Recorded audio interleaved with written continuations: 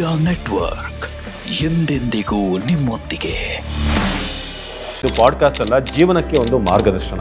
ಇವತ್ತಿನ ವೇದಿಕೆಯಲ್ಲಿ ಸ್ಪಿರಿಚುವಲ್, ಯೋಗ, ಆಯುರ್ವೇದ ಮೂರು ಪರ್ಸ್ಪೆಕ್ಟಿವ್ ಒಂದೇ ಕಡೆ ಒಂದೇ ಪ್ಲಾಟ್ಫಾರ್ಮ್ ಅಲ್ಲಿ ಸಿಗುತ್ತೆ. ಸೊ ನಮ್ಮ ಜೊತೆ ಇದ್ದಾರೆ ಸುಧೀಂದ್ರ ಗುರೂಜಿ ಅವರು, ಡಾಕ್ಟರ್ ಮುರಳಿ ಅವರು ಇದ್ದಾರೆ, ಡಾಕ್ಟರ್ ಅಶ್ವಿನಿ ಅವರು ಕೂಡ ಇವತ್ತಿನ ಪಾಡ್ಕಾಸ್ಟ್ ಅಲ್ಲಿ ನಮ್ಮನ್ನ ಜಾಯ್ನ್ ಆಗಿದ್ದಾರೆ. ಈಗಿನ ಯಂಗ್ಸ್ಟರ್ಸ್ ಇಂದ ಹಿಡಿದು ಏಜ್ ಆಗುವವರೆಗೂ ಕೂಡ ಸ್ಟ್ರೆಸ್ ಅನ್ನೋದು ಇದ್ದೇ ಇರುತ್ತೆ. ಚಂದ್ರ ಮತ್ತೆ ರಾಹು ಎರಡು ಸಂಯೋಗ ಆಗಿದ್ರೆ ಅಲ್ಲಿ stress definite.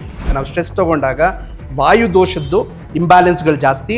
Inhale for say 10 seconds. Hold your breath for 10 seconds. ಮತ್ತೆ exhale 10 seconds and then hold your breath for 10 seconds. So ಈ ರೀತಿ ಮಾಡ್ತಾ ಹೋದಾಗ ಸ್ಟ್ರೆಸ್ ಲೆವೆಲ್ಸ್ ಡ್ರಾಪ್ ಆಗ್ತಾ ಹೋಗುತ್ತೆ. You can think better. ನಿದ್ಯೆಯ ಸಮಸ್ಯೆ ಈಗಿನ ಜನರೇಷನ್ ಅಂತೂ ಮೊಬೈಲ್ ಬಂದ ಮೇಲೆ ಅದು ದುಪ್ಪಟ್ಟಾಗಿದೆ. ದೀರ್ಘಕಾಲದ ನಿದ್ರಾಹೀನತೆ ಅವ್ರಿಗೆ ಮಧ್ಯರಾತ್ರಿ ಕೆಟ್ಟ ಕೆಟ್ಟ ಕನಸುಗಳು ಬೀಳುತ್ತೆ. ಅದು ಎಸ್ಪೆಷಲಿ 1 ರಿಂದ 3 ಗಂಟೆ ಒಳಗಡೆ. ಆಯುರ್ವೇದದಲ್ಲಿ ಇವತ್ತಿನ ಕಾಯಿಲೆ ಇವತ್ತಿಂದಲ್ಲ, ನನ್ನೇ ನಾನು ಏನು ಮಾಡಿದ್ನೋ ಆ ಕಾಯಿಲೆ ಇವತ್ತು ಬರುತ್ತೆ. ಯಾವಾಗ್ಲೂ ಕೂಡ ಕಫಕಾಲದಲ್ಲಿ ಮಲ್ಕೊಳ್ಳಿ. ಮೆಂಟಲಿ ಸ್ಟ್ರೆಸ್ಗೆ ಏನು ಮಾಡಬೇಕು? You have to do pranayama. Anger ಎಲ್ರಿಗೂ ಕೂಡ ಕಾಮನ್ ಇಶ್ಯೂ ಅದು. ಈ ವರ್ಷ ಅನ್ನೋದೇನಿದೆಯಲ್ಲ ಪೂರ್ತಿಯಾಗಿ ಮಂಗಳನ ಒಂದು ಕಪಿಮುಷ್ಟಿಯಲ್ಲಿ ಇರುವಂಥದ್ದು. ವಿಷ್ಣು ಲಕ್ಷ್ಮಿಯ ಆರಾಧನೆಯಿಂದ ನಾವು ಇದನ್ನ ಸಾಕಷ್ಟು ಕಂಟ್ರೋಲ್ ಮಾಡ್ಬೋದು. ಸಿಟ್ಟು ಜಾಸ್ತಿ ಮಾಡೋದು ಯಾವುದು? ಒಂದು ಊಟ. 90 ಸೆಕೆಂಡ್ಸಲ್ಲಿ ನಿಮ್ಮ ಬಾಡಿಯಲ್ಲಿರುವಂಥ ಸಣ್ಣ ಪುಟ್ಟ ವ್ಯತ್ಯಾಸಗಳನ್ನು ನೀವು ಅಬ್ಸರ್ವ್ ಮಾಡಿದ್ರೆ, ನೀವು ಸ್ಲೋ ಆಗಿ ಅವಾಗ ಬ್ರೀತ್ ಮಾಡಿದ್ರೆ ಅಂದರೆ you can think better.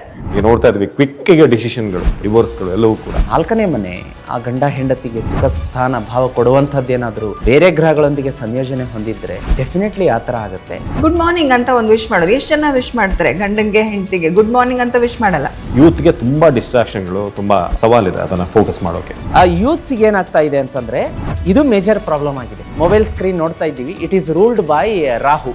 FOMO ಅಂತ ಹೇಳ್ತೀವಿ, ಫಿಯರ್ ಆಫ್ ಮಿಸ್ಸಿಂಗ್ ಔಟ್ ಅಂತ ಹೇಳಿ. ಈ ತರದ ಸಮಸ್ಯೆ ಇದ್ದವ್ರಿಗೆ ಒಂದು 3 ಸಲ ಶಂಕ ಊದಿ ಅಂತ ಹೇಳ್ಬೇಕು. Hyper activity, dopamine. ಏನು ರೀಲ್ಸ್ ನಾವು 10 ಸೆಕೆಂಡಿಗೆ ನೋಡ್ತೀವೋ ಡೋಪೋಮಿನ್ ನಮಗೆ ಗೊತ್ತೇ ಆಗಲ್ಲ. ಬರ್ತಾ ಬರ್ತಾ ನಮ್ಮ ಕೈಯೇ ಆಡ್ತಾ ಇರುತ್ತೆ. ಒಂದು ಚೂಜಿ ನೋಡಿದ್ರು ಚುಚ್ಕೊಂಡ್ಬಿಡೋಣ ಅನ್ಸುತ್ತೆ, ಅಷ್ಟು ತಮೋಗುಣ ಜಾಸ್ತಿ ಆಗುತ್ತೆ.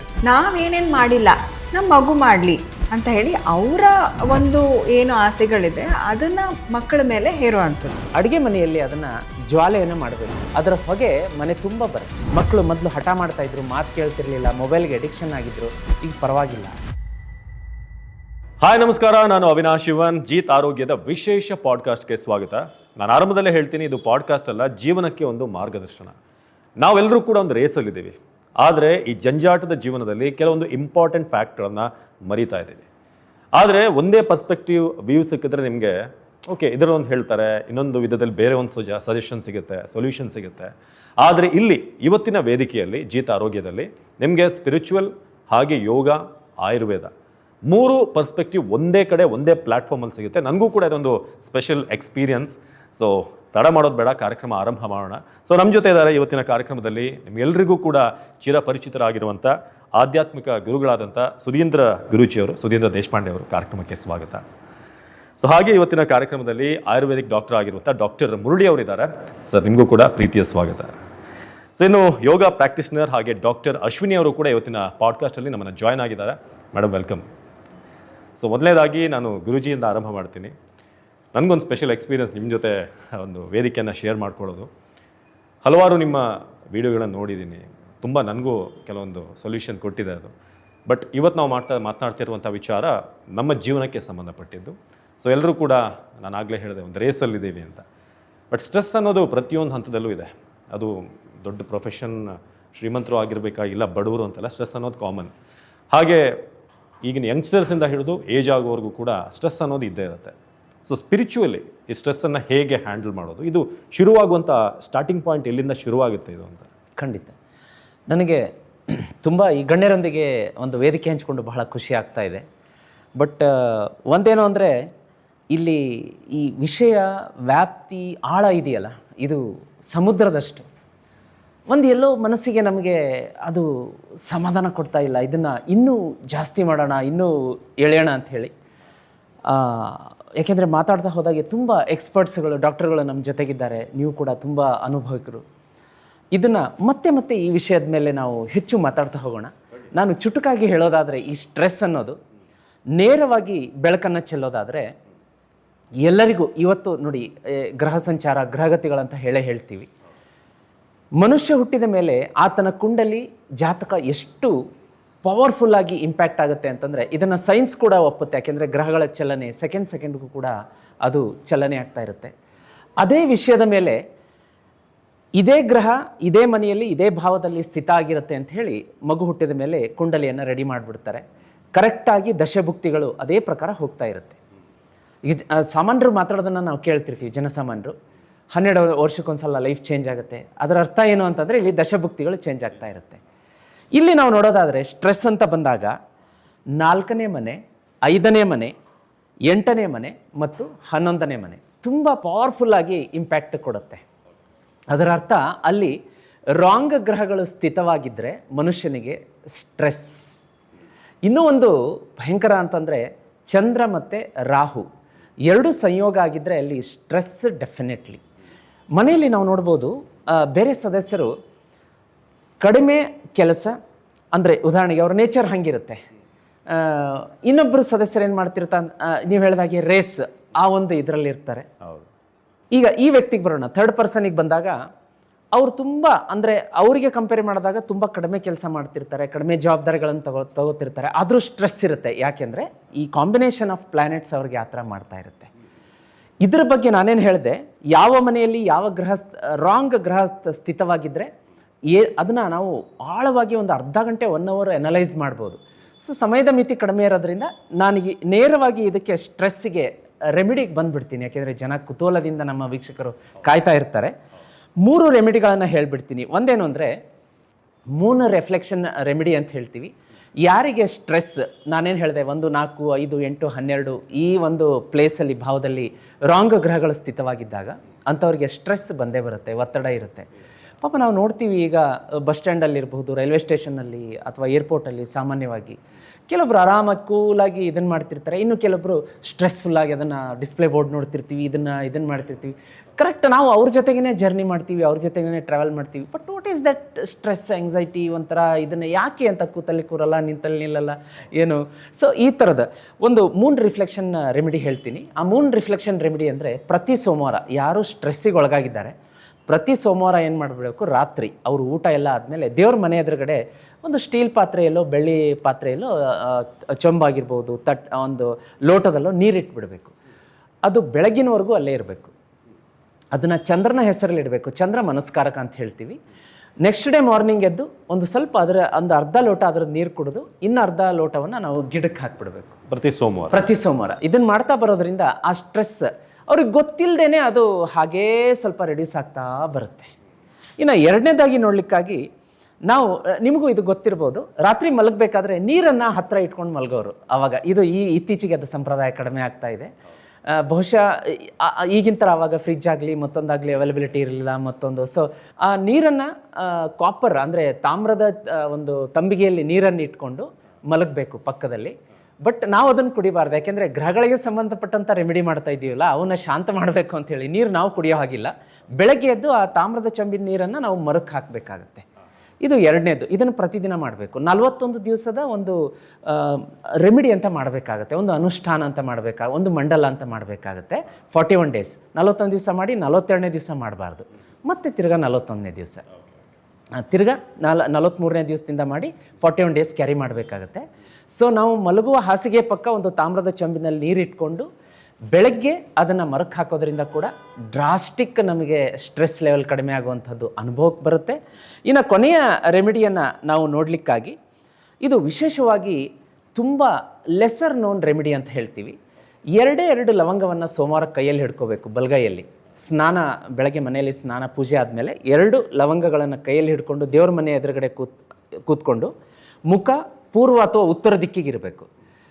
108 ಸಲ ಓಂ ನಮಃ ಶಿವಾಯ ಓಂ ನಮಃ ಶಿವಾಯ ಅಥವಾ ಮಹಾಮೃತ್ಯುಂಜಯ ಮಂತ್ರವನ್ನು ಜಪ ಮಾಡಿ. ಓಂ ತ್ರ್ಯಂಬಕಂ ಯಜಾಮಹೇ ಸುಗಂಧಿಂ ಪುಷ್ಟಿವರ್ಧನಂ ಉರ್ವಾರುಕಮೇವ ಬಂಧನಾನ್ ಮೃತ್ಯೋರ್ಮುಕ್ಷೀಯ ಮಾಮೃತಾತ್ ಅಂತ ಬರುತ್ತೆ. ಅದನ್ನು ಮಂತ್ರ ಹೇಳಬೇಕಾದ್ರೆ ಬಿಗಿನಿಂಗು ಮತ್ತು ಎಂಡಿಗೆ ಓಂ ಜೂಮ್ ಸಹ ಅಂತ ಅಟ್ಯಾಚ್ ಮಾಡಬೇಕು. ಆ ಥರ ಹೇಳಿಬಿಟ್ಟು ಆ ಲವಂಗಗಳನ್ನು ಮನೆ ಹತ್ತಿರ ಇರುವಂಥ ಶಿವಾಲಯಕ್ಕೆ ಹೋಗ್ಬಿಟ್ಟು ಶಿವಲಿಂಗದ ಮೇಲೆ ಸಮರ್ಪಣೆ ಮಾಡಿಸ್ಬೇಕು. ಈ 3 ರೆಮಿಡಿಗಳನ್ನು ಮಾಡಿ ಕಮೆಂಟ್ ಬಾಕ್ಸಲ್ಲಿ ನಿಮ್ಮ ಕಮೆಂಟ್ಸ್ಗೆ ಎದುರು ನೋಡ್ತಾ ಇರ್ತೀವಿ ಅಂತ ಹೇಳೋಕ್ಕೆ ಇಷ್ಟಪಡ್ತೀನಿ. ಇದನ್ನು ಇಲ್ಲಿಗೆ ಚುಟುಕಾಗಿ ಎಸ್, ಬ್ಯೂಟಿಫುಲಿ ಹೇಳಿದ್ರಿ. ಸೊ ಈಗ ಇನ್ನೊಂದು ಪರ್ಸ್ಪೆಕ್ಟಿವ್ ನೋಡೋಣ. ಮುರಳಿ ಸರ್, ಗುರೂಜಿ ಹೇಳಿದ ಮಾತುಗಳನ್ನು ಕೇಳಿದ್ರಿ. ಶಿಸ್ತು ಅನ್ನೋದು ಲೈಫಲ್ಲಿ ತುಂಬ ಇಂಪಾರ್ಟೆಂಟ್ ಆಗುತ್ತೆ. ಸೊ ಇವರೆಲ್ಲ ಹೇಳಿದ್ದು ಗುರೂಜಿ ಆಲ್ಮೋಸ್ಟ್ ಎಲ್ಲವೂ ಕೂಡ ವಿತ್ ಡಿಸಿಪ್ಲಿನ್ ಮಾಡಬೇಕಾದಂಥ ಕೆಲಸಗಳು. ಬಟ್ ತುಂಬ ಜನಕ್ಕೆ ಆಯುರ್ವೇದ ಅಂತ ಬಂದಾಗ, ಸೊ ಆಯುರ್ವೇದ ಈ ಒತ್ತಡ, ಮಾನಸಿಕ ಒತ್ತಡವನ್ನು ಕಡಿಮೆ ಮಾಡೋದ್ರಲ್ಲಿ ಆಯುರ್ವೇದದ ಪಾತ್ರ ಎಷ್ಟು ಮುಖ್ಯ ಅಂತ? ಗುರೂಜಿ ಹೇಳ್ದಂಗೆ ಲೈಕ್ ಸ್ಟೇರ್ ಮಾಡ್ತಿದ್ದೀನಿ ಗುರೂಜಿ ಮತ್ತು ಯೋಗ ಇವ್ರ ಜೊತೆ. ಸೊ ಎಲ್ಲನೂ ಒಂದೇ ಮೆಡಿಸನಲ್ಲಿ ಬರುತ್ತೆ, ಎಲ್ಲ ಸಿಸ್ಟಮ್ ಮೆಡಿಸಿನ್ಗಳು ಎಲ್ಲ ವೇದದಿಂದ ಬಂದಿರೋದ್ರಿಂದ ರೆಮಿಡಿಗಳೆಲ್ಲೋ ಒಂದಕ್ಕೊಂದು ಜೊತೆಗೇ ನಡೆಯುತ್ತೆ. ಸೊ ಆಯುರ್ವೇದದಲ್ಲಿ ಏನಾಗುತ್ತೆ, ಗ್ರಹಗತಿಗಳ ಬಗ್ಗೆ ಗುರೂಜಿಗಳು ಹೇಳಿದ್ರು. ಬಟ್ ನಮ್ಮದ್ರಲ್ಲಿ ಏನಾಗುತ್ತೆ ಅಂದರೆ ನಾವು ಬಾಡಿ ಮೇಲ್ಗಡೆ ಊಟದ್ದು ಮತ್ತು ನಮ್ಮ ಆಚಾರ ವಿಚಾರಗಳೆಲ್ಲನೂ ಕೂಡ ಹೆಂಗೆ ಇಂಬ್ಯಾಲೆನ್ಸ್ ಮಾಡುತ್ತೆ ಅಂತ ನೋಡ್ತೀವಿ, ರೈಟ್? ನಾವು ಹೇಳೋ ಅಂಥದ್ದು ಒಂದೇ, ವಾತ ಪಿತ್ತ ಕಫ. ಬಾಡಿಯಲ್ಲಿ 3 ದೋಷಗಳಿದೆ, ವಾತ ದೋಷ, ಪಿತ್ತ ದೋಷ, ಕಫ ದೋಷ. ಇದರಲ್ಲಿ ಇಂಬ್ಯಾಲೆನ್ಸ್ ಆದಾಗ ಆಗುವಂಥ ಪರಿಣಾಮಗಳೇ ನಮಗೆ ತೊಂದರೆಗಳು ಕೊಡುವಂಥದ್ದು, ಬರ್ತಾ ಬರ್ತಾ ಕಾಯಿಲೆಗಳು ಬರುವಂಥದ್ದು. ಸ್ಪೆಷಲಿ ಸ್ಟ್ರೆಸ್ ಅಂತ ಬಂದಾಗ, ನಾವು ಸ್ಟ್ರೆಸ್ ತೊಗೊಂಡಾಗ ವಾಯು ದೋಷದ್ದು ಇಂಬ್ಯಾಲೆನ್ಸ್ಗಳು ಜಾಸ್ತಿ, ಅದ್ರ ಜೊತೆ ಪಿತ್ತದ್ದು ಇಂಬ್ಯಾಲೆನ್ಸ್ಗಳು ಜಾಸ್ತಿ. ಅಂದರೆ ವಾಯು ಏನು ಮಾಡುತ್ತೆ, ವಾಯು ದೋಷ ಏನು ಮಾಡುತ್ತೆ ಅಂದರೆ ಯೋಚನೆ. ವಾಯು ಅಂದರೆ ಗಾಳಿ ಅಲ್ವಾ? ಸೊ ಬಾಡಿಯಲ್ಲೂ ಕೂಡ ಅದೇ ರೀತಿಯ ಚಲನೆಗಳಾಗುತ್ತೆ. ಅಂದರೆ ಹೈಪರ್ ಆ್ಯಕ್ಟಿವಿಟಿ ಆಗಿಬಿಡುತ್ತೆ, ತುಂಬ ಯೋಚನೆ ಮಾಡುವಂಥದ್ದು, ತುಂಬ ಮೈಂಡ್ ಓಡೋ ಅಂಥದ್ದು. ಲೈಕ್ ನಾವು ನಾರ್ಮಲಿ ಹೇಳ್ತೀವಿ, ಯಾರಿಗಾದರೂ 10 ರಿಂದ 15 ಥರ ಯೋಚನೆ ಬಂದರೆ, ವಾಯು ಜಾಸ್ತಿ ಆದಾಗ 60 ಥರ ಯೋಚನೆ ಬರೋಕ್ಕೆ ಶುರು ಆಗುತ್ತೆ. ಆ ಕೆಲಸ ಮಾಡಬೇಕಾ, ಈ ಕೆಲಸ ಮಾಡಬೇಕಾ, ಇದು ಮಾಡ್ತಿದ್ದೀನ, ಅದು ಮಾಡ್ತಿದ್ದೀನ. ಗುರೂಜಿ ಹೇಳ್ದಂಗೆ ವಾಚ್ ನೋಡ್ಕೊತ ಸ್ಟ್ರೆಸ್ ತೊಗೊಂಡು ಅದು ನೋಡ್ತಾ ಇದು ನೋಡ್ತಾ, ಸೊ ಆ ಥರ ಹೈಪರ್ ಆ್ಯಕ್ಟಿವಿಟಿ ಆಗೋಗುತ್ತೆ. ಸೊ ಆ ಹೈಪರ್ ಆ್ಯಕ್ಟಿವಿಟಿಯಿಂದನೇ ಪ್ರಾಣವಾಯುಗಳಿರ್ಬೋದು, ಬಾಡಿಯಲ್ಲಿರುವಂಥ ಅಂಗಾಂಗಗಳು ವಾಯುವಿಂದ ಕೆಲಸ ಮಾಡುವಂಥದ್ದು, ಹಾರ್ಟ್ ಇರ್ಬೋದು, ಹಾರ್ಟ್ ಬೀಟ್ ಜಾಸ್ತಿ ಆಗುವಂಥದ್ದು, ಇಲ್ಲ ಒಂದೊಂದ್ಸಲಿ ಬಾಡಿಯಲ್ಲಿ ತೊಂದರೆಗಳು, ಜಾಯಿಂಟ್ ಪೇನ್ಗಳು ಅವೆಲ್ಲ ಬರುವಂಥ ಸ್ಟ್ರೆಸ್ಸಿಂದ ಸುಸ್ತಾಗುವಂಥದ್ದು ಅದೂ ಆಗುತ್ತೆ. ಇನ್ನು ಪಿತ್ತದಲ್ಲಿ, ಪಿತ್ತ ಇಂಬ್ಯಾಲೆನ್ಸ್ ಆದಾಗ ಸ್ಟ್ರೆಸ್ ಜೊತೆಗೆ, ಸ್ಟ್ರೆಸ್ಸಲ್ಲಿ ಆ್ಯಂಗರ್ ಬಂದೇ ಬರುತ್ತೆ, ಓವರ್ ರಿಯಾಕ್ಷನ್ ಬರುತ್ತೆ. ಏನೋ ಮಾಡ್ತಾ ಇರ್ತೀವಿ, ಓವರ್ ರಿಯಾಕ್ಷನ್ ಮಾಡೋಕ್ಕೆ ಶುರು ಮಾಡ್ತಾರೆ, ಓವರ್ ತೊಂದರೆಗಳು ತೊಗೊಳಕ್ಕೆ ಶುರು ಮಾಡ್ತಾರೆ. ಅಸಿಡಿಟಿ ಕಾಸ್ ಆಗ್ಬೋದು ಸ್ಟ್ರೆಸ್ ರಿಲೇಟೆಡ್ಡು. ಸೊ ಈ ಥರ ಪರಿಣಾಮಗಳು ನೋಡ್ತೀವಿ ಬಾಡಿಯಲ್ಲಿ, ಸ್ಟ್ರೆಸ್ಸಿಂದ ಆಗುವಂಥ ದೋಷದ ಇಂಬ್ಯಾಲೆನ್ಸಿಂದ ಪರಿಣಾಮಗಳು. ದೋಷ ಇಂಬ್ಯಾಲೆನ್ಸ್ ಹೆಂಗೆ ಆಗ್ಬೋದು? ಬೇಸಿಕಲಿ ಆಗುವಂಥ ದೋಷ ಇಂಬ್ಯಾಲೆನ್ಸು ಪ್ರಕೃತಿಯಿಂದ ಆಗ್ಬೋದು. ಈಗ ಮಳೆಗಾಲ ಶುರುವಾಗಿದೆ, ವಾಯು ಜಾಸ್ತಿ ಆಗುತ್ತೆ, ಅದಕ್ಕೆ ಮೈಕೈ ಹಿಡ್ಕೊಳ್ಳುತ್ತೆ ಅಂತ ಹೇಳ್ತೀವಿ. ಸರ್ಟೆನ್ ಊಟಗಳು ಮಾಡಿದಾಗ ವಾಯುಗಳು ಜಾಸ್ತಿ ಆಗುತ್ತೆ, ನಿದ್ದೆ ಸರಿಗೆ ಮಾಡ್ತಿದ್ದಾಗ ಟೈಮಿಗೆ ವಾಯುಗಳ ದೋಷಗಳು ಜಾಸ್ತಿ ಆಗುತ್ತೆ. ಇದು ಆಗ್ತಾ ಆಗ್ತಾ ಕಲೆಕ್ಟ್ ಆಗ್ತಾ 1 ದಿನದ 2 ದಿನದಲ್ಲ, 1 ವಾರಗಟ್ಟಲೆ, ತಿಂಗಳುಗಟ್ಟಲೆ ಕಲೆಕ್ಟ್ ಆಗಿ, ಅದಕ್ಕೆ ಸ್ಟ್ರೆಸ್ಸು ಎಷ್ಟು ಬಿಲ್ಡಪ್ ಆಗುತ್ತೋ, ಪ್ರೆಷರ್ ಕುಕ್ಕರು ಅವಾಗ ಯಾವಾಗ ಜಾಸ್ತಿ ಆಗುತ್ತೋ, ಪ್ರೆಷರ್ ರಿಲೀಸ್ ಮಾಡಿಲ್ಲ, ರಿಲ್ಯಾಕ್ಸ್ ಮಾಡಿಲ್ಲ ಅಂದರೆ ಬಸ್ಟ್ ಆಗುವಂಥ ಸಾಧ್ಯತೆ ಇರುತ್ತೆ. ಸೊ ಅದೇ ಥರ ಈ ವಾಯುಗಳು, ಪಿತ್ತ ಸ್ವಲ್ಪ ಜಾಸ್ತಿ ಆಗಿ ಒಂದು ಸಲಿಗೆ ಬಸ್ಟ್ ಆಗೋಕ್ಕೆ ಶುರು ಆಗುತ್ತೆ. ಅದಕ್ಕೋಸ್ಕರ ನಾವು ರೆಮಿಡೀಸ್ಗಳಂತ ನೋಡೋಕ್ಕೆ ಹೋದರೆ ಸ್ಟ್ರೆಸ್ ರಿಲೇಟೆಡಲ್ಲಿ ರಿಲ್ಯಾಕ್ಸ್ ಮಾಡುವಂಥದ್ದು ಇರ್ಬೋದು, ರೈಟ್? ಊಟದಲ್ಲೂ ಕೂಡ ಯಾವುದ್ಯಾವುದು ವಾಯು ಪದಾರ್ಥಗಳು, ಆಲೂಗಡ್ಡೆ ಇರ್ಬೋದು, ಹೂಕೋಸು ಇರ್ಬೋದು, ಎಲೆಕೋಸು ಇರ್ಬೋದು, ಕಾಳುಗಳಿರ್ಬೋದು, ಕಾಬೂಲ್ ಚನ ಥರ ಕಾಳುಗಳಿರ್ಬೋದು, ಇವೆಲ್ಲನೂ ಕೂಡ ವಾಯು ಜಾಸ್ತಿ ಮಾಡುತ್ತೆ. ಆ ವಾಯು ಜಾಸ್ತಿ ಆದಾಗ ವಾಯು ಹೋಗಿ ಸ್ಟ್ರೆಸ್ ಬರ್ಸುತ್ತೆ, ಹೈಪರ್ ಆ್ಯಕ್ಟಿವಿಟಿ ಬರ್ಸುತ್ತೆ, ಹೈಪರ್ ಸೆನ್ಸಿಟಿವಿಟಿ ಆಗುತ್ತೆ ಬಾಡಿಯಲ್ಲಿ. ಸೊ ಅದೇ ನಮಗೆ ಥರದ ಕೆಲಸಗಳು ಮಾಡ್ಸೋಕ್ಕೆ ಶುರು ಮಾಡಿಸುತ್ತೆ. ಇರ್ರೆಗ್ಯುಲರ್ ಆಗಿ ಮಾತಾಡೋಕ್ಕೆ, ಸಿಟ್ಟು ಬರೋಕ್ಕೋಸ್ಕರ ಎಕ್ಸಾಂಪಲ್ ಖಾರದ ಊಟ ಜಾಸ್ತಿ ಮಾಡೋದು, ಮಸಾಲೆ ಪದಾರ್ಥ ಜಾಸ್ತಿ ತೊಗೊಳ್ಳೋದು, ಇವನ್ ಬಿಸಿಲು ಬಂದಾಗ ಪಿತ್ತ ನೆತ್ತಿಗೆ ಇರುತ್ತೆ, ಸಿಟ್ಟು ಬರುತ್ತೆ ಅಂತ ಹೇಳ್ತೀವಲ್ಲ. ಸೊ ಬಿಸಿಲಿಗೆ ನೆತ್ತಿ ಏರಿದಾಗ ಸಿಟ್ಟು ಬರೋದು ಅಂದರೆ ಸ್ಟ್ರೆಸ್ ತೊಗೊಳ್ಳೋ ಅಂಥದ್ದು. ಯಾವುದೇ ಕೆಲಸನ ಆರಾಮಾಗಿ ಕೂತ್ಕೊಂಡು ಮಾಡೋಕ್ಕಿಂತ ಸ್ಟ್ರೆಸ್ ತೊಗೊಂಡು ಅದನ್ನು ಹರಿದಾಕುವಂಥದ್ದು, ಅರ್ಧ ಗಂಟೆ 2 ಗಂಟೆ ಕೂತ್ಕೊಂಡು ಆರಾಮಾಗಿ ಮಾಡಿದೆ ಕೆಲಸ, ಬಟ್ ಸ್ಟ್ರೆಸ್ ಬಂದ ತಕ್ಷಣ ಅದನ್ನು ಹರಿದಾಕುವಂಥದ್ದು, ಇಲ್ಲಾಂದರೆ ಕೆಲಸ ಹಾಳಾಗುವಂಥದ್ದು ಆಗುತ್ತೆ, ಸಿಟ್ಟು ಬರುವಂಥದ್ದು. ಸೊ ಈ ಥರದ್ರಲ್ಲಿ ಸ್ಟ್ರೆಸ್ ಮ್ಯಾನೇಜ್ಮೆಂಟ್ಗಳಲ್ಲಿ ಊಟ, ಆಹಾರಗಳು ಸ್ವಲ್ಪ ನೋಡ್ಕೊಂಡು ಮಾಡಬೇಕಾಗತ್ತೆ. ಪಿತ್ತ ಆಹಾರಗಳು, ಖಾರಗಳು ಅವೆಲ್ಲ ಕಮ್ಮಿ ಮಾಡಿಕೊಂಡು ವಾಯು ಪದಾರ್ಥಗಳನ್ನ ಕಮ್ಮಿ ಮಾಡ್ಕೋಬೇಕಾಗತ್ತೆ. ಕಫ ಪದಾರ್ಥಗಳನ್ನ ಜಾಸ್ತಿ ಮಾಡಬೇಕು ಅಂತ ಹೇಳ್ತೀವಿ. ಯಾವುದು? ನ್ಯಾಚುರಲ್ ಸ್ವೀಟ್ಸ್ ಇರ್ಬೋದು, ಹಣ್ಣು ಹಂಪಲುಗಳು. ಯಾಕೆ ಅಂದರೆ ಕಫ ಸಮಾಧಾನವಾಗಿರೋದು, ಕಾಮ್ ಆಗಿರೋದು, ಕೂಲಿರೋದು, ಅದೇ ಗ್ರಹಗತಿಗಳು ಅಂತ ಹೇಳಿದ್ವಲ್ಲ. ಸೊ ಎಲ್ಲೋ ಒಂದು ಕಡೆ ಬಂದು ಅವೆಲ್ಲನೂ ಒಂದು ಫಿಟ್ಟಾಗಿ ಕೂರುತ್ತೆ, ಯಾವುದು ಸಮಾಧಾನ ಆಗುವಂಥದ್ದು. ಸೊ ಕಫ ಆಹಾರಗಳು, ಸೊ ಈ ಥರದ್ದೆಲ್ಲ ತೊಗೊಂಡಾಗ, ತರಕಾರಿಗಳು, ಜಾಸ್ತಿ ನೀರಿರೋ ಅಂಥದ್ದು ಪದಾರ್ಥಗಳು, ಇವೆಲ್ಲನೂ ಕಫಕರ ಆಗಿರೋದ್ರಿಂದ ಅದು ಸಮಾಧಾನ ಮಾಡುತ್ತೆ. ಸೊ ಅದ್ರ ಜೊತೆಗೆ ಸ್ವಲ್ಪ ಬಾಡಿಗೆ ಉಷ್ಣ ಜಾಸ್ತಿ ಆಗುತ್ತೆ, ವಾಯು ಜಾಸ್ತಿ ಆಗುತ್ತೆ. ಸೊ ಅದರಿಂದ ಎಣ್ಣೆ ಹಚ್ಕೊಳ್ಳೋ ಅಂಥದ್ದು, ಹರಳೆಣ್ಣೆ ಹಚ್ಕೊಂಡು ಸ್ನಾನ ಮಾಡುವಂಥದ್ದು, ಅಕಸ್ಮಾತ್ ತುಂಬ ಸ್ಟ್ರೆಸ್ ಜಾಸ್ತಿ ಆಗಿದ್ದರೆ, ಇಲ್ಲ ನಾರ್ಮಲ್ ಕೊಕೊನೆಟ್ ಆಯಿಲಿಂದನೂ ಅದನ್ನು ಮಾಡ್ಕೋಬೋದು, ಮಸಾಜ್ಗಳು ಮಾಡ್ಕೊಳ್ಳೋ ಅಂಥದ್ದು. ಪಾದ ಅಭ್ಯಂಗ ಸ್ಪೆಷಲಿ ಸ್ಟ್ರೆಸ್ ಆದಾಗ ಸೊ ಪಾದಗಳಿಗೆ ಅಭ್ಯಂಗ ಮಾಡಿಕೊಂಡ್ರೆ ತಲೆವರೆಗೂ ಕಾಮ್ ಆಗುತ್ತೆ ಅಂತ ಹೇಳ್ತೀವಿ. ಸೊ ಪಾದ ಅಭ್ಯಂಗ ಮಾಡ್ಕೊಳ್ಳೋವಂಥದ್ದು. ಸೊ ಇವೆಲ್ಲನೂ ಸ್ಟ್ರೆಸ್ಸಿಗೆ ರಿಲೇಟೆಡ್ ಇಶ್ಯೂಗಳು ನಾವು ಕಾಮ್ ಮಾಡ್ಕೋಬೋದು. ಅಂದರೆ ನಾವು ಪರಿಣಾಮಗಳು ನೋಡ್ತೀವಿ ಆಯುರ್ವೇದದಲ್ಲಿ, ವಾತ ಪಿತ್ತ ಕಫದಿಂದ ಸ್ಟ್ರೆಸ್ಸಿಗೆ ಏನೇನು ಪರಿಣಾಮದಿಂದ ಏನೇನು ಕಾಯಿಲೆ ಬರ್ಬೋದು ಅಂತ. ಲಾಂಗ್ ಟರ್ಮ್ಗಳಲ್ಲಿ BP ಇಶ್ಯೂಗಳಿರ್ಬೋದು, ಇರ್ರೆಗ್ಯುಲರು, ತುಂಬ ಜಾಸ್ತಿ ಆಯಿತು ತುಂಬ ಕಮ್ಮಿ ಆಯಿತು, ಸ್ಟ್ರೆಸ್ ರಿಲೇಟೆಡ್ಡು. ಹಾರ್ಟ್ ಇಶ್ಯೂಗಳಿರ್ಬೋದು, ಯಾಕಂದರೆ ಪ್ಯಾಲ್ಪಿಟೇಷನ್ ಶುರು ಆಗುತ್ತೆ ಹಾರ್ಟ್ ವಾತ ಜಾಸ್ತಿ ಆದಾಗ. ಸೊ ಇವೆಲ್ಲನೂ ಕೂಡ ನಾವು ನೋಡಿ ಇದೇ ಪರಿಹಾರಗಳು. ಊಟದ್ದು, ನಿದ್ದೆದು ಇವೆಲ್ಲನೂ ಕರೆಕ್ಟಾಗಿದ್ದರೆ, ಆಹಾರ ವಿಹಾರ ವಿಚಾರ ಇವು 3 ಕರೆಕ್ಟಾಗಿದ್ದರೆ ಆಯುರ್ವೇದದಿಂದ ನಾವು ಸ್ಟ್ರೆಸ್ನ ಕಂಟ್ರೋಲ್ ಮಾಡಬಹುದು. ಅಶ್ವಿನಿ ಮೇಡಮ್, ಈಗ ನಾವು ಯಾವ ಕಾಲಘಟ್ಟದಲ್ಲಿದ್ದೀವಿ ಅಂತಂದರೆ, ನಮಗೆ ಯೋಗ ಅನ್ನೋದು ನಮ್ಮ ಸ್ಟ್ರೆಸ್ಸನ್ನು ಕಡಿಮೆ ಮಾಡುತ್ತೆ ಅನ್ನೋದು ಗೊತ್ತು, ನಮ್ಮನ್ನು ಸ್ಟೇಬಲ್ ಆಗಿ ಇಡುತ್ತೆ ಅನ್ನೋದು ಗೊತ್ತು. ಬಟ್ ನಮ್ಗೆ ಯೋಗ ಮಾಡೋಕ್ಕೆ ಟೈಮ್ ಅನ್ನೋದು ಫಿಕ್ಸ್ ಮಾಡೋಕೆ ಆಗ್ತಾ ಇಲ್ಲ. ತುಂಬ ಜನಕ್ಕೆ ಗೊತ್ತಿದೆ ಮೆಡಿಟೇಷನ್ ಮಾಡಿದ್ರೆ ನನ್ನ ಸಮಸ್ಯೆಗೆ ಪರಿಹಾರ ಇದೆ ಅಂತ. ಸ್ಟ್ರೆಸ್ ಜೊತೆಗೆ ನನ್ನದೊಂದು ಅಡಿಷ್ನಲ್ ಪ್ರಶ್ನೆ ಇದೆ, ಹೌ ಕ್ಯಾನ್ ಯು ಫೋಕಸ್? ನಾವು ಹೇಗೆ, ನಾನು ಯೋಗಕ್ಕೊಂದಿಷ್ಟು ಟೈಮ್ ನಾನು ಇಟ್ಟೇ ಇಡ್ತೀನಿ, ಧ್ಯಾನಕ್ಕೊಂದಿಷ್ಟು ಟೈಮ್ ಇಟ್ಟೇ ಇಡ್ತೀನಿ ಅನ್ನೋ ಟೈಮ್ ಟೇಬಲ್ನ ಫಿಕ್ಸ್ ಮಾಡೋದು ಹೇಗೆ? ಯೋಗನ ನಾವು ಮೈಗೂಡಿಸ್ಕೊಡೋದು ಹೇಗೆ? ಯಾಕಂದರೆ ಕೆಲವೊಂದು ನಮಗೆ ಇದು ಒಳ್ಳೇದು ಅಂತ ಗೊತ್ತಿದ್ರು ಅದನ್ನು ಪ್ರಾಕ್ಟೀಸ್ ಮಾಡೋಕ್ಕೆ ಟೈಮ್ ಇಲ್ಲ, ಅಥವಾ ಒಂದು ಫೋಕಸ್ ಇಲ್ಲ. ರೀಲ್ಸ್ ಅಂದರೂ ಫಸ್ಟ್ 3 ಸೆಕೆಂಡ್ ನೋಡ್ತಾರೆ, ಆಮೇಲೆ ಸ್ಕ್ರಾಲ್ ಮಾಡ್ತಾರೆ. ಆ ಕಾಲಘಟ್ಟದಲ್ಲಿ ಇದ್ದೀವಿ ನಾವು, 3 ನಿಮಿಷದಲ್ಲಿ ಎಲ್ಲ ಮುಗ್ದು ಬಿಡಬೇಕು ಅಂತ. So how can you focus ಅಂತ? ಓಕೆ, ಅದಕ್ಕಿಂತ ಮುಂಚೆ I would like to add, ಅವರು ಗ್ರಹಗತಿಗಳ ಬಗ್ಗೆ ಹೇಳಿದ್ರು, ಇವರು ವಾತಪಿತ್ತ ಕಫದ ಬಗ್ಗೆ ಹೇಳಿದ್ರು. ನಾನು ಒಂದು ಸ್ವಲ್ಪ ಪಂಚಕೋಶದ ಬಗ್ಗೆ ಹೇಳ್ತೀನಿ. ಸ್ಟ್ರೆಸ್ ಯಾವಾಗ ಬಿಲ್ಡ್ ಆಗುತ್ತೆ ಅಂತಂದರೆ, ನಾವು ಒಂದು ಲೆವೆಲ್ ಆಫ್ ಸ್ಯಾಟಿಸ್ಫ್ಯಾಕ್ಷನ್, ಯಾವಾಗ ಸೈಕಲ್ ಇದೆ ನನ್ನ ಹತ್ರ, ನನಗೆ 2 ವೀಲರ್ ಬೇಕು, 2 ವೀಲರ್ ಇದೆ, ನನಗೆ ಕಾರ್ ಬೇಕು, ಕಾರ್ ಇದೆ, ಇನ್ನೂ ದೊಡ್ಡ ಕಾರ್ ಬೇಕು. ಓಕೆ, ನಾವು ಈ ಥರ ನಮ್ಮ ಲೆವೆಲ್ ಆಫ್ ಸ್ಯಾಟಿಸ್ಫ್ಯಾಕ್ಷನ್ ಯಾವಾಗ ಹೆಚ್ಚು ಮಾಡ್ತಾ ಹೋಗ್ತೀವಿ, ಕಂಪೇರ್ ಮಾಡ್ತಾ ಇರ್ತೀವಿ ಬೇರೆಯವ್ರಿಗೆ, ನಮ್ಮ ಬಾಡಿಯಲ್ಲಿ ಮನಸ್ಸಲ್ಲಿ ಸ್ಟ್ರೆಸ್ ಲೆವೆಲ್ಸ್ ಜಾಸ್ತಿ ಆಗ್ತಾ ಹೋಗುತ್ತೆ. ನಮ್ಮ ಕೆಪಾಸಿಟಿ ಇದ್ದಾಗ ಎಷ್ಟಿದೆ ಅಂತ ನೋಡಿಕೊಂಡು ಅದಕ್ಕೆ ಸೀಮಿತವಾಗಿ ನಮ್ಮ ಅನುಕೂಲಗಳನ್ನು ನಾವು ನೋಡ್ಕೋಬೇಕಾಗತ್ತೆ. ಬೇರೆಯವ್ರಿಗೆ ಕಂಪೇರ್ ಮಾಡ್ಕೊಂಡು ನೋಡಿಬಿಟ್ಟು ನಂಗೆ ಇದು ಬೇಕು, ನಂಗೆ ಅದು ಬೇಕು ಅಂತ ಹೆಚ್ಚು ಮಾಡ್ಕೊಂಡು ಹೋದಾಗ ಸ್ಟ್ರೆಸ್ ಆಟೋಮ್ಯಾಟಿಕಲಿ ಬಿಲ್ಡಪ್ ಆಗುತ್ತೆ.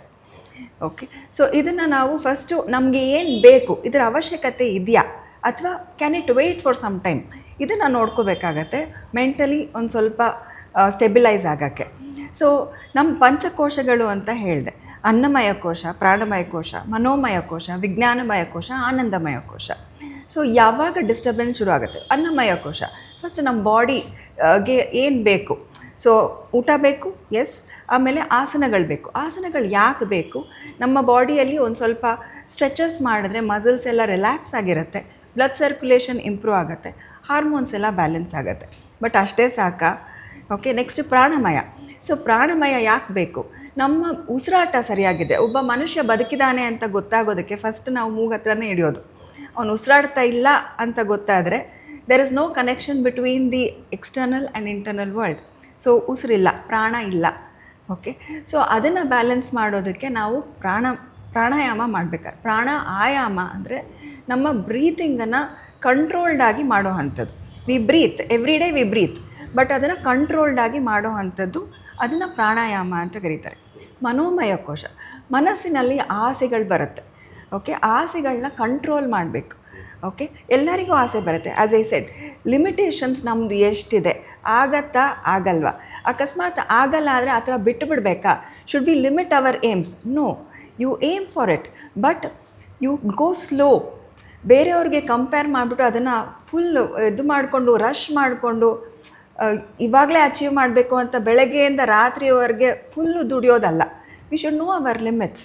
ಓಕೆ, ಸ್ಲೋ ಆಗಾದರೂ ಚೆನ್ನಾಗಾಗಲಿ. ಓಕೆ, ಅಂತ ಮಾಡ್ಕೊಂಡು ಹೋದಾಗ ಇಟ್ ವಿಲ್ ಬಿಕಮ್ ಗುಡ್. ವಿಜ್ಞಾನಮಯ ಕೋಶದಲ್ಲಿ ನಮಗೆ ಗೊತ್ತಾಗುತ್ತೆ whether it is required or not. ನಮ್ಮ ವಿಜ್ಞಾನವನ್ನು ಯೂಸ್ ಮಾಡಿ ಇದು ಬೇಕಾ ಬೇಡವಾ ಅನ್ನೋ ಜಸ್ಟಿಫಿಕೇಷನ್ ನಮಗೆ ತಿಳ್ಕೊಳ್ಳೋದ್ರಲ್ಲಿ ಗೊತ್ತಾಗತ್ತೆ. ದೆನ್ ಆನಂದಮಯ ಕೋಶ, ನಮಗೆ ಬೇಕಾಗಿರೋದನ್ನು ನಾವು ಅಚೀವ್ ಮಾಡಿದಾಗ ಸಿಗೋ ಅಂಥ ಸ್ಯಾಟಿಸ್ಫ್ಯಾಕ್ಷನ್. ಆನಂದಮಯ ಕೋಶ ಇಸ್ ವೇರ್ ನಮಗೆ ಸ್ಯಾಟಿಸ್ಫ್ಯಾಕ್ಷನ್ ಕ್ಷಣಿಕ ಇರೋದಿಲ್ಲ, it will B for a longer duration. So ಅದು ನೀವು ಕೇಳಿದ್ರಿ ನನಗೆ ಯಾರು ಯೋಗ ಮಾಡಬೇಕು, ಮೆಡಿಟೇಷನ್ ಮಾಡಬೇಕು. ಸೊ ಇವಾಗ ವಾತ ಪ್ರಕೃತಿ ಪರ್ಸನ್ ಇದ್ದಾಗ ಅವ್ರ ಮೈಂಡಲ್ಲಿ ತುಂಬ ಥಾಟ್ಸ್ಗಳು ನಡೀತಾನೇ ಇರುತ್ತೆ. ಸೊ ಅಂಥವ್ರಿಗೆ ಮೆಡಿಟೇಷನ್ ಮಾಡು ಅಂತ ಕೂಡಿಸಿದಾಗ ಅವ್ರ ಮೈಂಡಲ್ಲಿ ಬರೀ ನೆಗೆಟಿವ್ ಥಾಟ್ಸೇ ಇರುತ್ತೆ. They can't sit idle. Okay, meditation ಅಂದರೆ ಏನು? ನೀವು ನಿಮ್ಮ ಕೆಲಸದಲ್ಲಿ ಬೇರೆ ಏನು ಥಿಂಕ್ ಮಾಡ್ತಾ ಇಲ್ಲ, ನೀವು ಅದೇ ಕೆಲಸ ಮಾಡ್ತಾ ಇಲ್ಲ. You don't have to sit in one place. ನೀವು ಒಂದೇ ಕಡೆ ಕೂತ್ಕೊಂಡು ಧ್ಯಾನ ಮಾಡಬೇಕು ಅಂತ ಇಲ್ಲ. ನೀವು ಮಾಡ್ತಾ ಇರೋ ಕೆಲಸದಲ್ಲಿ ಏಕಾಗ್ರ ಚಿತ್ತವಾಗಿ ಮಾಡ್ತಾ ಇದ್ದೀರಾ ಕೆಲಸ, that is what matters. So that is meditation. Okay, so ನೀವು ಕೂತ್ಕೊಂಡಾಗ ನಿಮಗೆ ಸ್ಟ್ರೆಸ್ ಜಾಸ್ತಿ ಆಗ್ತದೆ, ನಿಮ್ಮ ಬಾಡಿಯಲ್ಲಿ ನಿಮಗೆ ಗೊತ್ತಾಗ್ತಾ ಇದೆ, ವ್ಯತ್ಯಾಸ ಗೊತ್ತಾಗ್ತಾ ಇದೆ, ನನ್ನ ಹಾರ್ಟ್ ಬೀಟ್ ಜಾಸ್ತಿ ಆಗ್ತದೆ, ನನ್ನ ಉಸಿರಾಟ ಸ್ಲೋ ಆಗ್ತಾ ಇದೆ. ಸೊ ಆವಾಗ ಕಣ್ಣು ಮುಚ್ಕೊಂಡು ಕೂತ್ಕೊಳ್ಳಿ, ಉಸಿರಾಟದ ಬಗ್ಗೆ ಕಾನ್ಸಂಟ್ರೇಟ್ ಮಾಡಿ, ಇನಲೇಷನ್ ಎಕ್ಸಲೇಷನ್ನ ಡೀಪ್ ಮಾಡಿ. ಅದಕ್ಕೆ ಅಂತ ಸಮಯ ತೊಗೊಳ್ಳದೆ ಹೋದ್ರೂ ನಿಮ್ಮ ವರ್ಕ್ ಪ್ಲೇಸಲ್ಲಿ ನೀವು ಮಾಡ್ತಾ ಇರ್ಬೇಕಾದ್ರೆ ಮೈಂಡ್ ಬ್ಲಾಕ್ ಆಗ್ತಾ ಇದೆ ಅಂದರೆ just sit straight, slowly inhale, hold your breath, exhale, hold your breath. Box breathing ಅಂತ ಹೇಳ್ತೀವಿ. ಇನ್ಹೇಲ್ ಮಾಡಬೇಕು, ದೆನ್ ಹೋಲ್ಡ್. ನೀವು ಎಷ್ಟು ಹೊತ್ತು ಇನ್ಹೇಲ್ ಮಾಡ್ತೀರಾ, suppose you inhale for say 10 seconds, hold your breath for 10 seconds, ಮತ್ತು exhale 10 seconds and then hold your breath for 10 seconds.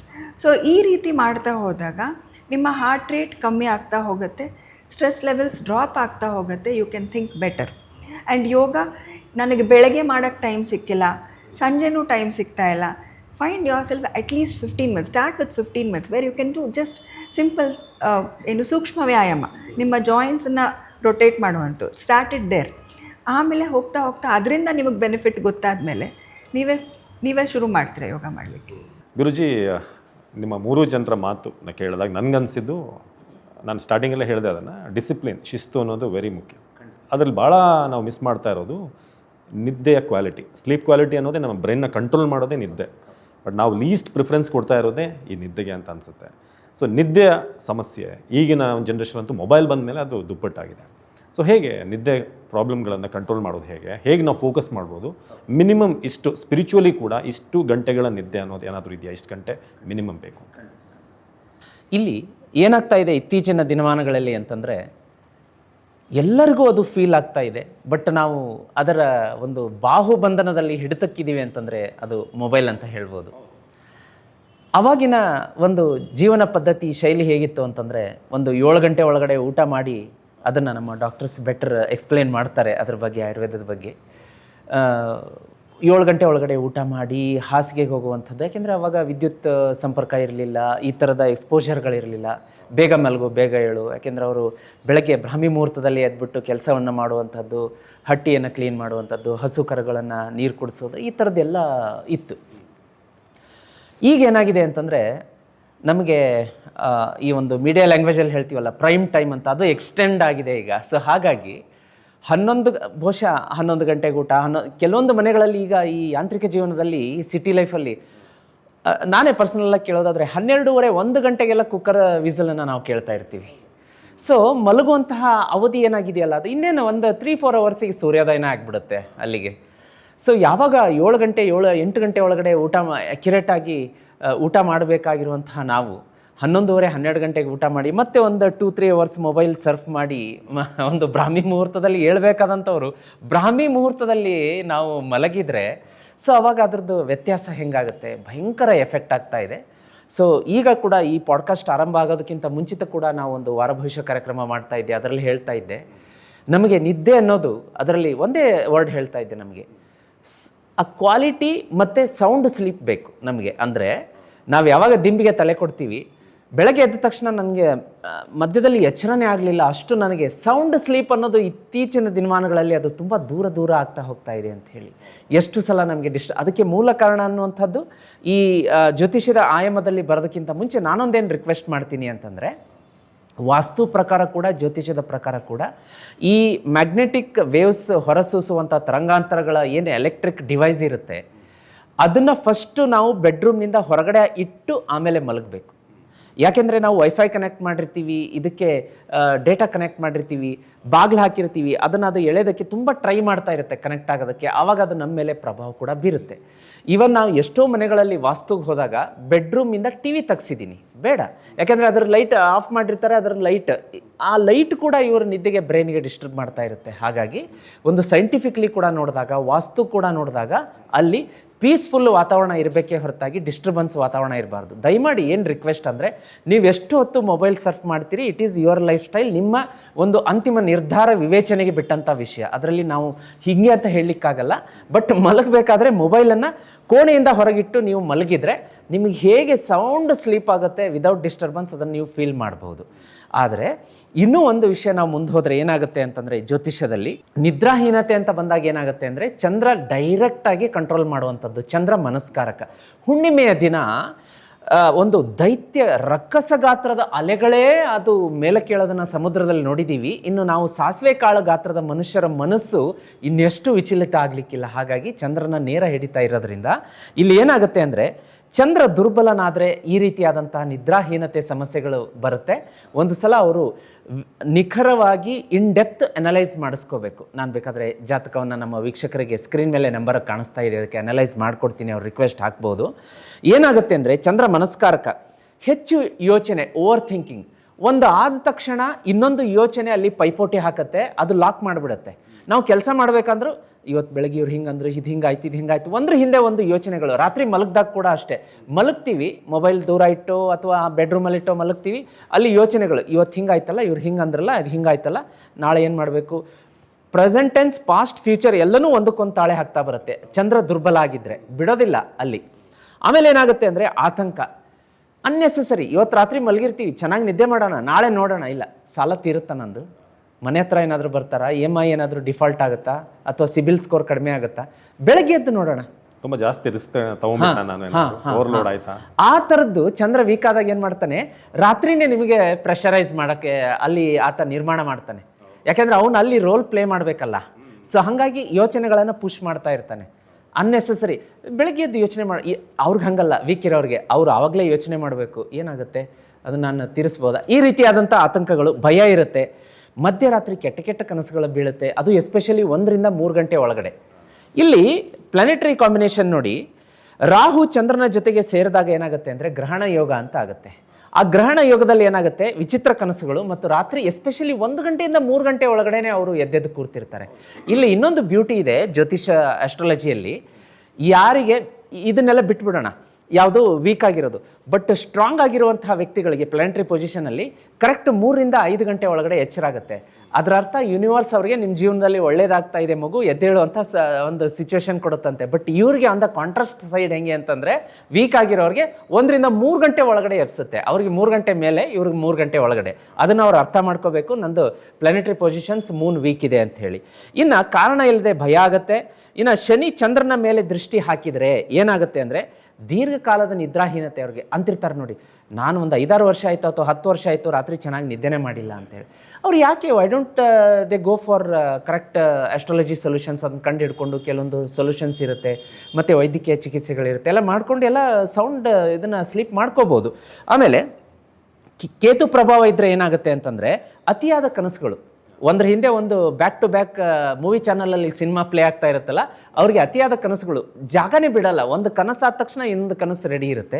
ಆಮೇಲೆ ಪದೇ ಪದೇ ಎಚ್ಚರ ಆಗ್ತಿರುತ್ತೆ. ಅವ್ರು ನಿದ್ದೆಯಲ್ಲಿ ಮಾತಾಡ್ತಿರ್ತಾರೆ, ನಿದ್ದೆಯಲ್ಲಿ ನಡೆದಾಡೋದು, ನಿದ್ದೆಯಲ್ಲಿ ಮಾತಾಡೋದು, ಇಂಥ ಘಟನಾವಳಿಗಳಾಗ್ತಾ ಇರುತ್ತೆ.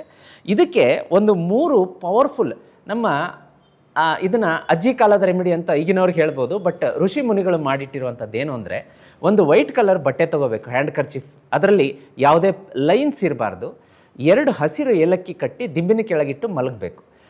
ಇವತ್ತು ನೀವಿಟ್ಟರೆ ಮುಂದೆ ಯಾವ ಹುಣ್ಣಿಮೆ ಅಮಾವಾಸ್ಯೆ ಬರುತ್ತೆ ಅದನ್ನು ಬಟ್ಟೆ ಸಮೇತ ಏಲಕ್ಕಿ ಸಮೇತ ಮರದ ಕೆಳಗಡೆ ಹಾಕಿಬಿಡಬೇಕು. ಇದನ್ನು ಮಾಡ್ತಾ ಇರೋದ್ರಿಂದ ಅವ್ರಿಗೆ ಕನಸುಗಳು ಬರೋದು ಸ್ವಲ್ಪ ಸ್ಟಾಪ್ ಆಗುತ್ತೆ. ಇವತ್ತು ಅಬೌಟ್ 10 ಕನಸು ರಾತ್ರಿ ಅವ್ರಿಗೆ ಬರುತ್ತೆ ಅಂದರೆ ಒಂದು 8 ಬರ್ಬೋದು, 6, 5 ಈ ಥರ ಡಿಕ್ರೀಸ್ ಆಗ್ತಾ ಬರುತ್ತೆ.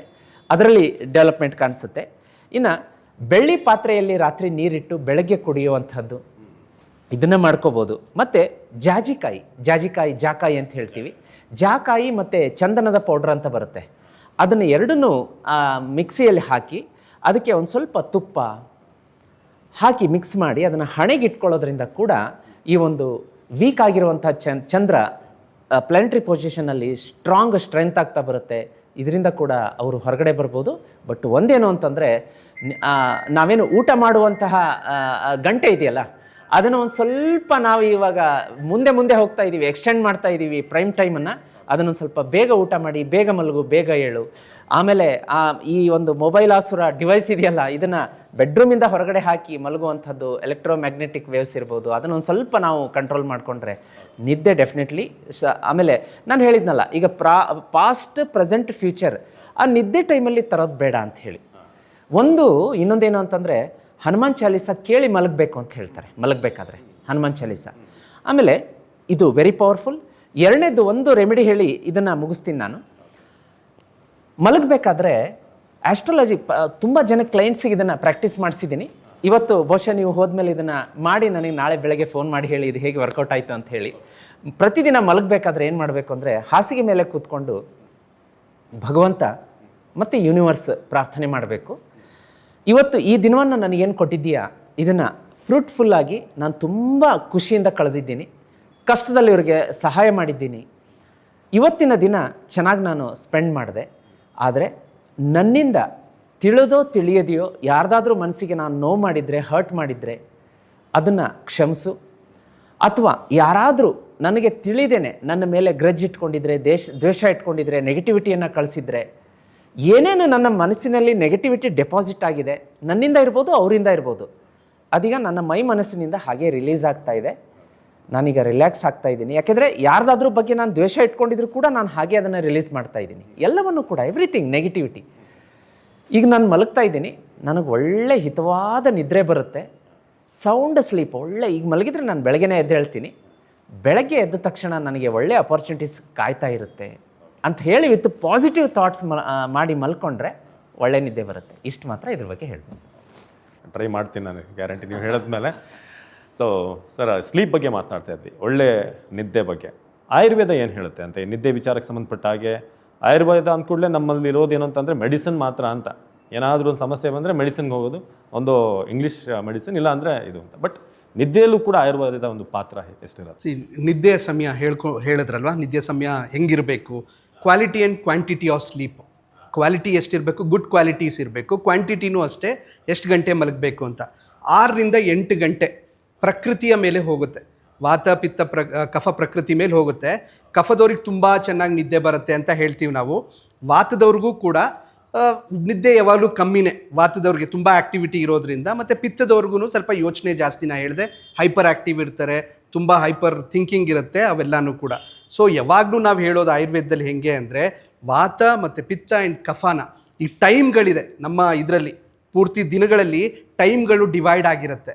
ಎಕ್ಸಾಂಪಲು 6 ರಿಂದ ರಾತ್ರಿ 10 ಗಂಟೆವರೆಗೂ ಕಫಕಾಲ ಅಂತ ಹೇಳ್ತೀವಿ, 10 ಗಂಟೆಯಿಂದ 2 ಗಂಟೆವರೆಗೂ ಪಿತ್ತಕಾಲ ಅಂತ ಹೇಳ್ತೀವಿ ರಾತ್ರಿ.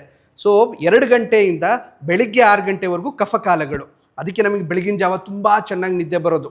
ಸ್ವಲ್ಪ ಅಲಾರಾಮ್ ಆಫ್ ಮಾಡಿ ಮಲ್ಕೊಂಡ್ರೆ, ಬಿಕಾಸ್ ಕಫಕಾಲ ಅಲ್ವಾ. ಕಫ ಅಂದರೆ ಸ್ಲೋ ಸ್ಟಡಿ ಕಾಮ್, ರೈಟ್. ಪಿತ್ತಕಾಲಗಳು ಮಧ್ಯದಲ್ಲಿ. ಅಕಸ್ಮಾತ್ ನೀವು ಯೋಚನೆ ಮಾಡಿ, ರಾತ್ರಿ ಅಕಸ್ಮಾತ್ 10 ಗಂಟೆ ಮೇಲ್ಗಡೆ ನಿದ್ದೆ ಬಂದಿಲ್ಲ ಅಂದರೆ ಹೊಟ್ಟೆ ಹಸಿವು ಶುರು ಆಗುತ್ತೆ. ಎಷ್ಟೊಂದು ಜನ ತಿನ್ನೋಕ್ಕೆ ಶುರು ಮಾಡ್ತಾರೆ, ಯಾಕೆಂದರೆ ಪಿತ್ತ ಜಾಸ್ತಿ ಆಗುತ್ತೆ. ಆವಾಗ ಬೆಳಗ್ಗೆದು ಏನು ಹೊಟ್ಟೆ ಹಸಿಬೇಕೋ ಸೂರ್ಯ ಜೊತೆಗೆ, ಅದೇ ಥರ ರಾತ್ರಿನೂ ಪಿತ್ತ ಜಾಸ್ತಿಯಾಗಿ ಹೊಟ್ಟೆ ಹಸಿವು ಬರ್ಸುತ್ತೆ. ಸೊ ಅದಕ್ಕೋಸ್ಕರ ನಾವು ಹೇಳೋದು, ಯಾವಾಗಲೂ ಕೂಡ ಕಫಕಾಲದಲ್ಲಿ ಮಲ್ಕೊಳ್ಳಿ. ಅಂದರೆ 6 ರಿಂದ 10 ಗಂಟೆ ಸಂಜೆ ಏನಿದೆಯೋ ಆ ಕಾಲದಲ್ಲಿ ಮಲ್ಕೊಳ್ಳಿ. ಇಲ್ಲಾಂದರೆ ಏನಾಗುತ್ತೆ, ರಾತ್ರಿ ಅಕಸ್ಮಾತ್ ಮಲಗಿಲ್ಲ ಅಂದರೆ ಪಿತ್ತ ಕಾಲಕ್ಕೆ ಹೋಗ್ತೀವಿ, ಹೊಟ್ಟೆ ಹಸಿಯೋಕ್ಕೆ ಶುರು ಆಗುತ್ತೆ, ಅವಾಗ ಊಟ ಮಾಡಲೇಬೇಕು. ವಾತ ಕಾಲಕ್ಕೆ ಹೋದಾಗ ಹೇಳಿದ್ರಲ್ಲ ಗುರೂಜಿ, ಬೆಳಗ್ಗೆ 1 ರಿಂದ 3 ಗಂಟೆ 4 ಗಂಟೆ ಕನಸುಗಳು ಬರುತ್ತೆ, ಕೆಟ್ಟ ಕನಸು ಅಂತ. ಅದು ವಾತಕಾಲ. ವಾತ ಅಂದ್ರೇನು, ಆ್ಯಕ್ಟಿವಿಟಿ ಜಾಸ್ತಿ ಆಗುತ್ತೆ ಬ್ರೈನಲ್ಲಿ. ಸೊ ವಾತಗಳು ತಮ್ಮ ಕನಸುಗಳು, ಇಮ್ಯಾಜಿನರಿ ಕನಸುಗಳು, ಹಾರಾಡುವಂಥದ್ದು, ಓಡಾಡುವಂಥದ್ದು, ಆ ಯೋಚನೆ ಈ ಯೋಚನೆ ಎಲ್ಲ ಬರ್ಸುತ್ತೆ. ಸೊ ಅದಕ್ಕೆ ಹೇಳೋದು ಕ್ವಾಲಿಟಿ ಆಫ್ ಸ್ಲೀಪ್. ರಾತ್ರಿ 10 ಗಂಟೆ ಒಳಗಡೆ ಮಲ್ಕೊಂಡ್ಬಿಡ್ಬೇಕು, ಕಫಕಾಲದಲ್ಲಿ ಮಲ್ಕೋಬೇಕು. ಆದರೆ ಮಲ್ಕೋಕ್ಕಿಂತ ಮುಂಚೆ ಏನು ಮಾಡಬೇಕು, ಊಟ ಕರೆಕ್ಟ್ ಟೈಮಿಗೆ ಆಗಬೇಕು. 10 ಗಂಟೆಗೆ ಊಟ ಮಾಡಿ ಮಲ್ಕೊಂಡ್ರೆ ಆಗುತ್ತಾ? ಜೀರ್ಣ ಆಕ್ಟಿವೇಟ್ ಆಗುತ್ತೆ. ಅದಕ್ಕೆ ಆಯುರ್ವೇದದಲ್ಲಿ ಸೂರ್ಯ ಜೊತೆ ಊಟ ಮಾಡಬೇಕು, ಸೂರ್ಯ ಮುಳುಗ್ದಾಗ ಊಟನ ಮುಗಿಸ್ಬೇಕು ಅಂತ. ಅದಕ್ಕೆ ಮುಂಚಿನ ಕಾಲದಲ್ಲಿ 6 ಗಂಟೆ 7 ಗಂಟೆಗೆಲ್ಲ ಸೂರ್ಯ ಮುಳುಗೋಕ್ಕಿಂತ ಮುಂಚೆ ಊಟ ಆಗಿಬಿಡ್ತಿತ್ತು. ಏಕೆಂದರೆ ಸೂರ್ಯ ಇದ್ದಾಗ ಅಡುಗೆ ಆಗ್ತಿತ್ತು, ಬೆಳಕಿತ್ತು. ಈಗ ಕರೆಂಟ್ ಇದೆ, ಎಲ್ಲನೂ ಇದೆ, ಅದಕ್ಕೆ ಜನ ಅದಕ್ಕೆ ಒಗ್ಗೋಗಿದ್ದಾರೆ. ರಾತ್ರಿ 10 ಗಂಟೆ ಪಿತ್ತ ಕಾಲದಲ್ಲಿ ಊಟ ಮಾಡೋದು, ಅವಾಗ ಊಟ ಮಾಡಿ ಡೈಜೆಷನ್ ಆಗ್ತಾ ಇರುತ್ತೆ. ಅದಾದಮೇಲೆ ಮಲಗಿದ್ರೆ ಡೈಜೆಷನ್ ಆಗ್ತಿರೋದ್ರಿಂದ ಬಾಡಿ ಆ್ಯಕ್ಟಿವ್ ಇರುತ್ತೆ, ಡೈಜೆಷನ್ ಮಾಡಬೇಕು, ಆ್ಯಕ್ಟಿವ್ ಇರುತ್ತೆ. ಬ್ರೈನ್ ತನ್ನ ಎಲ್ಲನೂ ಕಾನ್ಸಂಟ್ರೇಷನು ಡೈಜೆಷನ್ ಮೇಲೆ ಹಾಕಿರುತ್ತೆ. ಸೊ ಹಂಗಾಗಿ ನಿದ್ದೆ ಬರಲ್ಲ. ಅದಾದಮೇಲೆ ವಾತ ಟೈಮ್ ಬರೋಕ್ಕೆ ಶುರು ಆದ ತಕ್ಷಣ ಕನಸುಗಳು ಶುರು ಆಗುತ್ತೆ. ಇರ್ರೆಗ್ಯುಲರ್ ಸ್ಲೀಪು, 2 ಗಂಟೆ ಅರ್ಧ ಗಂಟೆ ಮಲಗೋದು, ಎಚ್ಚರಿಕೆ ಆಗೋದು, ಏನೋ ಕನಸು ಬಂತು, ಇಲ್ಲ ಬಾಯಾರಿಕೆ ಆಗೋದು, ಏನೋ ಆಗ್ತಾ ಇರುತ್ತೆ. ಬಿಕಾಸ್ ಪಿತ್ತ ವಾತ ಟೈಮಲ್ಲಿ ಮಲಗ್ತಾ ಇದ್ದೀವಿ ನಾವು.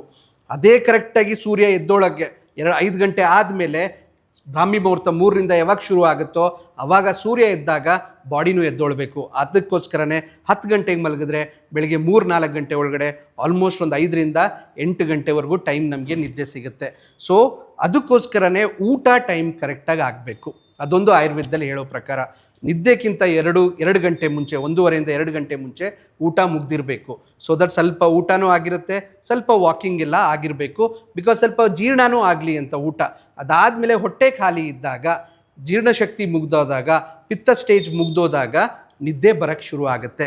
ಕಫಕಾಲ ಶುರು ಆದಾಗ 10 ಗಂಟೆ ಒಳಗಡೆ ನಿದ್ದೆ, ಇಲ್ಲಾಂದರೆ ಪಿತ್ತ ಶುರು ಆಗಿಬಿಡುತ್ತೆ. ಅದ್ರ ಜೊತೆಗೆ ಊಟದಲ್ಲೂ ಏನೇನು ತೊಗೋಬೇಕು ಅಂತಲೂ ಹೇಳ್ತೀವಿ. ಯಾವಾಗ್ಲೂ ಕೂಡ ರಾತ್ರಿ ಹೊತ್ತು ಲೈಟ್ ಫುಡ್ ತೊಗೋಬೇಕು, ಈಸಿ ಡೈಜೆಷನ್ ಆಗಲಿ ಅಂತ. ತುಂಬ ಖಾರವಾಗಿರೋದೇನಾದರೂ ತೊಗೊಂಡ್ರೆ, ತುಂಬ ಖಾರ ಜಾಸ್ತಿ ಆ್ಯಕ್ಟಿವಿಟಿ ಇರೋದು ತೊಗೊಂಡ್ರೆ ಬಾಡಿನೂ ಆ್ಯಕ್ಟಿವ್ ಆಗಿಬಿಡುತ್ತೆ. ತುಂಬ ಹೆವಿ ಕಫ ಊಟಗಳೇನಾದರೂ ತೊಗೊಂಡ್ರೆ, ತುಂಬ ಸ್ವೀಟ್ ತೊಗೊಂಡ್ಬಿಟ್ಟೆ ರಾತ್ರಿ, ಸೊ ಡೈಜೆಷನ್ನೇ ಆಗ್ತಿಲ್ಲ, ಬೆಳಿಗ್ಗೆನೂ ಜೀರ್ಣ ಆಗ್ತಾ ಇಲ್ಲ ಅಂತ ಹೇಳ್ತೀವಿ. ಸೊ ಆ ಕಾಲದಲ್ಲಿ ಅದಕ್ಕೆ ಲೈಟ್ ಫುಡ್ಗಳು, ಯಾವುದೋ ಸೂಪ್ಗಳಿರ್ಬೋದು, ವೆಜಿಟೇಬಲ್ಸ್ಗಳಿರ್ಬೋದು, ಕೋಲ್ಡ್ ಇರೋವಂಥ ವೆಜಿಟೇಬಲ್, ರಾ ವೆಜಿಟೇಬಲ್ ಆಯುರ್ವೇದದಲ್ಲಿ ಬೇಡ ಅಂತೀವಿ, ಬಿಕಾಸ್ ಡೈಜೆಷನ್ ಸ್ಲೋ ಆಗುತ್ತೆ.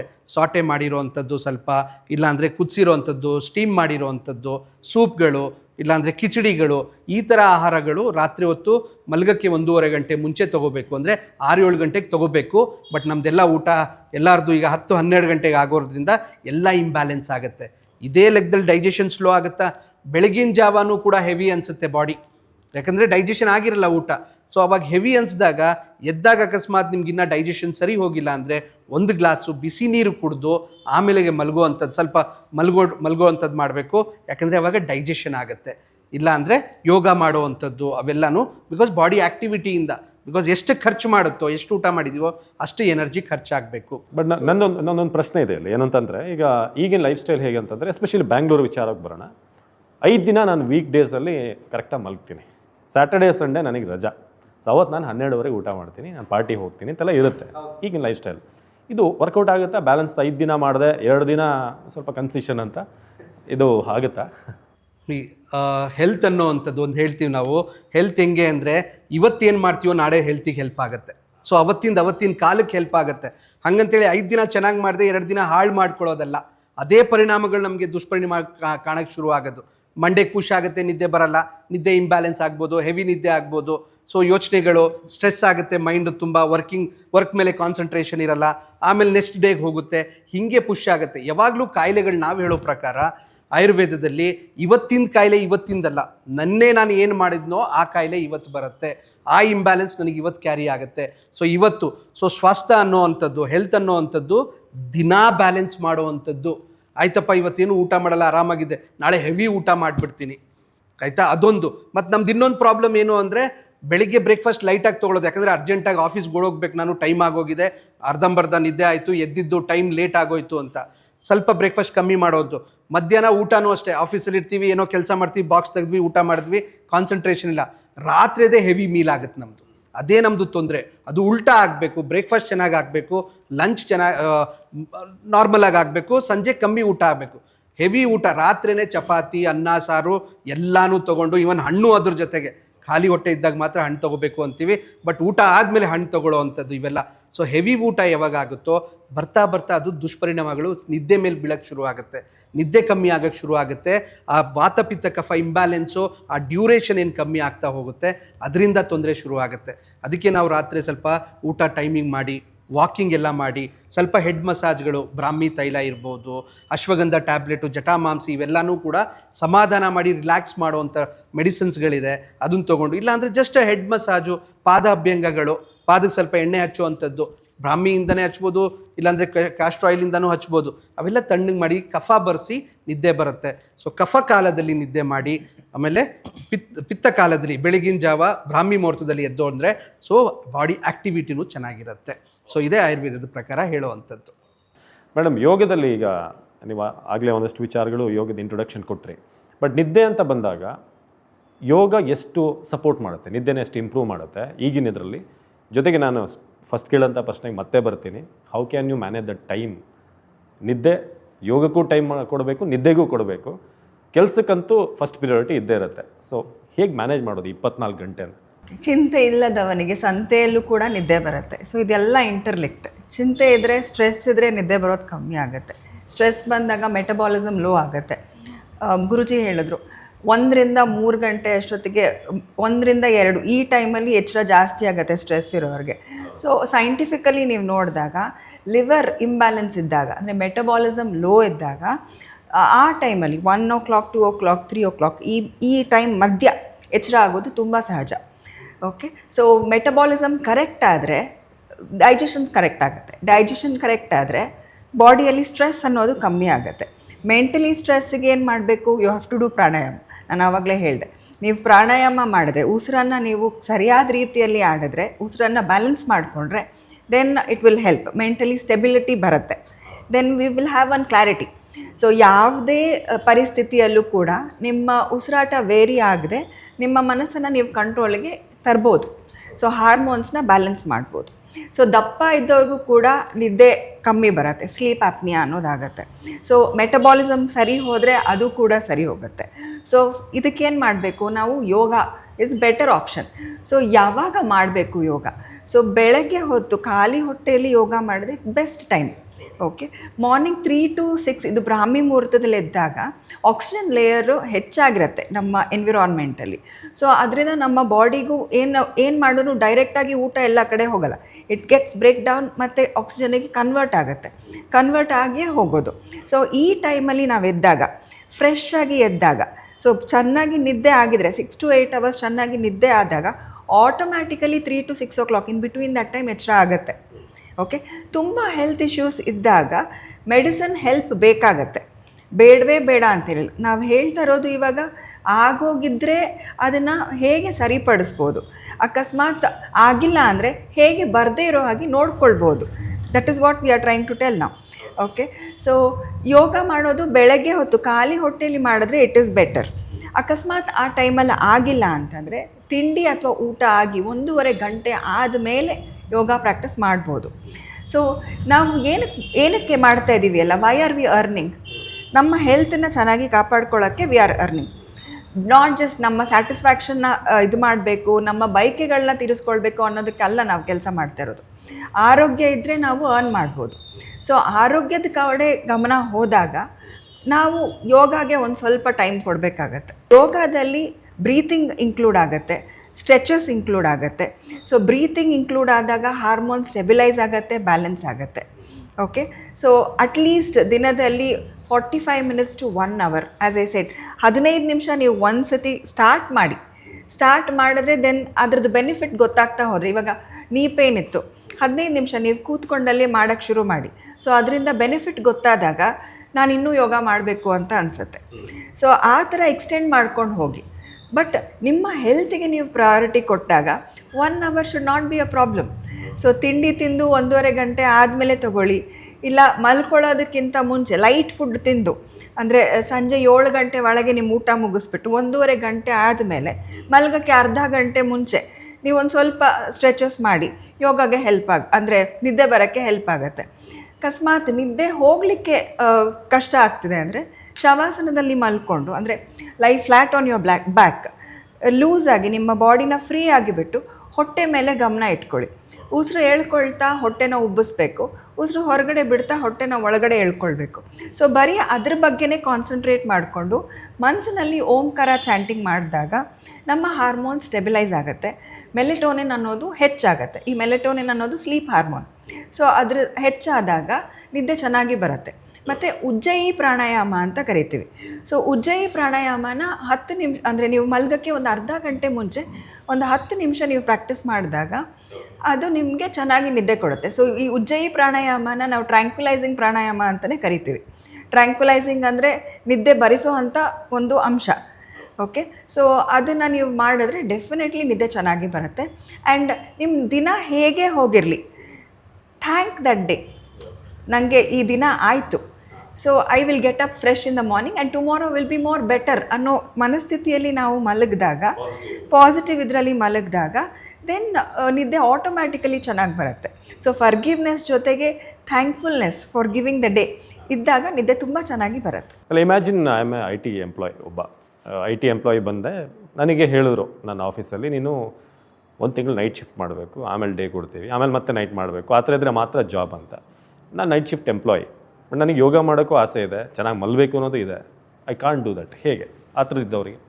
I understand. ನನ್ನ ಹತ್ರ ತುಂಬ ಜನ ಪೇಷಂಟ್ಸ್ ಆ ಥರ ಬರ್ತಾರೆ, ನೈಟ್ ಡ್ಯೂಟಿ ಮಾಡಿ ನೆಕ್ಸ್ಟ್ ಒಂದು 3 months ಕಂಟಿನ್ಯೂಸ್ಲಿ ನೈಟ್ ಡ್ಯೂಟಿ ಮಾಡಿ ಹೆಲ್ತ್ ಇಶ್ಯೂಸ್ ಆದವರು ತುಂಬ ಬರ್ತಾರೆ.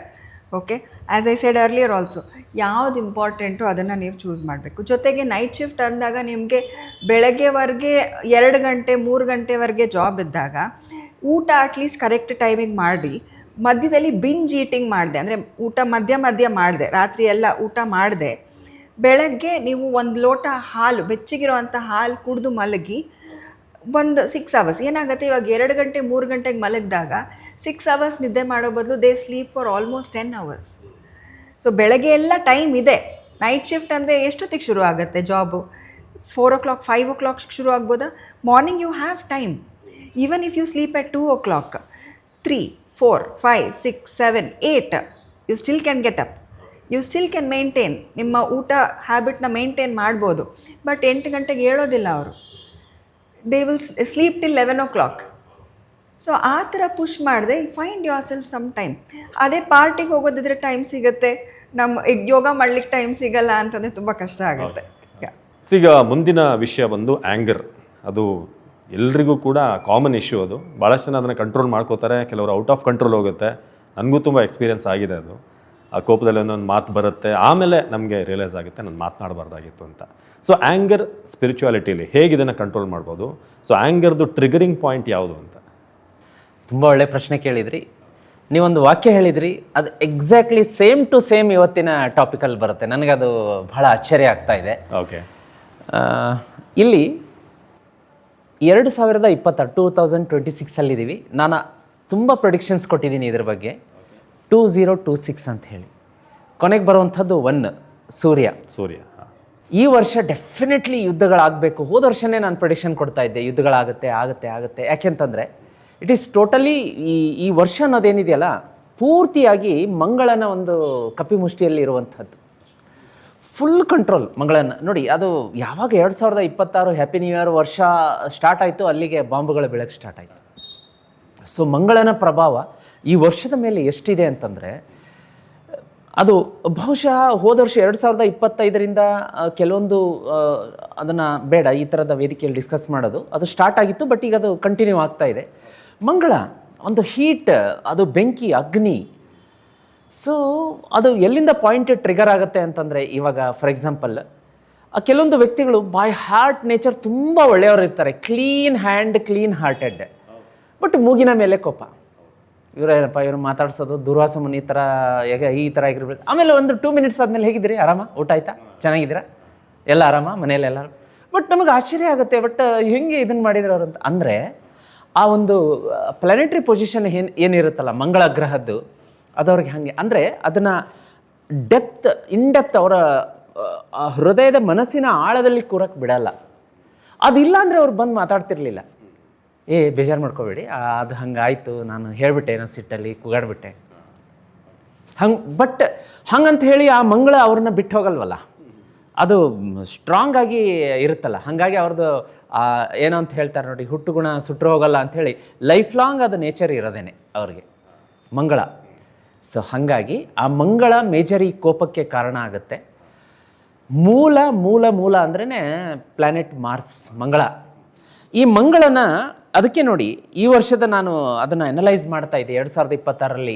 ಈ ಡಿಸೆಂಬರ್ 31ರವರೆಗೂ ಕೂಡ ಈ ವರ್ಷ ಯುದ್ಧದ ಭೀತಿ, ಯುದ್ಧದ ಆತಂಕ, ಒತ್ತಡ, ಇದರಲ್ಲಿ ನಾವು ಕಷ್ಟದಿಂದ ಯಾವಾಗಪ್ಪ ಇದು 2026 ಮುಗಿಯುತ್ತೆ, ಮಂಗಳನ ಹಿಡಿತದಿಂದ ಯಾವಾಗ ಇದಾಗುತ್ತೆ. ಜೊತೆಗೆ ಸೂರ್ಯನ ವರ್ಷ ಕೂಡ ಇದು. ಸೂರ್ಯನ ವರ್ಷ ಅದೇನಂದರೆ ಲೀಡರ್ಶಿಪ್ಪಲ್ಲಿ ಏನಾಗುತ್ತೆ ಅಂತಂದರೆ, ಇಲ್ಲಿ ಒಂದು ಕಾನ್ಫ್ಲಿಕ್ಟ್ಗಳು, ನಾನು ಹೆಚ್ಚು ನನ್ನ ಮಾತು ನೀನು ಕೇಳಬೇಕು, ಇನ್ನೊಂದು ದೇಶ ಹೇಳುತ್ತೆ ನನ್ನ ಮಾತು ನೀನು ಕೇಳಬೇಕು. ಸೊ ಇದೇ ಥರ ಈಗ ಹೋಗ್ತಾ ಇದೆ. ಇದ್ರದ್ದು ನಾವು ಇಂಡಿವಿಜುವಲ್ ಆಗಿ ಪ್ಲಾನೆಟರಿ ಪ್ರತಿಯೊಬ್ಬರ ಜ್ಯೋತಿಷ್ಯದ ಒಂದು ಅಧ್ಯಯನ ಮಾಡ್ಕೊಂಡು ಹೋದಾಗ, ಮಂಗಳ ಕೋಪದ ಮುಖ್ಯ ಗ್ರಹ ಅಂತ ಹೇಳ್ತೀವಿ, ಕೋಪದ ಕಾರಕ ಅಂತ ಹೇಳಿ. ಇಲ್ಲಿ ಏನಾಗುತ್ತೆ ಅಂದರೆ, ಕುಜ ದೋಷ ಇತ್ತು ಅಂದರೆ ಸಣ್ಣ ಸಣ್ಣ ವಿಷಯಕ್ಕೂ ನಮಗೆ ಕೋಪ ಬರುತ್ತೆ, ತಾಳ್ಮೆ ಕಳ್ಕೊಳ್ತೀವಿ, ಸಡನ್ನಾಗಿ ಮಾತಾಡಿ ಆಮೇಲೆ ರಿಪೆಂಟ್ ಮಾಡ್ತೀವಿ. ನೀವು ಹೇಳಿದ್ರಲ್ಲ, ನಾನು ಯಾಕೆ ಮಾತಾಡಿದೆ, ಹಿಂಗೆ ಮಾತಾಡಬಾರ್ದಿತ್ತು ಅಂತ. ಅದಕ್ಕೆ ಕುಜ ಮೂಲ ಕಾರಣ. ಇಲ್ಲಿ ಕುಜ 1ನೇ ಭಾವದಲ್ಲಿ, 4ನೇ ಭಾವದಲ್ಲಿ, 8ನೇ ಭಾವದಲ್ಲಿ, ಮತ್ತು ಕುಜ ಚಂದ್ರನ ಜೊತೆಗಿದ್ದಾಗ ಇಂಥ ಎಲ್ಲ ಒಂದು ಅವಘಡಗಳಿಗೆ ಕಾರಣ ಆಗುತ್ತೆ. ನಾವು ಈ ಹಾರೋಸ್ಕೋಪಿಂದ ಅದನ್ನು ಈ ಕಡೆ ಎತ್ತಿ ಈ ಕಡೆ ಚದುರಂಗದ ಆಟದ ಥರ ಮಾಡೋಕ್ಕೆ ಬರಲ್ಲ. ಇಟ್ ಈಸ್ ರಿಟರ್ನ್ ಫೇತ್, ಹಣೆ ಬರ ಚೇಂಜ್ ಮಾಡೋಕ್ಕಾಗಲ್ಲ. ಬಟ್ ನಮಗೆ ಮನುಷ್ಯರಾದವರಿಗೆ ವಿವೇಕ, ಒಂದು ಜ್ಞಾನ, ಒಂದು ತಿಳುವಳಿಕೆ ಅಂತೂ ಇದ್ದೇ ಇರುತ್ತೆ. ಸಿಟ್ ಬ್ಯಾಕ್ಸ್ ಆ್ಯಂಡ್ ರಿಲ್ಯಾಕ್ಸ್ ಸ್ವಲ್ಪ ಹೊತ್ತು. ಇದನ್ನು ಮಾಡೋದಕ್ಕಿಂತ ನೆಕ್ಸ್ಟ್ ಟೈಮ್ ಇದು ಮಾಡಬಾರ್ದು. ಈಗ ಡಾಕ್ಟರ್ ಹೇಳ್ತಾ ಇದ್ರು, ಡಾಕ್ಟರ್ ಮುರಳಿಯವರು, ಡಾಕ್ಟರ್ ಅಶ್ವಿನಿ ಮೇಡಮ್ ಅವರು ಹೇಳ್ತಾ ಇದ್ರು, ಯೋಗ, ಧ್ಯಾನ, ಪ್ರಾಣಾಯಾಮ ಇಂಥದಕ್ಕೆಲ್ಲ ಸಾಕಷ್ಟು ನಮಗೆ ಇವತ್ತು ಆಯಾಮ, ವಿಷಯ ವ್ಯಾಪ್ತಿ, ವಿಸ್ತಾರ ಎಲ್ಲ ಇರೋದ್ರಿಂದ ಎಲ್ಲ ನಾವು ನೋಡಿ ಒಂದು ಸ್ವಲ್ಪ ಸಿಟ್ ಬ್ಯಾಕ್, ರಿಲ್ಯಾಕ್ಸ್, ಒಂಚೂರು ನಿಧಾನ, ಸಮಾಧಾನ, ತಾಳ್ಮೆ. ನಾನು ಅವ್ರಿಗೆ ಬೈದ್ಬಿಟ್ಟೆ, ನೆಕ್ಸ್ಟ್ ಟೈಮ್ ಒಂಚೂರು ಪೀಸ್ಫುಲ್ಲಾಗಿ ಅವ್ರ ಜೊತೆಗೆ ವರ್ತನೆ ಮಾಡೋಣ, ಇದನ್ನು ಮಾಡೋಣ, ಹೇಳಿದ್ದನ್ನು ಕೇಳೋಣ. ಫಸ್ಟ್ ಅಂತಂದರೆ ಏನಂದರೆ, ಈ ಮಂಗಳ ಏನು ಇರುತ್ತಲ್ಲ, ಹೀಟೆಡ್ ಆರ್ಗ್ಯುಮೆಂಟ್ ಗ್ರಹ ಇದು. ಒಂಚೂರು ಲಿಸನಿಂಗ್ ಸ್ಕಿಲ್ಸ್ಗಳನ್ನು ನಾವು ಜಾಸ್ತಿ ಮಾಡ್ಕೋಬೇಕು, ಹೇಳೋದನ್ನು ಕೇಳಿಸ್ಕೋಬೇಕು ಫಸ್ಟಿಗೆ. ಆವಾಗ ಇದನ್ನು ನಾವು ಮ್ಯಾಚ್ ಮಾಡ್ಬೋದು, ಮಿಸ್ ಮ್ಯಾಚ್ ಆಗೋದನ್ನು ಮ್ಯಾಚ್ ಮಾಡ್ಬೋದು. ಅವ್ರು ಏನು ಹೇಳ್ತಾ ಇದ್ದಾರೆ ಫಸ್ಟೇ ನಾವು ಜಂಪ್ ಆಗಿಬಿಡ್ತೀವಿ ಅಲ್ಲಿಗೆ. ಅವರು ಏನು ಹೇಳೋದನ್ನು ಅವ್ರ ಮನಸ್ಸಲ್ಲೇ ಉಳಿಸ್ಕೋತಾರೆ, ನಾವು ಎಗರಾಡಿ ಹ್ಞೂ ಅಂಥೇಳಿ ಕೈಗೆ ಸಿಕ್ಕಿದ್ದನ್ನು ಬಿಸಾಕಿ ಎಲ್ಲ ಮೆಶಪ್ ಮಾಡ್ಕೊಂಡ್ಬಿಡ್ತೀವಿ. ಇಲ್ಲಿ ಏನಾಗುತ್ತೆ ಅಂತಂದರೆ, ಒಂದು ರಾಹು ಮತ್ತು ಕುಜ ನೋಡಿ, ಭಯಂಕರ ಇದು ಪೆಟ್ರೋಲ್ ಏನಿರುತ್ತೆ, ಕ್ಯಾನ್ ಇರುತ್ತೆ, ನಾವಿಲ್ಲೇ ಕೂತ್ಕೊಂಡು ಒಂದು ಬೆಂಕಿ ಕಡ್ಡಿ ಅದನ್ನು ಅಲ್ಲಿಗೆ ಎಸ್ತಂಗಾಗುತ್ತೆ. ರಾಹು ಮತ್ತು ಕುಜ ಕಾಂಬಿನೇಷನ್. ಇದರಿಂದ ಏನಾಗುತ್ತೆ ಅಂದರೆ ಆಕ್ರೋಶ, ನಿಯಂತ್ರಣ ತಪ್ಪುತ್ತೆ. ಆಮೇಲೆ ಏನೋ ಒಂದು ಅಗ್ನಿಪರ್ವತ ಸ್ಫೋಟ ಆದಂಗೆ ಇಂಥದ್ದೆಲ್ಲ ಕಾಂಬಿನೇಷನ್ ಇರುತ್ತೆ. ಇನ್ನು ಇದಕ್ಕೆ ಪರಿಹಾರ ರೂಪದಲ್ಲಿ ಅಂತ ನೋಡ್ಲಿಕ್ಕೆ ಬಂದಾಗ ನಾವು ನೋಡಿ, ಇದರದ್ದು ವಿಷಯ ವ್ಯಾಪ್ತಿ ವಿಸ್ತಾರ ಎಷ್ಟಿದೆ ಅಂತಂದರೆ ಸುಮಾರು ಒಂದು 3 hours ಆದರೂ ಅದನ್ನು ಅವರು ಅನಲೈಸ್ ಮಾಡ್ತಾನೆ ಹೋಗ್ಬೋದು ಇದ್ರ ಬಗ್ಗೆ. ಮೊದಲನೇದಾಗಿ ಮಂಗಳ ಗ್ರಹ ಅಂತ ಬಂದಾಗ ಅದರ ಬಣ್ಣ ಕೆಂಪು. ಮೆಣಸಿನಕಾಯಿ ದಾನವನ್ನು ಮಾಡುವುದು ಇದಕ್ಕೆ ಸೂಕ್ತ ಪರಿಹಾರ ಅಂತ ಹೇಳ್ತಾರೆ. ನೋಡಿ, ಈಗೇನೋ ಹೇಳ್ತಾರಲ್ಲ, ಮುಳ್ಳನ್ನು ಮುಳ್ಳಿನಿಂದನೇ ತೆಗಿಬೇಕು ಅಂತ ಹೇಳಿ, ಹಾಗೆ ಮೊಟ್ಟ ಮೊದಲನೆಯ ಪರಿಹಾರ ಅಂತ ಬಂದಾಗಲೇ ಅಲ್ಲಿ ಮೆಣಸಿನಕಾಯಿ ದಾನ ಅಂತ ಬರುತ್ತೆ. ಯಾವಾಗ? ಮಂಗಳವಾರ 7 ಒಣ ಮೆಣಸಿನಕಾಯಿಗಳನ್ನು ತಗೋಬೇಕು. ಅದು ಕಟ್ಟಾಗಿರಬಾರ್ದು, ಮುರಿದಿರಬಾರ್ದು, ಬೆಂಡಾಗಿರಬಾರ್ದು, ಅದ್ರ ಮೇಲೆ ಕಡ್ಡಿ ಇರುತ್ತೆ, ಅದು ಕಟ್ಟಾಗಿರಬಾರ್ದು. 7 ಕೆಂಪು ಮೆಣಸಿನಕಾಯಿ ತಗೊಂಡು ಕೆಂಪು ವಸ್ತ್ರದಲ್ಲಿ ಅದನ್ನು ಸುತ್ತಬೇಕು. ಕೆಂಪು ವಸ್ತ್ರದಲ್ಲಿ ಸುತ್ತಿ ಅದನ್ನು ದೇವಾಲಯಕ್ಕೆ ದಾನ ಮಾಡುವಂಥ ಕ್ರಮ 7 ಮಂಗಳವಾರ ಮಾಡ್ಕೋಬೇಕು. ಇದು ಒಳ್ಳೆಯ ಫಲ ಕೊಡುತ್ತೆ. ಆಮೇಲೆ ಇಲ್ಲಿ ಕುಜನನ್ನು ನಾವೇನು ಹೇಳ್ತೀವಿ, ಭೂಮಿ ಪುತ್ರ ಅಂತ ಹೇಳ್ತೀವಿ. ಹಾಗಾಗಿ ಭೂಮಿ ಇಲ್ಲಿ ಇನ್ನೂ ಒಂದು ಇದರಲ್ಲಿ ಬ್ಯೂಟಿ ಇದೆ. ಏನು ಅಂತಂದರೆ ಶೇಷಶಯನ ಅಂತ ಹೇಳ್ತೀವಿ. ಮಹಾವಿಷ್ಣುವಿಗೆ ವಿಷ್ಣು ಲಕ್ಷ್ಮಿಯ ಆರಾಧನೆಯಿಂದ ನಾವು ಇದನ್ನು ಸಾಕಷ್ಟು ಕಂಟ್ರೋಲ್ ಮಾಡ್ಬೋದು. ವಿಷ್ಣು ಲಕ್ಷ್ಮಿಯ ಆರಾಧನೆ ಹೇಗೆ? ವಿಷ್ಣು ಅಥವಾ ವಿಷ್ಣುವಿಗೆ ಸಂಬಂಧಪಟ್ಟಂಥ ದೇವಾಲಯಗಳಿಗೆ ಹೋಗ್ಬಿಟ್ಟು ಗುರುವಾರದ ದಿನ ಹಳದಿ ಬಣ್ಣದ ವಸ್ತುಗಳನ್ನು ದಾನ ಮಾಡಬೇಕಾಗತ್ತೆ. ಹಳದಿ ಬಣ್ಣದ ಸ್ವೀಟ್ಸ್, ಬಾಳೆಹಣ್ಣು, ಹಳದಿ ಬಣ್ಣದ ಸ್ವೀಟ್ಗಳು, ಹಳದಿ ಬಣ್ಣದ ಹೂಗಳು, ಹಳದಿ ಬಣ್ಣದ ವಸ್ತ್ರ, ಈ ರೀತಿಯಾಗಿ ವಸ್ತುಗಳನ್ನು ದಾನ ಮಾಡೋದ್ರಿಂದ ಇಲ್ಲಿ ನಮಗೆ ಕೋಪದ ಒಂದು ಪ್ರಭಾವ ತಗ್ತಾ ಬರುತ್ತೆ. ಒಂದು ಪ್ರಶ್ನೆ, ಈಗ ಹೂಗಳನ್ನೆಲ್ಲ ದಾನ ಮಾಡೋದು, ಹಣ್ಣು ಕಾಯಿ ಕೊಡೋದೆಲ್ಲ ಹೌದು, ಬಟ್ ಮೆಣಸನ್ನ ನಾವು ಹತ್ರ ಕೊಡ್ಬೋದಾ? ಪುರೋಹಿತರು ಅದನ್ನ ಸ್ವೀಕಾರ ಮಾಡ್ತಾರ? ದೇವಾಲಯಗಳಲ್ಲಿ ಆ ಪದ್ಧತಿ ಇದೆಯಾ? ಏನೇನೋ ಮಂತ್ರ ಯಂತ್ರ ಮಾಡ್ಕೊಂತ ತಂದು ಕೊಟ್ಟಿದ್ದಾನ ಅಂತ ಏನಾದರೂ ಆಗ್ಬೋದಾ? ಕೆಲವೊಂದು ವಸ್ತುಗಳು, ಈಗ ನಿಂಬೆಹಣ್ಣು ಇರ್ಬೋದು, ಈಗ ನೀವು ಹೇಳಿದಾಗೆ ಕಾಳು ಮೆಣಸು, ಅದನ್ನು ನೋಡಿದ ತಕ್ಷಣ ಭಯಪಡುವಂಥದ್ದು ಖಂಡಿತವಾಗಿಯೂ ಕೊಡಬಹುದು. ಯಾಕೆ ಅಂತಂದರೆ ಖಂಡಿತವಾಗಿ ಕೆಲವೊಂದು ಕಡೆ ಅಂದರೆ ಇತ್ತೀಚಿನ ನಾವೇನು ಹೇಳ್ತೀವಿ ಜನ್ಸಿ ಅಂತ ಹೇಳ್ತೀವಿ, ಇತ್ತೀಚಿನ ದಿನಮಾನಗಳಲ್ಲಿ ರೀಸೆಂಟಾಗಿ ನಮ್ಮ ನಿಮ್ಮ ಎಂಗೇಜಿನ ಒಂದು ಪುರೋಹಿತರ ಅರ್ಚಕರು ಇರ್ತಾರೆ, ಅವರೊಂದು ಸ್ವಲ್ಪ ಅವರು ಅದನ್ನು ಹಿಂದೇಟು ಹಾಕ್ಬೋದೇನೋ, ಬಟ್ ಖಂಡಿತವಾಗಿಯೂ ದಾನದ ರೂಪದಲ್ಲಿ ಕೊಡ್ಬೋದು ಮತ್ತು ತೊಗೋಬೋದು. ಕಾಳು ಮೆಣಸು ಕೂಡ ನೇರವಾಗಿ ಶನಿಗ್ರಹಕ್ಕೆ ಸಂಬಂಧಪಟ್ಟಂತಹ ಒಂದು ವಸ್ತುವಾಗಿರುತ್ತೆ. ನಿಂಬೆಹಣ್ಣು ಬಗ್ಗೆ ಹೇಳಿಬಿಡ್ತೀನಿ ನಿಮಗೆ, ಹೇಳಿ ಒಂದು 2 ರೆಮಿಡಿ ಹೇಳಿ ಮುಗಿಸ್ತೀನಿ. ನಿಂಬೆಹಣ್ಣಿಗೆ ಎಷ್ಟು ಶಕ್ತಿ ಇರುತ್ತೆ ಅಂತಂದರೆ, ಅದು ನೀವು ಕೆಟ್ಟದ್ದನ್ನು ಅತಿಯಾಗಿ ಕೊಟ್ಟಿದ್ರೆ ಕೆಟ್ಟದ್ದನ್ನೇ ತೊಗೊಂಡ್ಬಿಟ್ಟು ಬೇರೆಯವ್ರಿಗೆ ಕೆಟ್ಟದ್ದನ್ನೇ ಮಾಡುತ್ತಂತೆ. ಒಳ್ಳೆಯ ಅಫರ್ಮೇಷನನ್ನು ತುಂಬಿದರೆ ಅತಿಯಾಗಿ ಒಳ್ಳೆಯದನ್ನು ಮಾಡುತ್ತಂತೆ. ಸೊ ನೋಡಿ, ಪ್ರಕೃತಿಯಲ್ಲಿರುವಂಥ ವಸ್ತುಗಳಿಗೆ ಹೇಗೆ ಒಂದು ಶಕ್ತಿ ಇರುತ್ತೆ, ಅದೇ ರೀತಿಯಾಗಿ ಈ ಮನುಷ್ಯನ ಮನಸ್ಸು ಅನ್ನುವಂಥದ್ದು, ನಾನು ಯಾಕೆ ಅದಕ್ಕೆ ಕೋರಿಲೇಟ್ ಮಾಡ್ತೀನಿ ಅಂದರೆ, ಕನ್ನಡಿಯಂತೆ ನಾವು ಅದನ್ನು ಹೇಗೆ ಸ್ವೀಕಾರ ಮಾಡ್ತೀವಿ ಅಂದರೆ, ನೆಗೆಟಿವಿಟಿ ಇರ್ಬೋದು, ಕೋಪ ಇರ್ಬೋದು, ತಾಪ ಇರ್ಬೋದು. ಡಾಕ್ಟರ್ ಅಶ್ವಿನಿ ಅವರು ಹೇಳ್ತಾ ಇದ್ರು, ಮನುಷ್ಯನ ಆಸೆ ಮಿತಿ ಇರ್ಬೋದು, ನನಗೆ ಇನ್ನೂ ಬೇಕು, ಒಂದು 2 ವೀಲರ್ ಇದೆ, ಕಾರ್ ಬೇಕು, ಕಾರ್ ಬಂತು, ನನಗೆ ಬೆನ್ಸ್ ಕಾರ್ ಬೇಕು, ಈ ಥರದ ಆಲೋಚನೆಗಳು ಏನು ಮಾಡುತ್ತೆ ಅಂತಂದರೆ ಅದ್ರ ಮೇಲೆ ಕೆಟ್ಟದ್ದನ್ನು ಡಿಪಾಸಿಟ್ ಮಾಡ್ತಾ ಹೋಗುತ್ತೆ. ಸೊ ಹಾಗಾಗಿ ಇನ್ನು ಶಿವನಿಗೆ ಜಲಾಭಿಷೇಕ ಅಂತ ಬರುತ್ತೆ, ಒಂದು ರೆಮಿಡಿ ಬರುತ್ತೆ. ಶಿವನಿಗೆ ಜಲಾಭಿಷೇಕ ಮಾಡಿಸ್ಬೇಕು. ಶಿವ ಇನ್ನೊಂದು ಆಮೇಲೆ ಈ ಸುಬ್ರಹ್ಮಣ್ಯೇಶ್ವರ ಸ್ವಾಮಿ ಅಂತ ಹೇಳ್ತೀವಿ. ಸುಬ್ರಹ್ಮಣ್ಯೇಶ್ವರ ಸ್ವಾಮಿಯ ಆರಾಧನೆಯಿಂದ ಕೂಡ ನಾವು ಮಂಗಳ ಗ್ರಹವನ್ನು ನಾವು ನಮ್ಮ ಜಾತಕದಲ್ಲಿ ಏನು ಪ್ಲಾನೆಟರಿ ಪೊಸಿಷನಲ್ಲಿ ರಾಂಗ್ ಆಗಿರುತ್ತೆ, ಅದರ ನೆಗೆಟಿವ್ ಇಂಪ್ಯಾಕ್ಟ್ ಇರುತ್ತೆ, ಅದನ್ನು ಕಂಟ್ರೋಲ್ ಮಾಡ್ಕೋಬೋದು. ಸುಬ್ರಹ್ಮಣ್ಯೇಶ್ವರ ಸ್ವಾಮಿ ಆರಾಧನೆ, ಸುಬ್ರಹ್ಮಣ್ಯೇಶ್ವರ ಸ್ವಾಮಿ ದೇವಾಲಯಕ್ಕೆ ಹೋಗ್ಬಿಟ್ಟು ಪ್ರತಿ ಸೋಮವಾರ ಅಥವಾ ಗುರುವಾರ ಕ್ಷೀರಾಭಿಷೇಕಕ್ಕೆ ಹಾಲನ್ನು ಕೊಡುವಂತಹದ್ದು. ಸೋಮವಾರ ಈಶ್ವರನ ದೇವಾಲಯಕ್ಕೆ ಹೋಗ್ಬಿಟ್ಟು ಜಲಾಭಿಷೇಕ, ಕ್ಷೀರಾಭಿಷೇಕ ಈ ರೀತಿಯಾಗಿ ಕೊಡುವಂಥದ್ದು. ನೀವು ಬಿಲ್ವಪತ್ರೆ ಎಲೆಯನ್ನು ನೋಡಿರ್ತೀರಿ. ಆ ಬಿಲ್ವಪತ್ರೆ ಎಲೆಗೆ ಕೆಳಗಡೆ 2 ಎಲೆ, ಆಮೇಲೆ ಆಕಾಶ ನೋಡುವಂತೆ ಒಂದು ದಳ ಇರುತ್ತೆ. ಈ ಕಡೆ ಎಲೆಗೆ ಅರಿಶಿಣದ ಪೇಸ್ಟ್ ಬೊಟ್ಟನ್ನು ಹಚ್ಚಿ, ಮೇಲ್ಗಡೆ ಎಲೆಗೆ ನಾವು ಜೇನುತುಪ್ಪ ಹಚ್ಚಬೇಕು. ಜೇನು ಸಿಹಿ ತಂಪು, ಅದನ್ನು ನಾವು ಶಿವಲಿಂಗಕ್ಕೆ ಸಮರ್ಪಣೆ ಮಾಡಬೇಕು, ಕ್ಷೀರಾಭಿಷೇಕ ಮಾಡಿಸ್ಬೇಕು. ಇಂತಹ ಸಣ್ಣ ಪುಟ್ಟ ರೆಮಿಡಿ ನೋಡೋದಕ್ಕೆ ಸಣ್ಣ ಪುಟ್ಟ ಇರುತ್ತೆ, ಬಟ್ ಇಲ್ಲೇನಾಗುತ್ತೆ ಅಂದರೆ ಪವರ್ಫುಲ್ ಇಂಪ್ಯಾಕ್ಟ್ ಆಗುತ್ತೆ. ಮಂಗಳನ ಒಂದು ಕೋಪ ತಾಪ ಕಂಟ್ರೋಲ್ ಆಗುವಂಥದ್ದು. ಆಮೇಲೆ ಇನ್ನೂ ಒಂದು ರೆಮಿಡಿ ಹೇಳ್ತೀನಿ ಕೊನೆಯದಾಗಿ. ಹಸು, ಗೋಮಾತೆ ಮುಕ್ಕೋಟಿ ದೇವತೆಗಳ ಆವಾಸ ಸ್ಥಾನ ಅಂತ ಹೇಳ್ತಾರೆ. ಆ ಹಸುವಿಗೆ ಬೆಲ್ಲವನ್ನು ತಿನ್ನಿಸುವಂಥದ್ದು, ಅಕ್ಕಿ ಬೆಲ್ಲವನ್ನು ತಿನ್ನಿಸುವಂಥದ್ದು, ಹಸಿರು ಹುಲ್ಲನ್ನು ನಮ್ಮ ಕೈಯಾರೆ ತಿನ್ನಿಸುವಂಥದ್ದು. ವಿಶೇಷವಾಗಿ ಗೋಗ್ರಾಸ ಮಾಡ್ಬೇಕಾರೆ, ನೀವು ಗೋಗ್ರಾಸ ಕೊಟ್ಟಿದ್ದೀರಾ? ದೀಪಾವಳಿ ಗೋಪೂಜೆ ಹಸುವಿಗೆ ಗೋಗ್ರಾಸ ಕೊಡುವಂಥದ್ದು. ಸುಮಾರು ಜನ ನಾನು ನೋಡಿರ್ತೀನಿ ಗೋಗ್ರಾಸ ಕೊಡ್ಬೇಕು, ದೂರದಿಂದ ಕೊಡ್ತಾರೆ, ಎಲ್ಲಿ ನನಗೆ ಅದು ಇದನ್ನ ಮಾಡುತ್ತೋ ಹಾರ್ ಮಾಡುತ್ತೋ. ಇಲ್ಲ, ಹಸುವಿಗೆ ಗೋಗ್ರಾಸ ಕೊಡಬೇಕಾದ್ರೆ ಯಾವಾಗಲೂ ಒಂದು ಜ್ಯೋತಿಷ, ವೈದಿಕ, ವಾಸ್ತು ಇದರಲ್ಲಿ ಒಂದು ಕ್ರಮ ಏನಿದೆ ಅಂದರೆ, 2 ಹಸ್ತದಲ್ಲಿ ಈ ಒಂದು ಆಹಾರ ಧಾನ್ಯಗಳನ್ನು ಹಿಡ್ಕೊಂಡು ಅದರ ಬಾಯಿ ಹತ್ತಿರ ಬಂದಾಗ ಹಸು ತನ್ನ ನಾಲಿಗೆಯನ್ನು ನಮ್ಮ ಅಂಗೈಗೆ ಟಚ್ ಮಾಡಬೇಕಂತೆ. ಅಂಗೈಗೆ ಟಚ್ ಮಾಡಿದಾಗ ಅದರ ಅರ್ಥ ಏನು ಅಂತಂದರೆ, ಅದರಲ್ಲಿರುವಂತಹ 30 ದೇವತೆಗಳು ಆ ನಮ್ಮ ಮೈಯಲ್ಲಿರುವಂತಹ ನವಗ್ರಹ ದೋಷಗಳನ್ನು ಹೇಳ್ಕೊಳ್ತಾರಂತೆ. ಕುಜ ಸರಿ ಇಲ್ಲ, ಆ ದೋಷ ನಡೀತಾ ಇದೆ, ರಾಹು ದೋಷ ನಡೀತಾ ಇದೆ. ನೋಡಿ, ಇವೆಲ್ಲ ಸಿಂಪಲ್. ಆವಾಗಿನ ಕಾಲದಲ್ಲಿ ನಾವು ಗೋಗ್ರಾಸ ಕಂಪಲ್ಸರಿ ಕೊಡ್ತಾಯಿದ್ರು. ಇತ್ತೀಚೆಗೆ ಅದು ಕಡಿಮೆ ಆಗ್ತಾ ಇದೆ. ನಾನು ಈ ಒಂದು ವೇದಿಕೆ ಮುಖಾಂತರ ಎಲ್ರಿಗೂ ರಿಕ್ವೆಸ್ಟ್ ಮಾಡ್ಕೋತಾ ಇದ್ದೀನಿ, ವರ್ಷದಲ್ಲಿ ಅಟ್ಲೀಸ್ಟ್ ಒಂದು 11ರಿಂದ 16 ಸಲ ಗೋಗ್ರಾಸ ಕೊಡುವಂಥದ್ದು. ನೀವು ನಿಮ್ಮ ಮಕ್ಕಳು ಎಲ್ಲರಿಗೂ ಅದು ಪದೇ ಪದೇ ಅದನ್ನು ಟಚ್ ಆಗ್ತಾ ಇದ್ದರೆ, ಅದನ್ನು ಪರ್ಸ್ನಲಿ ನಾವು ಎಕ್ಸ್ಪೀರಿಯೆನ್ಸ್ ಮಾಡಿದ್ದೀವಿ, ನಮ್ಮ ಕ್ಲೈಂಟ್ಸ್ಗೂ ಮಾಡಿಸಿದ್ದೀವಿ. ಗುರುಗಳೇ, ಗೋಗ್ರಾಸ ನಾನು ಕೊಟ್ಟು ಬಂದೆ, ಆ ಹಸು ನಾಲಿಗೆ ನನ್ನ ಅಂಗೈಗೆ ಟಚ್ ಆಯಿತು, ನನಗೇನೋ ಒಂದು ರೀತಿಯ ಸಮಾಧಾನ, ಸಿಟ್ಟು ಕಡಿಮೆ ಆಗ್ತಾ ಇದೆ. ಈ ರೀತಿಯಾದ್ದು ಮನೆ ಮದ್ದುಗಳಿರುತ್ತೆ, ರೆಮಿಡಿಗಳಿರುತ್ತೆ. ಅಲ್ಲ, ನಮ್ಮಲ್ಲಿ ದೀಪಾವಳಿ ಟೈಮಲ್ಲಿ ಏನೋ ಬರುತ್ತೆ, ಆ ಟೈಮಲ್ಲಿ ಮಾತ್ರ ಗೋಪೂಜೆ ಸಂದರ್ಭದಲ್ಲಿ ಕೊಡಬೇಕು. ವರ್ಷದಲ್ಲಿ ಸುಮಾರು 11ರಿಂದ 16 ಸಲ ಕೊಡಬೇಕು ಅಂತ ಹೇಳ್ತಾರೆ. ಅದನ್ನು ತಿಂಗಳಿಗೆ 1 ಸಲ 2 ಸಲ ಅದನ್ನು ಕೊಡ್ತಾ ಬಂದರೆ ಡೆಫಿನೆಟ್ಲಿ ಅದನ್ನು ಬೇಕಾದ್ರೆ ಚಾಲೆಂಜ್ ಮಾಡಿ ಹೇಳ್ತೀನಿ ನಾನು. ಅಂಥ ವ್ಯಕ್ತಿಗೆ ಎಷ್ಟು ಕೋಪ ಇದೆ, ಆರಾಮಾಗಿ ಯಾಕ್ರಿ ನೀವು ಕೋಪನೇ ಮಾಡ್ಕೊತಾ ಇಲ್ಲ, ಇತ್ತೀಚೆಗೆ ಬಾರಿ ಕೂಲ್ ಆಗಿಬಿಟ್ಟಿದ್ದೀರಿ ಅನ್ನುವಂಥ ಸಿಚುವೇಶನ್ ಕೂಡ ಬರುತ್ತೆ.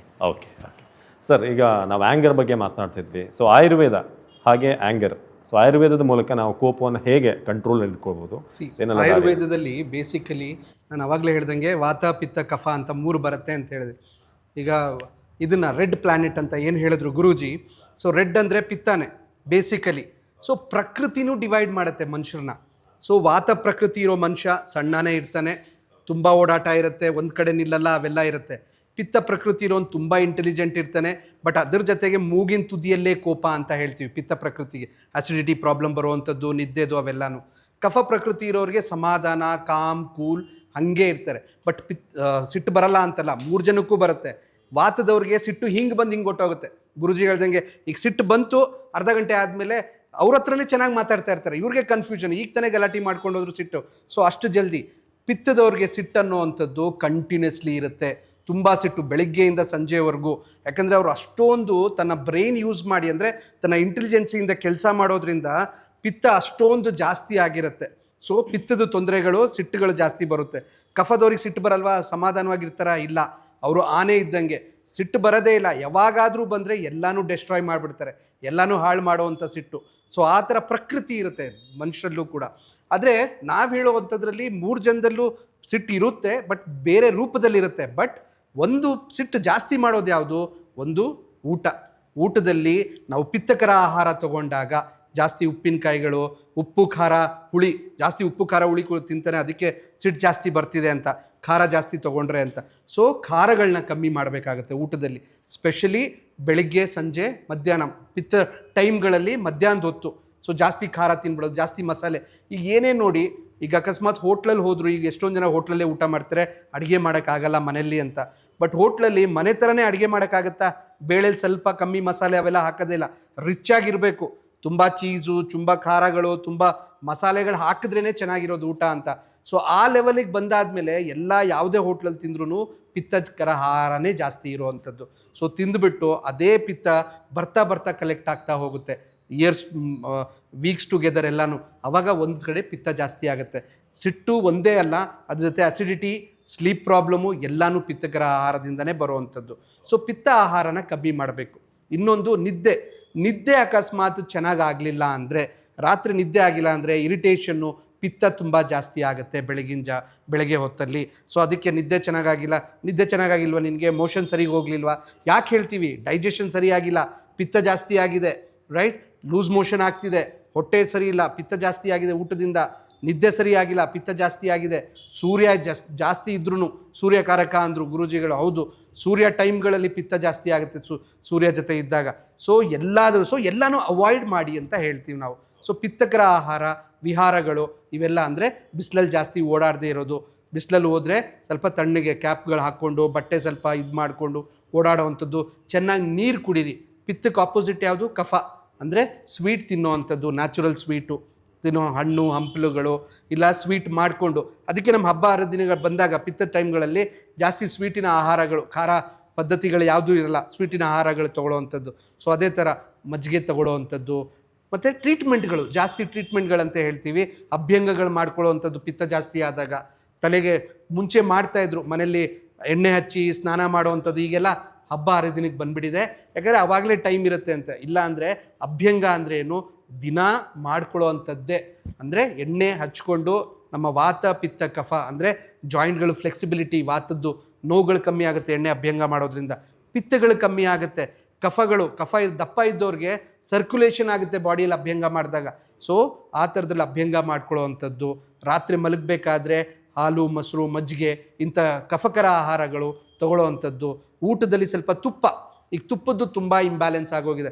ತುಪ್ಪ ತೊಗೊಂಡ್ರೆ ಕೊಲೆಸ್ಟ್ರಾಲ್ ಬರುತ್ತೆ, ಅದು ಬಂದಾಗಿಂದ ಅದು ಭಾವನೆ ಬಂದಾಗಿಂದನೇ ಆರೋಗ್ಯ ಹಾಳಾಗೋಗ್ತಾ ಇರೋದು. ಅದನ್ನು ಬಿಟ್ಟು ಚೀಸು, ಎಣ್ಣೆ ಪದಾರ್ಥ, ರಿಫೈನ್ ಆಯಿಲು ಆ ಥರದ್ದು ತೊಗೋತಾ ಇದ್ದೀವಿ. ಬಟ್ ತುಪ್ಪಗಳು ಒಳ್ಳೆಯದು, ಬಿಕಾಸ್ ಪಿತ್ತ ಕಮ್ಮಿ ಮಾಡುತ್ತೆ. ಹೋಮದಲ್ಲಿ ನೋಡಿ, ನೀವು ತುಪ್ಪ ಹಾಕಿದ್ರೆ ಹೋಮ ಜಾಸ್ತಿ ಉರಿಯಲ್ಲ, ಸಮಾಧಾನವಾಗಿ ಎಷ್ಟು ಉರಿಬೇಕು ಅಷ್ಟೇ ಉರಿಯುತ್ತೆ, ಪೆಟ್ರೋಲ್ ಕೆಲಸ ಮಾಡಲ್ಲ. ಸೊ ಪಿತ್ತ ಹೊಟ್ಟೆಲ್ಲೂ ಅದೇ ಕೆಲಸ ಮಾಡುತ್ತೆ, ಹೊಟ್ಟೆಯಿಂದನೇ ಪಿತ್ತ ಅಂತ ಹೇಳ್ತೀವಿ. ಅದಕ್ಕೆ ಪಿತ್ತ ಜಾಸ್ತಿ ಆದಾಗ ನೆತ್ತಿಗಿರುತ್ತೆ. ಊಟ ಸ್ವಲ್ಪ ತೊಂದರೆ ಆಯಿತು ಅಂದ್ಕೊಳ್ಳಿ, ಅರ್ಧ ಗಂಟೆ ಲೇಟ್ ಆಗೋಯ್ತು ಮಧ್ಯಾಹ್ನ, ಪಿತ್ತ ಜಾಸ್ತಿ ಆಗ್ಬಿಡುತ್ತೆ, ಆಗಲೇ ಸಿಟ್ಟು ಶುರು ಆಗುತ್ತೆ. ಊಟ ಅಂದರೆ ಪಿತ್ತಕ್ಕೆ ಊಟ ಕೊಡಬೇಕು, ಕರೆಕ್ಟ್ ಟೈಮಿಗೆ ಊಟ, ಕರೆಕ್ಟ್ ಟೈಮಿಗೆ ನಿದ್ದೆ, ಪಿತ್ತಕರ ಆಹಾರ ತೊಗೋಬೇಡಿ. ಇಷ್ಟು ಮಾಡಿದ್ರೆ ಪಿತ್ತ ಕಮ್ಮಿ ಇರುತ್ತೆ. ಅದೇ ಸಿಟ್ಟು ಬೇರೆಯವ್ರಿಗೆ ತೋರಿಸೋದು ಸ್ವಲ್ಪ ಇದಾಗುತ್ತೆ. ಸೊ ಆಯುರ್ವೇದದ ಪ್ರಕಾರ ಪಿತ್ತ ಕಂಟ್ರೋಲ್ ಆಗಿರಬೇಕು. ಮೇಡಮ್, ಇನ್ನು ಕೋಪ ಅನ್ನೋದ್ರ ಬಗ್ಗೆ ಸ್ಪಿರಿಚುವಲಿ ನೋಡಿದ್ವಿ, ಆಯುರ್ವೇದದ ನೋಡಿದ್ವಿ. ಯೋಗ ಹೇಗೆ ಕೋಪನ ಕಂಟ್ರೋಲ್ ಮಾಡುತ್ತೆ, ಜೊತೆಗೆ ಈ ಕೋಪ ಬಂದಂಥ ಸಂದರ್ಭದಲ್ಲಿ ನಮ್ಮ ಮೈಂಡ್ ನಮ್ಮ ಕಂಟ್ರೋಲಲ್ಲಿ ಇರೋದಿಲ್ಲ, ನಮ್ಮ ನಾಲ್ಗೆ ಕೂಡ. ಸೊ ಆ ಇಂಟರ್ ಕನೆಕ್ಷನ್ ಹೇಗೆ ಬ್ಯಾಲೆನ್ಸ್ ಮಾಡ್ಬೋದು ಅಂತ. ಇವಾಗ ಏನಾದರೂ ನಮ್ಗೆ ಇಷ್ಟ ಆಗದೆ ಇದ್ದರೆ ಕೋಪ ಬರುತ್ತೆ. ನಮ್ಮ ಕೆಪಾಸಿಟಿ ಮೀರಿ ನಾವೇನೋ ಮಾಡೋಕ್ಕಾಗ್ತಾಯಿಲ್ಲ ನನಗೆ, ಆ ಫ್ರಸ್ಟ್ರೇಷನಿಂದ ಕೋಪ ಬರುತ್ತೆ. ಅಡಾಲಸೆನ್ಸಲ್ಲಿ ಹಾರ್ಮೋನಲ್ ವ್ಯತ್ಯಾಸದಿಂದ ನಾನೇ ಗ್ರೇಟ್ ಅನ್ನೋ ಇದರಲ್ಲಿ, ಅಂದರೆ ಎಲ್ಲರೂ ಕೆಟ್ಟದಾಗ ಕಾಣಿಸ್ತಾರೆ, ಎಸ್ಪೆಷಲಿ ಅಪ್ಪ ಅಮ್ಮನೇ ಕೆಟ್ಟದಾಗ ಕಾಡ್ತಾರೆ, ಅವ್ರಿಗೆ ಕೋಪ ಜಾಸ್ತಿ ಬರುತ್ತೆ. ಟೀನೇಜರ್ಸಲ್ಲಿ ಕೋಪ ಹೆಚ್ಚಾಗಿ ಬರುತ್ತೆ. ಸೊ ಹಾರ್ಮೋನಲ್ ಇಂಬ್ಯಾಲೆನ್ಸ್ ಆದಾಗಲೂ ಕೋಪ ಬರುತ್ತೆ. ಹೇಗೆ ಕಂಟ್ರೋಲ್ ಮಾಡೋದು? ರಿಯಾಕ್ಟ್ ಮಾಡಿ ಪಶ್ಚಾತ್ತಾಪ ಪಡೋದಕ್ಕಿಂತ ಬಂದಾಗ ನಿಮ್ಮ ಬಾಡಿಯಲ್ಲಿ ಏನು ಸೈನ್ಸ್ ಸಿಂಪ್ಟಮ್ಸ್ ಕಾಣಿಸ್ತಾ ಇದೆ, ಕೈ ಬಿಸಿ ಆಗ್ತಾ ಇರ್ಬೋದು, ಸ್ವೆಟ್ಟಿಂಗ್ ಆಗ್ತಾ ಇರ್ಬೋದು, ಹಾರ್ಟ್ ಬೀಟ್ ಜಾಸ್ತಿ ಆಗ್ತಾ ಇರ್ಬೋದು, ಉಸಿರಾಟ ಹೆಚ್ಚು ಕಮ್ಮಿ ಶಾರ್ಟ್ ಬ್ರೆತ್ಸ್ ಆಗ್ತಾ ಇರ್ಬೋದು, ಇದನ್ನೆಲ್ಲ ನಾವು ಅಬ್ಸರ್ವ್ ಮಾಡಿದಾಗ ನಾವು 90 ಸೆಕೆಂಡ್ಸ್ ಇಸ್ ಪೀಕ್ ಟೈಮ್ ಅಂತ ಹೇಳ್ತೀವಿ. ಆ್ಯಂಗರ್ ಆದಾಗ ಈ ಅಮೆಗ್ಡಲಾ ಅನ್ನೋ ಒಂದು ಅದು ಹೈಜಾಕ್ ಆಗಿಬಿಡುತ್ತೆ. ಸೊ ಆವಾಗ ಕಾರ್ಟಿಸಾಲ್ಸು ಅಡ್ರಿನಲಿನ್ ರಶ್ ಆಗುತ್ತೆ. ಅದಕ್ಕೆ 90 ಸೆಕೆಂಡ್ಸ್ ಟೈಮ್ ಇರುತ್ತೆ. ಸೊ ಈ 90 ಸೆಕೆಂಡ್ಸ್ ನೀವು ನೋಟ್ ಮಾಡಿಕೊಂಡ್ರೆ, ಅಂದರೆ ಈ 90 ಸೆಕೆಂಡ್ಸಲ್ಲಿ ನಿಮ್ಮ ಬಾಡಿಯಲ್ಲಿರುವಂಥ ಸಣ್ಣ ಪುಟ್ಟ ವ್ಯತ್ಯಾಸಗಳನ್ನು ನೀವು ಅಬ್ಸರ್ವ್ ಮಾಡಿದ್ರೆ, ದೆನ್ ನೀವು ಸ್ಲೋ ಆಗಿ ಆವಾಗ ಬ್ರೀತ್ ಮಾಡಿದ್ರೆ, ಸೊ ಬಾಕ್ಸ್ ಬ್ರೀತಿಂಗ್ ಅಂತ ಏನು ಹೇಳಿದೆ ನಾನು ಆವಾಗಲೇ. ಸೊ ಆ ಬಾಕ್ಸ್ ಬ್ರೀತಿಂಗ್, ಯಾರೋ ಮಾತಾಡ್ತಾರೆ, ನಿಮ್ಗೆ ಅದು ಟ್ರಿಗರ್ ಆಗ್ತಾ ಇದೆ, ಏನೋ ಸಂದರ್ಭ ನಡೀತಾ ಇದೆ, ನಿಮ್ಗೆ ಅದರಿಂದ ಕೋಪ ಬರ್ತಾ ಇದೆ ಅಂತ ಗೊತ್ತಾಗ್ತಾ ಇರಬೇಕಾದ್ರೆ ಜಸ್ಟ್ ಬ್ರೀತ್, ಅದ್ರ ಕಡೆ ಗಮನ ಕೊಡದೆ, ಅದು ನಡೀತಾ ಇದ್ರೂ ಕೂಡ ಅದ್ರ ಕಡೆ ಗಮನ ಕೊಡದೆ ಜಸ್ಟ್ ಉಸಿರಾಟದ ಕಡೆ ಗಮನ ಕೊಟ್ಬಿಟ್ಟು ಈ 90 ಸೆಕೆಂಡ್ಸ್ ನೀವು ಕಂಟ್ರೋಲ್ ಮಾಡಿದ್ರೆ ನಿಮಗೆ ಬ್ಯಾಕಪ್ ಟೈಮ್ ಸಿಗುತ್ತೆ. ಸೊ ಆ ರಶ್ ಆಗ್ತಾ ಇರೋವಂಥ ಇಂಬ್ಯಾಲೆನ್ಸು ಸ್ವಲ್ಪ ತಣ್ಣಗಾಗಕ್ಕೆ ಶುರು ಆಗುತ್ತೆ. ಸೊ ಆವಾಗ ನಿಮ್ಮ ರೆಸ್ಪಾನ್ಸು ಆಟೋಮ್ಯಾಟಿಕಲಿ ಸ್ಲೋ ಡೌನ್ ಆಗುತ್ತೆ. ಏನೋ ತೊಗೊಂಡು ಬಿಸಾಕೋದಕ್ಕಿಂತ ನೀವು ಸ್ಲೋ ಡೌನ್ ಆಗಿಬಿಟ್ಟು ಹೆಂಗೆ ರೆಸ್ಪಾಂಡ್ ಮಾಡ್ಬೋದು ಅನ್ನೋದನ್ನು ನಿಮಗೆ ಅದು ತಿಳಿಸ್ಕೊಡುತ್ತೆ. ಅಂದರೆ you can think better, block ಆಗಲ್ಲ ಆವಾಗ ಮೈಂಡು. ಸೊ ರಿಪೀಟೆಡ್ ಆಗಿ ಇದನ್ನು ಪ್ರಾಕ್ಟೀಸ್ ಮಾಡಿದಾಗ ಡೆಫಿನೆಟ್ಲಿ ನಿಮಗೆ ಕೋಪ ಇದ್ದಾಗ ಹೆಂಗೆ ಕಂಟ್ರೋಲ್ ಮಾಡ್ಬೋದು ಅನ್ನೋದು ನಿಮಗೆ ಗೊತ್ತಾಗತ್ತೆ. ಸೊ ದಿನನಿತ್ಯ ಹೇಗೆ ಮಾಡ್ಬೋದು ಅಂದರೆ ಚಂದ್ರ ಅನುಲೋಮ ವಿಲೋಮ ಪ್ರಾಣಾಯಾಮ ಅಂತ ಹೇಳ್ತೀವಿ. ಅಂದರೆ left nostril breathing. So right is controlled by sun. So right as Guruji said, right ಅಂದರೆ ಸನ್ ಯಾವಾಗ ಪರಿಣಾಮ ಜಾಸ್ತಿ ಬೀಳುತ್ತೆ, ಆ್ಯಂಗರ್ ಇಶ್ಯೂಸ್ ಅಥವಾ ಪಿತ್ತ ಹೆಚ್ಚಾದಾಗ ಇಂಬ್ಯಾಲೆನ್ಸ್ ಆಗಿ ಆ್ಯಂಗರ್ ಶುರು ಆಗುತ್ತೆ. ಅದನ್ನು ಬ್ಯಾಲೆನ್ಸ್ ಮಾಡೋದೇನು? Cooling. So Chandra anulom vilom pranayama, left nostril breathing. Okay, so inhale ಮಾಡ್ತಾ ಲೆಫ್ಟ್ ನಾಸ್ಟ್ರಲ್, ಎಕ್ಸೇಲ್ ಮಾಡ್ತಾ ಲೆಫ್ಟ್ ನಾಸ್ಟ್ರಲ್. ಈ ರೀತಿ ಎವ್ರಿ ಡೇ ಊಟಕ್ಕಿಂತ ಮುಂಚೆ, ಬೆಳಗ್ಗೆ ತಿಂಡಿಗಿಂತ ಮುಂಚೆ, ಮಧ್ಯಾಹ್ನ ಊಟಕ್ಕಿಂತ ಮುಂಚೆ, ಸಂಜೆ ಒಮ್ಮೆ, ರಾತ್ರಿ ಮಲ್ಗೋಕ್ಕಿಂತ ಮುಂಚೆ ಒಮ್ಮೆ 21 ಟೈಮ್ಸ್ ಮಾಡಿ ಬ್ಯಾಲೆನ್ಸ್ ಮಾಡಬೇಕು. ಚಂದ್ರ ಮತ್ತು ಸೂರ್ಯನ ಎರಡೂ ಬ್ಯಾಲೆನ್ಸ್ ಮಾಡಬೇಕಾಗತ್ತೆ. 11 ಟೈಮ್ಸ್ ನಾಡಿ ಶುದ್ಧಿ ಪ್ರಾಣಾಯಾಮ ಮಾಡಿದಾಗ ಡೆಫಿನೆಟ್ಲಿ ನಿಮ್ಮ ಕೂಲಿಂಗ್ ಕೆಪಾಸಿಟಿ ಇಂಪ್ರೂವ್ ಆಗುತ್ತೆ. ಅದ್ರ ಜೊತೆ ಕೂಲಿಂಗ್ ಪ್ರಾಣಾಯಾಮ, ಶೀತಲಿ, ಶೀತಕಾರಿ, ಸದಂತ ಪ್ರಾಣಾಯಾಮ ಇದನ್ನು ಮಾಡಿದಾಗಲೂ ಕೂಡ ಹೆಲ್ಪ್ ಆಗುತ್ತೆ. ಆಗ್ತಾ ಇರೋ ಸಿಚುವೇಶನ್ಗೆ ಬಾಕ್ಸ್ ಬ್ರೀತಿಂಗ್ ಮಾಡಬೇಕು. ಇಲ್ಲ ಅಂದರೆ ಅಲ್ಲಿಂದ ನೀವು ಹೋಗಿ ಆ ಸಿಚುವೇಶನ್ ಬಿಟ್ಟು you go out so that you can skip. But boss ಮಾತಾಡ್ತಾ ಇರ್ಬೇಕಾದ್ರೆ ನಿಮ್ಗೆ ಆಗ್ತಾಯಿಲ್ಲ, ಅಲ್ಲಿಂದ ವಾಕ್ ಮಾಡೋಕ್ಕಾಗಲ್ಲ. ಆವಾಗ ಏನು ಮಾಡ್ಬೋದು? ಜಸ್ಟ್ ಕ್ಲೋಸ್ ಯುವರ್ ಐಸ್, ಬೇರೆ ಏನಾದರೂ ಓಡಿಸಿ, ನಿಮ್ಮ ತಲೆಯಲ್ಲಿ ಫೇವ್ರೆಟ್ ಸಾಂಗ್ ಓಡಿಸಿ, ಇಲ್ಲ ಒಂದು ಗ್ಲಾಸ್ ನೀರು ಕುಡೀರಿ. ಬಟ್ ರೆಸ್ಪಾಂಡ್ ಮಾಡಬೇಡಿ. ದ ಮೊಮೆಂಟ್ ಯು ರೆಸ್ಪಾಂಡ್, ವಾಪಸ್ ಇನ್ನೂ ಒಂದು ಮಾತು ಬರುತ್ತೆ. ಬಟ್ ಒಂದು ಸಿನಾರಿಯೋ ಕೊಡ್ತೀನಿ ಮ್ಯಾಮ್. ಈಗ ಒಂದು ಬಸ್ಸಲ್ಲೇ ಹೋಗ್ತಾ ಇರ್ತೀವಿ, ಕಂಡಕ್ಟರ್ ಜೊತೆ ನಂಗೆ ಜಗಳ ಆಗುತ್ತೆ. ನಮಗೆ ಗೊತ್ತಿರುತ್ತೆ ನನ್ನ ತಪ್ಪಲ್ಲ, ಆತಂದೇ ತಪ್ಪು ಅಂತ. ಅಥವಾ ಒಂದು ಪ್ಯಾಸೆಂಜರ್ ಏನೋ ಒಂದು ಮಾತಾಡ್ಬಿಡ್ತಾರೆ. ನೀವು ಅವಾಗ ರಿಯಾಕ್ಟ್ ಮಾಡಲೇಬೇಕು. ಮಾಡದೇ ಇದ್ದರೆ ಜನರ ಮುಂದೆ ನೀವು ತಮಾಷೆ ಆಗ್ತೀರಾ, ಅಥವಾ ನೀವು ಜಸ್ಟಿಸ್ ಕೊಡೋಕ್ಕಾಗಲ್ಲ ಆ ಟೈಮಲ್ಲಿ. ಆಗ ಏನು ಮಾಡಬೇಕು ಅಂತ. ಯಾಕಂದರೆ ಮಾತಾಡಿದ್ರು ಕಷ್ಟ, ಮಾತಾಡಿದ್ರೆ ದೊಡ್ಡ ಜಗಳ ಆಗುತ್ತೆ. ಕರೆಕ್ಟ್. ಸೊ ಯಾವಾಗ ನಮಗೆ ಗೊತ್ತು ನಾವು ಕರೆಕ್ಟು ಅಂತ, ಆವಾಗ ಜಸ್ಟಿಫೈ ಮಾಡೋದೇನಕ್ಕೆ? ನಾನು ಸರಿ ಅನ್ನೋ ಜಸ್ಟಿಫಿಕೇಷನ್ ಕೊಡೋದೇನಕ್ಕೆ? ಸೊ ನೀವು ಜಸ್ಟಿಫಿಕೇಷನ್ ಕೊಡೋಕ್ಕೆ ಹೋದಾಗ ಮಾತಿಗೆ ಮಾತು ಬೆಳೆಯುತ್ತೆ. ನೀವು ಸರಿ ಅಂತ ಗೊತ್ತಾದಾಗ ಸ್ಟ್ಯಾಂಡ್ ಬೈ ಯೋರ್ ಸೆಲ್ಫ್. ಏನಕ್ಕೆ ಅದನ್ನು ಜಸ್ಟಿಫೈ ಮಾಡಬೇಕು? ಓಕೆ, ಸೊ ಜಸ್ಟಿಫಿಕೇಷನ್ ಕೊಡದೇ ಇದ್ದಾಗ ಮಾತಿಗೆ ಮಾತು ಬೆಳೆಯೋದಿಲ್ಲ. ಸೈಲೆಂಟಾಗಿ ಅವರೇ ದೊಡ್ಡವರು ಅಂತ ಬಿಟ್ಬಿಡಿ, ಇಟ್ಸ್ ಓಕೆ. ನಾವು ಸಣ್ಣವ್ರು ಆಗೋದಿಲ್ಲ ಡೆಫಿನೆಟ್ಲಿ.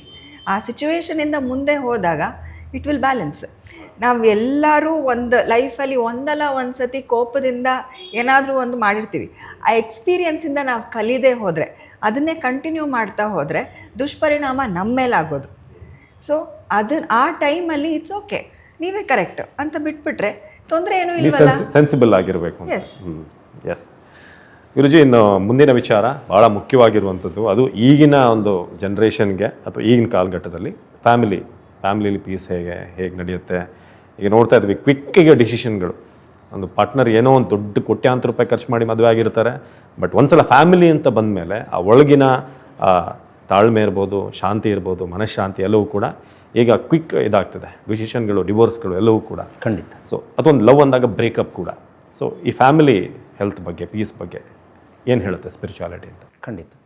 ಇಲ್ಲಿ ನಾವು ಜಾತಕವನ್ನು ಪರಿಶೀಲನೆ ಮಾಡಿದಾಗ 4ನೇ ಭಾವ ಅಂತಲೇ ಹೇಳ್ತೀವಿ, ಅದನ್ನು ಸುಖ ಸ್ಥಾನ ಫ್ಯಾಮಿಲಿ ಭಾವ ಅಂತ ಹೇಳ್ತೀವಿ.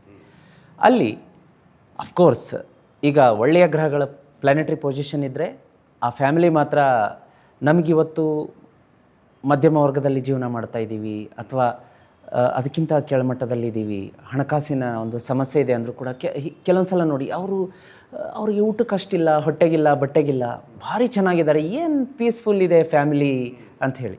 ಬಟ್ ಇನ್ನು ಕೆಲವೊಬ್ರಿಗೆ ನೀವು ಹೇಳಿದ ಹಾಗೆ ಎಷ್ಟು ರಾಯಲ್ ಆಗಿ ಅದ್ಧೂರಿಯಾಗಿ 100 ಕೋಟಿ 1000 ಕೋಟಿ ಖರ್ಚು ಮಾಡಿ ಮದುವೆ ಮಾಡಿ 5 ದಿವಸದಲ್ಲಿ ಅದು ಮೀಡಿಯಾದಲ್ಲಿ ನ್ಯೂಸ್ TV ಚಾನಲಲ್ಲಿ ಬರುತ್ತೆ, ಸೋಷಿಯಲ್ ಮೀಡಿಯಾದಲ್ಲಿ ನೋಡ್ತೀವಿ ಇಂಥದ್ದು. ಸೊ ಆ 4ನೇ ಮನೆ ಆ ಗಂಡ ಹೆಂಡತಿಗೆ ಸುಖ ಸ್ಥಾನ ಭಾವ ಕೊಡುವಂಥದ್ದೇನಾದರೂ ಬೇರೆ ಗ್ರಹಗಳೊಂದಿಗೆ ಸಂಯೋಜನೆ ಹೊಂದಿದ್ದರೆ ಡೆಫಿನೆಟ್ಲಿ ಆ ಥರ ಆಗುತ್ತೆ. ಬಟ್ ನಾನು ಫಸ್ಟ್ ಡಿಸ್ಕಷನಲ್ಲೇ ಹೇಳ್ತಾ ಇದ್ದೆ, ಮನುಷ್ಯನಿಗೆ ಭಗವಂತ ಬುದ್ಧಿ, ತಾಳ್ಮೆ, ವಿವೇಕ, ಯೋಚನೆ ಮಾಡುವಂಥ ಸಾಮರ್ಥ್ಯ ಕೊಟ್ಟಿರೋದ್ರಿಂದ ಅವನ್ನ ಎಲ್ಲವನ್ನು ಕೂಡ ನಾವು ಮೀರಿ ಮೆಟ್ಟಿ ನಿಲ್ಲಬಹುದು. ಆ ಒಂದು ತಿಳುವಳಿಕೆ ಬೇಕು. ಈಗ ಪ್ರತಿ ಇದರಲ್ಲೂ ಕೂಡ ಸಂಚಿಕೆಯಲ್ಲೂ ನಾನು ಹೇಳ್ತಿರ್ತೀನಿ ನಮ್ಮ ಚಾನಲಲ್ಲಿ ವೀಕ್ಷಕರಿಗೆ, ಗಂಡ ಹೆಂಡತಿ ಅನ್ನೋದು ಈ ರಥದ 2 ಚಕ್ರಗಳಿದ್ದಂತೆ. ಆ ಚಕ್ರಗಳಲ್ಲಿ ಒಂದು ಚಕ್ರ ಇಂಬ್ಯಾಲೆನ್ಸ್ ಆದರೆ ಒಂದು ಚಕ್ರ ಓಡೋಕ್ಕಾಗಲ್ಲ, ಫ್ಯಾಮ್ಲಿ ಬ್ರೇಕಪ್ ಆಗುತ್ತೆ ಅಂಥೇಳಿ. ಸೊ ಹಾಗಾಗಿ ಈಗ ಫಾರ್ ಎಕ್ಸಾಂಪಲ್ ಗಂಡ ಹೆಂಡತಿ ನಡುವೆ ವಾದ ವಿವಾದ ನಡೀತು ಅಂದರೆ ಗಂಡ ಹೇಳ್ತಾನೆ, ಇಲ್ಲ ನಾನು ಹೆಚ್ಚು, ನಂದು ಮೇಲ್ ಡಾಮಿನೆನ್ಸ್, ನಂದೇ ಮಾತು ನಡಿಬೇಕು. ಹೆಂಡತಿ, ಇಲ್ಲ ನಾನು ದುಡಿತಾ ಇದ್ದೀನಿ, ನಾನ್ಯಾಕೆ ನಿನ್ನ ಮಾತು ಕೇಳಬೇಕು, ಹಾಗೆ ಹೇಗೆ, ಇಲ್ಲಿ ಬೇಡ. ಈಗ ಡಾಕ್ಟರ್ ಅಶ್ವಿನಿ ಅವ್ರು ಹೇಳ್ತಾ ಇದ್ರು, ಆಯ್ತಪ್ಪ ನೀವೇ ಗೆದ್ರಿ, ನೀವೇ ದೊಡ್ಡವರು ಅಂಥೇಳಿ. ಸೊ ಇಲ್ಲಿ ಅಟ್ಲೀಸ್ಟ್ ಇಬ್ಬರಲ್ಲಿ ಒಬ್ಬರಾದರೂ ಗೊತ್ತಿರುತ್ತೆ ಅಲ್ಲಿ ಹೇಗೆ ಅಂಥೇಳಿ. ಈಗ ಅಟ್ಲೀಸ್ಟ್ ಗಂಡ ಆಯಿತು ಇದನ್ನು ಇಲ್ಲೇ ಎಂಡ್ ಮಾಡಿಬಿಡೋಣ, ನೀನೇ ದೊಡ್ಡವಳು ಹಾಗೆ, ಅಥವಾ ಹೆಂಡತಿ ಆದರೂ ನೀನೇ ದೊಡ್ಡವನಪ್ಪ, ಆಯಿತು ಮುಗಿಸೇ ಬಿಡೋಣ ಇದನ್ನು ಅಂತಂದಾಗ ಚಕ್ರಗಳು ಮತ್ತೆ ಹಳಿ ಮೇಲೆ ಬಂದು ಸರಾಗವಾಗಿ ಹೋಗೋದಕ್ಕೆ ಶುರು ಮಾಡುತ್ತೆ. ಇಲ್ಲ ಅಂತಂದರೆ ಅದು ಮನಸ್ಸಲ್ಲಿ ಅಟ್ ದ ರೂಟಲ್ಲಿ ಅದು ಅಂಟ್ಕೊಳ್ತು ಅಂತಂದರೆ ಅದು ಬೆಳೀತಾ ಬೆಳೀತಾ ಬೆಳೀತಾ ದೊಡ್ಡ ಒಂದು ರೋಗ ಆಗಿ ಕನ್ವರ್ಷನ್ ಆಗುತ್ತೆ. ಅಂದರೆ ಸಂಶಯ ಇರ್ಬೋದು ಅಥವಾ ಮತ್ತೊಂದಿರ್ಬೋದು, ಅದನ್ನು ಮಾಡೋದಕ್ಕೆ ಬಿಡಬಾರ್ದು. ಇಲ್ಲಿ ಮೇಜರ್ ಏನು ಅಂತಂದರೆ ನಮಗೆ ಫ್ಯಾಮ್ಲಿಯಲ್ಲಿ ಈಗ ಮೊದಲೆಲ್ಲ ನಮಗೆ ಏನು ಹೇಳ್ತೀವಿ ನಾವು, ದೊಡ್ಡ ದೊಡ್ಡ ಕುಟುಂಬಗಳ ವ್ಯವಸ್ಥೆ ಇತ್ತು. ಈಗ ಹಾಗಿಲ್ಲ, ಕೂಡು ಕುಟುಂಬಗಳೇ ಇಲ್ಲ. ಇವಾಗ ಏನೇ ಇದ್ದರೂ ಕೂಡ ಗಂಡ ಹೆಂಡತಿ ಮಗು, 1-2 ಮಕ್ಕಳು ಅಷ್ಟೇ. ಸೊ ಹೀಗಿರುವಾಗ ಏನಾಗ್ತಾ ಇದೆ ಅಂತಂದರೆ ಅದರಲ್ಲೂ ಕೂಡ ಡಿಸ್ಪ್ಯೂಟ್ಸ್ಗಳು ಎಲ್ಲ ಶುರುವಾಗಿದೆ. ಈ 4ನೇ ಭಾವ ಏನಿದೆ, ಇದಕ್ಕೆ ಕೆಲವೊಂದು ಮದ್ದುಗಳನ್ನು ನಾವು ಆಸ್ಟ್ರಾಲಜಿಯಲ್ಲಿ ನೋಡಲಿಕ್ಕಾಗಿ ಬಹಳ ಈ ಲವಂಗದ ಬಗ್ಗೆ ನಾನು ಹೇಳ್ತಾ ಇರ್ತೀನಿ. 2 ಲವಂಗಗಳನ್ನು ತಗೊಂಡು ನಾವು ದೀಪ ಬೆಳಗಿದ ಮೇಲೆ ಲವಂಗಗಳನ್ನು ಹಾಕಬೇಕು. ಅದಕ್ಕೆ ಒಂದು ದೀಪಕ್ಕೆ 2 ಲವಂಗ, ಇನ್ನೊಂದು ದೀಪಕ್ಕೆ 2 ಲವಂಗ. ಆ ಲವಂಗಗಳನ್ನು ನೆಕ್ಸ್ಟ್ ಡೇ ನಾವು ತಗೊಂಡು ಮರದ ಕೆಳಗಡೆ ಹಾಕಿಬಿಡಬೇಕು. ಇದನ್ನು ತುಂಬ ಜನರ ಹತ್ರ ನಾನು ಪ್ರಾಕ್ಟೀಸ್ ಮಾಡಿಸಿದ್ದೀನಿ. ಗುರುಜಿ ಏನೋ ಮನೆಯಲ್ಲಿ ನೆಮ್ಮದಿ ಕಾಣ್ತಾ ಇದೆ, ದಾಂಪತ್ಯದಲ್ಲಿ ಏನೋ ನೆಮ್ಮದಿ ಕಾಣ್ತಾ ಇದೆ ಅಂತ ಹೇಳ್ತಾರೆ. ಇದನ್ನು ಯಾಕೆ ಆ ನೆಮ್ಮದಿ ಕಾಣ್ತು ನೋಡಿ, ಪ್ರತಿಯೊಂದು ವಸ್ತು ಅಡುಗೆ ಮನೆಯಲ್ಲಿರೋಂಥ, ನೀವಾಗಲೇ ಹೇಳ್ತಾ ಇದ್ರಿ ಕಾಳುಮೆಣಸು ಅಂತ ಹೇಳ್ತಾ ಇದ್ರಿ, ನಾನು ನಿಂಬೆಹಣ್ಣು ಅಂತ ಹೇಳ್ತಾ ಇದ್ದೆ. ಪ್ರತಿಯೊಂದು ವಸ್ತು ಕೂಡ ನೇರವಾಗಿ ಗ್ರಹಕ್ಕೆ ಸಂಬಂಧಪಟ್ಟಂತು. ನಮ್ಗೆ ಹಿರಿಯರು ಏನು ಹೇಳ್ತಾ ಇದ್ರು, ಪ್ರತಿದಿನ ಏನೇ ತಪ್ಪಿಸಿದ್ರು ಕೂಡ ನೀವು ಬೆಳಗ್ಗೆ ಸಂಜೆ ಮನೆಯಲ್ಲಿ ದೀಪ ಬೆಳಗ್ಸೋದನ್ನು ಮರಿಬೇಡಿ. ದೇವ್ರ ಮನೆಯಲ್ಲಿ ಆ ದೀಪ ಅನ್ನೋದೇನಿದೆಯಲ್ಲ, ಆ ನೆಗೆಟಿವಿಟಿಯನ್ನು ಸುಟ್ಟು ಹಾಕುವಂಥದ್ದು. ಅದರಲ್ಲೂ ಲವಂಗ, ಆ ಲವಂಗವನ್ನು ದೀಪದ ಒಳಗಡೆ ಹಾಕಿದಾಗ ಯಾವ ವ್ಯಕ್ತಿ ಹಾಕ್ತಾನೆ ಅವನ ಕೈಯಿಂದ, ಈಗ ನಾವು ದೇವ್ರ ಫೋಟೋ ನೋಡ್ತೀವಿ, ದೇವ್ರ ಫೋಟೋದ ಹಿಂದೆ ಒಂದು ಹಳದಿ ಬಣ್ಣದ ಅಥವಾ ಬಿಳಿಯ ಬಣ್ಣದ ಒಂದು ಸರ್ಕಲ್ ಲೈನ್ ಇರುತ್ತೆ, ಅದಕ್ಕೆ ನಾವು ಔರಾ ಅಂತ ಹೇಳ್ತೀವಿ. ಈಗ ಪ್ರತಿಯೊಬ್ಬ ಮನುಷ್ಯರು, ನಮ್ಮದು ನಿಮ್ಮದು ಎಲ್ಲರದನ್ನು ಔರಾ ಕ್ಯಾಪ್ಚರ್ ಮಾಡುವಂಥ ಕ್ಯಾಮ್ರಾಗಳು ಬಂದಿದೆ. ಅದನ್ನು ನೋಡಿ ಸ್ಟಡಿ ಮಾಡಿ ಹೇಳ್ತಾರೆ, ನಿಮ್ಮ ಔರಾ ವೀಕ್ ಇದೆ, ನೀವು ಇದನ್ನು ಮಾಡ್ಕೊಳ್ಳಿ, ಇದನ್ನು ಮಾಡ್ಕೊಳ್ಳಿ ಅಂಥೇಳಿ. ಸೊ ಹಾಗೆ ಆ ಹಾಕಿದಾಗ ಔರಾ ವೈಬ್ರೇಷನ್ ಏನಾಗುತ್ತೆ ಅಂತಂದರೆ ನಮಗೆ ಅದು ಆಟೋಮೆಟಿಕ್ಲಿ ಆ ಔರಾ ವೈಬ್ರೇಷನ್ ಜಾಸ್ತಿ ಆಗ್ತಾ ಹೋಗುತ್ತೆ. ಅಂದರೆ ಆ ಫ್ಯಾಮಿಲಿಯಲ್ಲಿ ಸಾಮರಸ್ಯ ಏನಿದೆ, ನಾನೇ ತಪ್ಪುಗಾರ, ನನ್ನದೇ ತಪ್ಪು, ಇವತ್ತು ನನ್ನಿಂದನೇ ಫ್ಯಾಮಿಲಿಯಲ್ಲಿ ಜಗಳ ನಡೀತಾ ಇದೆ, ನನ್ನಿಂದನೇ ಕಿರಿಕಿರಿ ಆಗ್ತಾ ಇದೆ, ಸ್ವಲ್ಪ ನೈಸಾಗಿ ಆ ವ್ಯಕ್ತಿಯಿಂದ 2 ದೀಪಕ್ಕೆ 2 ಲವಂಗ ಹಾಕಪ್ಪ ಅಂತ ಹೇಳಿ ಅವ್ರ ಕೈಯಿಂದ ಹಾಕಿಸ್ಬೇಕು. ಯಾರು ಹಠ ಮಾಡ್ತಾ ಇದ್ದಾರೆ, ಯಾರು ಮೊಬೈಲ್ಗೆ ಅಡಿಕ್ಟ್ ಆಗಿದ್ದಾರೆ, ಯಾರು ಮಾತು ಕೇಳ್ತಾ ಇಲ್ಲ, ಯಾರು ದುಶ್ಚಟಗಳಿಗೆ ಬಲಿಯಾಗಿದ್ದಾರೆ, 2 ಲವಂಗ ಹಾಕ್ಬಿಡು ಸಿಂಪಲಾಗಿ, ಅಷ್ಟೇ, ಬೇರೆ ಏನಿಲ್ಲ. ನೀವು ಸ್ನಾನ ಮಾಡದೆ ಹೋದ್ರೂ ಪರವಾಗಿಲ್ಲ, ಮುಖ ತೊಳೆದು ಹೋದ್ರೂ ಪರವಾಗಿಲ್ಲ, ಆ ದೀಪಕ್ಕೆ 2 ಲವಂಗ ಹಾಕು. ಆ ರಿಸಲ್ಟ್ ಟ್ರಿಮೆಂಡಸ್ ಆಗಿ ಅವ್ರಿಗೆ ಫ್ಯಾಮ್ಲಿಯಲ್ಲಿ ಕಾಣ್ತಾ ಹೋಗುತ್ತೆ, ಸಾಮರಸ್ಯ ಇರ್ಬೋದು. ಆಮೇಲೆ ಇನ್ನೊಂದೇನು ಅಂತಂದರೆ, ಈ ಗುರುಗ್ರಹಕ್ಕೆ ಸಂಬಂಧಪಟ್ಟಂಥ ಒಂದು ರೆಮಿಡಿ ಬರುತ್ತೆ. ಒಂದು ಹಳದಿ ಬಣ್ಣದ ಕರ್ಚೀಫ್ ತಗೋಬೇಕು, ಅದರಲ್ಲಿ ಸ್ವಲ್ಪ 1-2 ಚಮಚ ಅರಿಶಿಣ ಪುಡಿ ಹಾಕಿ ಅದನ್ನು ಗಂಟು ಥರ ಮಾಡಿ ದೇವ್ರ ಮನೆಯಲ್ಲಿ ಇಟ್ಟುಬಿಡಬೇಕು. ದೇವ್ರ ಮನೆಯಲ್ಲಿ ಇಟ್ಟಾಗ ಮನೆಯಲ್ಲಿ ಆ ಜಗಳ ಕಲಹ ಅದೆಲ್ಲ ಸ್ಲೋಲಿ ಸ್ಟಾಪ್ ಆಗ್ತಾ ಬರುವಂತಹ ಒಂದು ಸಿಚುವೇಶನ್ ಕ್ರಿಯೇಟ್ ಆಗುತ್ತೆ. ಇನ್ನು 2 ರೆಮಿಡಿ ಹೇಳ್ತೀನಿ, ಹೇಳಿ ಮುಗಿಸ್ತೀನಿ ಇದನ್ನು. ನಾನು ಸುಮಾರು ಒಂದು 3 ವರ್ಷದ ಹಿಂದೆ ಯೂಟ್ಯೂಬ್ ಪ್ಲ್ಯಾಟ್ಫಾರ್ಮಲ್ಲಿ ಒಂದು ರೆಮಿಡಿ ಹೇಳಿದೆ. ಸುಮಾರು ಜನ ಕಂಪ್ಲೇಂಟ್ ಮಾಡ್ತಾಯಿದ್ರು, ಗುರುಜಿ ನೀವು ಹೆಲ್ತ್ ಬಗ್ಗೆ ಹೇಳ್ತೀರಿ, ವೆಲ್ತ್ ಬಗ್ಗೆ ಹೇಳ್ತೀರಿ, ಬಟ್ ಫ್ಯಾಮಿಲಿ ಡಿಸ್ಪ್ಯೂಟ್ಸು, ಫ್ಯಾಮಿಲಿಯಲ್ಲಿ ಮನೆಯಿಂದ ಹೊರಗಡೆ ಇದ್ದಾಗ ನಮಗೆ ನೆಮ್ಮದಿ ಇರುತ್ತೆ, ಡ್ಯೂಟಿ ಮುಗಿಸಿ ಮನೆಗೆ ಬಂದರೆ ಯಾಕಪ್ಪ ಮನೆಗೆ ಬಂದೆ ನಾನು, ಆಯಿತು ಇನ್ಮೇಲೆ ಸ್ಟಾರ್ಟ್, ಹೆಂಡತಿಯಿಂದ ಒಂದಾದು ಪಾತ್ರೆ ಬಂದು ಮುಖದ ಮೇಲೆ ಬೀಳುತ್ತೆ, ಕುಕ್ಕರ್ ಬಂದು ತಲೆ ಮೇಲೆ ಬೀಳುತ್ತೆ, ಆಮೇಲೆ ಮಕ್ಕಳದೊಂದು ಮಗದು ಸೇಮ್ ಇದೇ ಡೈಲಾಗ್ ಹೇಳಿದ್ರು ನಮಗೆ. ಈ ಥರದ್ದೆಲ್ಲ ಆಗುತ್ತೆ ಗುರುಗಳು, ಏನು ಮಾಡೋಣ ನಾವು, ಏನು ಮಾಡಬಹುದು ಇದಕ್ಕೆ? ಆಯಿತು, ಒಂದು ಜೇನುತುಪ್ಪದ ಬಾಟ್ಲ್ ಹೊಸದು, ಅಂದರೆ ಯೂಸ್ ಮಾಡಿರೋದಲ್ಲ, ಹೊಸದು, ದೇವ್ರ ಮನೆಯಲ್ಲಿ ಇಟ್ಬಿಡಿ, ನೆಮ್ಮದಿ ಸ್ಟಾರ್ಟ್ ಆಗ. ನಿಮ್ಮ ಮನೆಯಲ್ಲಿ ನೋಡಿ ಎಂಥ ಪೀಸ್ಫುಲ್ ವಾತಾವರಣ ಇರುತ್ತೆ ಅಂಥೇಳಿ. 2-3 ದಿವಸಕ್ಕೆ ಕಾಲ್, ಗುರುಗಳೇ ಈಗ ನಮ್ಮ ಮನೆಯಲ್ಲಿ ಶಾಂತಿ ನೆಮ್ಮದಿ ನೆಲೆಸ್ತಾ ಇದೆ. ಇಲ್ಲಿ ಒಂದು ಡೌಟ್ ನನಗೆ, ಇದು ಕೆಲವೊಂದ್ಸಲ ಕೋಇನ್ಸಿಡೆನ್ಸ್ ಆಗುತ್ತಾ ಅಥವಾ ಲಾಜಿಕಲಿ ಆಗುತ್ತೆ? ಲಾಜಿಕಲಿ ಆಗುತ್ತೆ. ಯಾಕೆಂತಂದರೆ ಈಗ ನಾನು ಹೇಳ್ತಾ ಇದ್ದೆ, ಕಾಳುಮೆಣಸು ಶನಿಗ್ರಹಕ್ಕೆ ಸಂಬಂಧಿಸಿದ್ದು, ಅದೇ ರೀತಿ ಉದ್ದಿನ ಬೇಳೆ ರಾಹುಗ್ರಹಕ್ಕೆ ಸಂಬಂಧಿಸಿದ್ದು. ಈಗ ನಾನು ಈ ಕಾಳುಮೆಣಸಿಂದೊಂದು ಹೇಳ್ತೀನಿ, ಇದಕ್ಕೆ ಕೋರಿಲೇಟ್ ಮಾಡ್ತೀನಿ. ಕಾಳುಮೆಣಸು ಅಂದರೆ ಈಗಿನ ಮಕ್ಕಳು ಮೂಗು ಮುರಿತಾರೆ, ಖಾರ ಬೇಡ, ನನಗೆ ಅಡುಗೆಯಲ್ಲಿ ಹಾಕಬೇಡಿ, ನನಗೆ ಆಗಲ್ಲ ಅಂಥೇಳಿ. ಕಾಳುಮೆಣಸು ನಮ್ಮ ದೇಹದಲ್ಲಿ ಒಳಗಡೆ ಹೋಗಬೇಕು. ಹೋದಾಗ ಏನಾಗುತ್ತೆ, ರಕ್ತದ ಜೊತೆಗೆ ಸಂಚಾರ ಆದಾಗ, ಆಹಾರದಲ್ಲಿ ಸೇರಿದಾಗ, ಅದ್ರ ಬಗ್ಗೆ ಡಾಕ್ಟರ್ ಎಕ್ಸ್ಪ್ಲೈನ್ ಚೆನ್ನಾಗಿ ಮಾಡ್ತಾರೆ. ಬಟ್ ಆಸ್ಟ್ರಾಲಜಿ ಆ್ಯಂಗಲಲ್ಲಿ ಹೇಳ್ತೀನಿ, ನನ್ನ ಒಂದು ಜಾತಕದಲ್ಲಿ ಫಾರ್ ಎಕ್ಸಾಂಪಲ್ ನಂದೇ ತಗೋತೀನಿ ಅಥವಾ ಇನ್ನೊಬ್ಬರದೇ ತಗೋತೀನಿ, ಅಲ್ಲಿ ಪ್ಲಾನೆಟರಿ ಪೊಸಿಷನಲ್ಲಿ ಮಂಗಳ ಅನ್ನುವಂಥದ್ದು ಮತ್ತು ಇನ್ನೊಂದು ಗ್ರಹ ಅನ್ನುವಂಥದ್ದು, ಶನಿ ಗ್ರಹ ಅನ್ನುವಂಥದ್ದು ಅದು ರಾಂಗ್ ಆಗಿ ಪ್ಲೇಸ್ ಆಗಿದ್ದಾಗ, ಇಲ್ಲಿ ಆಹಾರದ ಮುಖಾಂತರ ಕೂಡ ನಾವು ಅದಕ್ಕೆ ಚಿಕಿತ್ಸೆ ಅಂದರೆ ಅದನ್ನು ಕಂಟ್ರೋಲ್ ಮಾಡುವಂಥದ್ದು. ಕಾಳುಮೆಣಸು ಹೋಯಿತು ಅಂತಂದರೆ ಏನಾಗುತ್ತೆ ಅಂತಂದರೆ, ನನಗೆ ಅಲ್ಲಿ ಆ್ಯಂಗರ್ ಅನ್ಬೋದು, ಸ್ಟ್ರೆಸ್ ಅನ್ಬೋದು, ಡಿಪ್ರೆಷನ್ ಅನ್ಬೋದು, ಅಥವಾ ಜಗಳ ಮಾಡುವಂಥದ್ದು. ಸುಮ್ಮನೆ ಎಲ್ಲ ಕೊಡಿಸಿರ್ತಾರೆ, ಬಟ್ಟೆ ಕೊಡಿಸಿರ್ತಾರೆ, ಮೊಬೈಲ್ ಫೋನ್ ಕೊಡಿಸಿರ್ತಾರೆ, ಗಾಡಿ ಕೊಡಿಸಿರ್ತಾರೆ, ಆದರೂ ಪೇರೆಂಟ್ಸ್ಗಳು ಅವರು ಒಂಥರ ಕಾಯ್ತಾ ಇರ್ತಾರೆ, ಇವನಿಂದ ನನ್ನ ಮಗಳಿಂದ ನಾಳೆ ಏನು ಡಿಮಾಂಡ್ ಬರುತ್ತೋ ಏನೋ, ಇನ್ನೊಂದೇನು ಹೊಸದು ಬೇಕೋ ಅಂತಾನೋ ಏನೋ ಅಂಥೇಳಿ ಜಗಳಕ್ಕೆ. ಸೊ ಅಂಥವ್ರಿಗೆ ಕಾಳುಮೆಣಸು ಊಟದಲ್ಲಿ ಹಾಕಿ ಸಾತ್ವಿಕವಾಗಿ, ಇದೇನು ವಶೀಕರಣ ಅಲ್ಲ ಏನಲ್ಲ, ಊಟದಲ್ಲಿ ರಸಮಲ್ಲಿ ಹಾಕಿ ಕಾಳುಮೆಣಸು ಅವ್ರಿಗೆ ಸೂಪೋ ಮತ್ತೊಂದು ಮಾಡಿಕೊಡಿ, ಅವ್ರು ಯಾಕೆ ಕೂಲ್ ಆಗಲ್ಲ? ಅಲ್ಲಿ ಗ್ರಹಗತಿಗಳು ಅಲ್ಲಿ ಕಂಟ್ರೋಲ್ ಆಗುತ್ತೆ. ಅದೇ ರೀತಿ ಜೇನುತುಪ್ಪವನ್ನು ದೇವ್ರ ಮನೆಯಲ್ಲಿ ಇಡೋದ್ರಿಂದ ಏನಾಗುತ್ತೆ ಅಂತಂದರೆ, ಅದಕ್ಕೆ ರೀಸನ್ ಹೇಳ್ತೀನಿ. ಈ ಜೇನುತುಪ್ಪ, ಈಗ ಮನುಷ್ಯರಿಗೆ ಹೊಟ್ಟೆ ಹಸಿದಾಗ ನಾವು ಊಟ ಮಾಡ್ತೀವಿ. ಡಾಕ್ಟ್ರ್ ಹೇಳ್ತಾ ಇದ್ರು, ರಾತ್ರಿ ನಮಗೆ 10 ಗಂಟೆ ಮೇಲೆ ಮಲಗಿದ್ರೆ ಹೊಟ್ಟೆ ಹಸಿವಾಗುವಂಥದ್ದು. ಅವಾಗ ಎದ್ದು ಅಟ್ಲೀಸ್ಟ್ ಒಂದು ಗ್ಲಾಸ್ ಹಾಲಾದರೂ ಕುಡಿತೀವಿ, ರಾತ್ರಿ 2 ಗಂಟೆಗೂ 3 ಗಂಟೆಗೂ.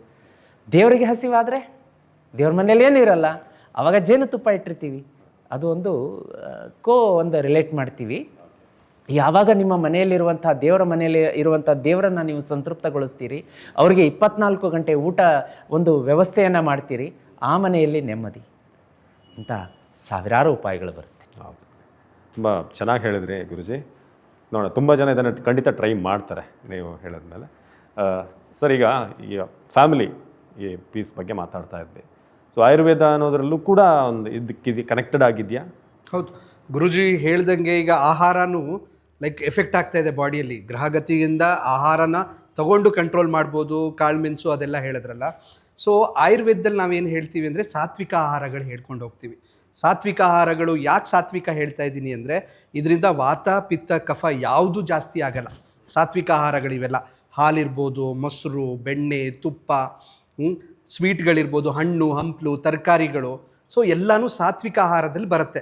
ಅದಕ್ಕೆ ಕಿಚಡಿ ತೊಗೊಳ್ಳಿ, ಅದಕ್ಕೆ ಹಬ್ಬ ಹರಿದಿನಗಳಲ್ಲಿ ನಾವೇನು ಮಾಡ್ತೀವಿ, ಪಾಯಸಗಳೆಲ್ಲ ಮಾಡ್ತೀವಿ. ಎಷ್ಟೇ ಜಗಳ ಇದ್ದರೂ ಹಬ್ಬ ಮಾಡೇ ಮಾಡ್ತೀವಿ. ಅವಾಗ ಎಲ್ಲ ಜಗಳಗಳು ಬಿಟ್ಟು ಪೂಜೆ ಮಾಡೋವಂಥದ್ದು, ಊಟ ಮಾಡೋವಂಥದ್ದು ಎಲ್ಲನೂ ಆಗುತ್ತೆ. ಅಂದರೆ ಅವತ್ತು ನಾವು ಸಾತ್ವಿಕ ಆಹಾರ ತೊಗೋತಾ ಇರ್ತೀವಿ, ಸ್ವೀಟ್ ತೊಗೋತಾ ಇರ್ತೀವಿ, ಪಾಯಸ ಮಾಡಿರ್ತೀವಿ, ಅವೆಲ್ಲನೂ ಕೂಡ. ಸೊ ಸಾತ್ವಿಕ ಆಹಾರನ, ಸೊ ಆಯುರ್ವೇದದಲ್ಲಿ ಹೆಲ್ತ್ ಹೇಳಿರೋದೇ ಫ್ಯಾಮಿಲಿ ಹೆಲ್ತ್ ಇರ್ಬೋದು, ಇಂಡಿವಿಜುವಲ್ ಹೆಲ್ತ್ ಇರ್ಬೋದು, ಆಹಾರ, ವಿಹಾರ ಮತ್ತು ನಿದ್ರಾ, ಇವು ಮೂರೂ ಕೂಡ ಸಿಸ್ಟಮ್ಯಾಟಿಕಲ್ಲಿ ನಾವು ಶುರು ಮಾಡಿದ್ದೆ ಹೇಳಿದ್ದೇನು, ಶಿಸ್ತಿಂದ ಮಾಡಬೇಕು ಎಲ್ಲ ಅಂತ. ಸೊ ಇವೆಲ್ಲ ಕರೆಕ್ಟಾಗಿದ್ದರೆ ಶಿಸ್ತಿಂದ ಆಗಕ್ಕೆ ಶುರು ಆಗುತ್ತೆ. ಸಾತ್ವಿಕ ಆಹಾರ ಮನೇಲಿ ಎಲ್ಲರೂ ಕೂತ್ಕೊಂಡು ಸಾತ್ವಿಕ ಆಗಿ, ತುಂಬ ಖಾರನೂ ಬೇಡ, ಸಿಟ್ಟು ಬರೋಂಗೆ, ತುಂಬ ಕಫನೂ ಬೇಡ, ನಿದ್ದೆ ಬಂದು ಲೇಜಿ ಆದಂಗೆ ಮಕ್ಕಳು ತುಂಬ ಸ್ವೀಟ್ ತಿಂದು ಲೇಜಿಯಾಗಿ ಓದದೇ ಇರೋಂಗೆ ಜಗಳ ಮಾಡುವಂಥದ್ದು ಅಪ್ಪ ಅಮ್ಮ. ಸೊ ಆ ಥರನೂ ಆಗಿರಬಾರ್ದು, ಪಿತ್ತಕಾರ ಆಹಾರನೂ ಇರಬಾರ್ದು. ಅದ್ರ ಜೊತೆಗೆ ಆಚಾರ ವಿಚಾರಗಳು ಕರೆಕ್ಟಾಗಿ ಹೇಳೋವಂಥ ಟೈಮು ಕರೆಕ್ಟಾಗಿ ಬ್ರಾಹ್ಮಿ ಮುಹೂರ್ತದಲ್ಲಿ ಎದ್ದು ಮಕ್ಕಳು ಓದೋವಂಥದ್ದು, ಅಡುಗೆ ಮಾಡೋವಂಥದ್ದು, ಊಟ ನಾಷ್ಟ ಆಗೋವಂಥದ್ದು, ಯೋಗಾಸನ ಮಾಡೋವಂಥದ್ದು. ಸೊ ಇವೆಲ್ಲನೂ ಕೂಡ ಪೂಜೆ ಎಲ್ಲನೂ ಆಗೋವಂಥದ್ದು. ನಾಷ್ಟದ ಟೈಮಿಗೆ ನಾಷ್ಟ, ಜಗಳ ಆಗೋದು ಅದಕ್ಕೆ ನಾಷ್ಟ ಲೇಟಾಗಿ ಕೊಟ್ಟೆ, ಊಟದಲ್ಲಿ ಖಾರ ಜಾಸ್ತಿ ಆಯಿತು, ಉಪ್ಪು ಜಾಸ್ತಿ ಆಯಿತು, ಪಿತ್ತ ಜಾಸ್ತಿ ಆಗುತ್ತೆ. ಸೊ ಸಾತ್ವಿಕವಾದ ಆಹಾರ ವಿಹಾರ ವಿಚಾರಗಳಿದ್ದಾಗ, ಸೊ ಆಯುರ್ವೇದದಲ್ಲಿ ಇದು ಹೇಳಿದಾಗ ಸೊ ಎಲ್ಲನೂ ಸಮಾಧಾನವಾಗಿರುತ್ತೆ ಅಂತ ಇದೆ. ಸೊ ಅದಕ್ಕೋಸ್ಕರ ಸಾತ್ವಿಕ ಆಹಾರ, ಯಾವುದೂ ವಾತ ಪಿತ್ತ ಕಫ ಯಾವುದೂ ಇನ್ಕ್ರೀಸ್ ಮಾಡೋದು ಬೇಡ, ಆರಾಮಾಗಿದೆ. ನಿದ್ದೆನೂ ಕೂಡ, ನಿದ್ದೆ ಚೆನ್ನಾಗಾದರೆ ಬೆಳಗ್ಗೆ ತೊಂದರೆಗಳಾಗಲ್ಲ, ಇಲ್ಲ ಇರಿಟೇಷನ್ ಆಗಲ್ಲ, ಪಿತ್ತ ಜಾಸ್ತಿ ಆಗಲ್ಲ. ಸೊ ಎಲ್ಲ ಪಾಡ್ಕಾಸ್ಟಲ್ಲಿ ಪೂರ್ತಿ ಮಾತಾಡಿದ್ದೆ ನಾವು, ಅದು ಆಹಾರಗಳು ವಿಹಾರಗಳು ವಿಚಾರಗಳು ಇವೆಲ್ಲ ಕರೆಕ್ಟಾಗಿದ್ದಾಗ ತೊಂದರೆ ಆಗಲ್ಲ. ಸೊ ಫ್ಯಾಮಿಲಿ ಚೆನ್ನಾಗಿರುತ್ತೆ. ಅದಕ್ಕೆ ಹಬ್ಬ ಹರಿದಿನಗಳಲ್ಲಿ ನಾವು ಚೆನ್ನಾಗಿ ಇರೋವಂಥದ್ದು, ಸಮಾಧಾನವಾಗಿರುವಂಥದ್ದು. ಯಾಕಂದರೆ ಅವತ್ತು ಎಲ್ಲನೂ ಸಾತ್ವಿಕವಾಗಿರುತ್ತೆ.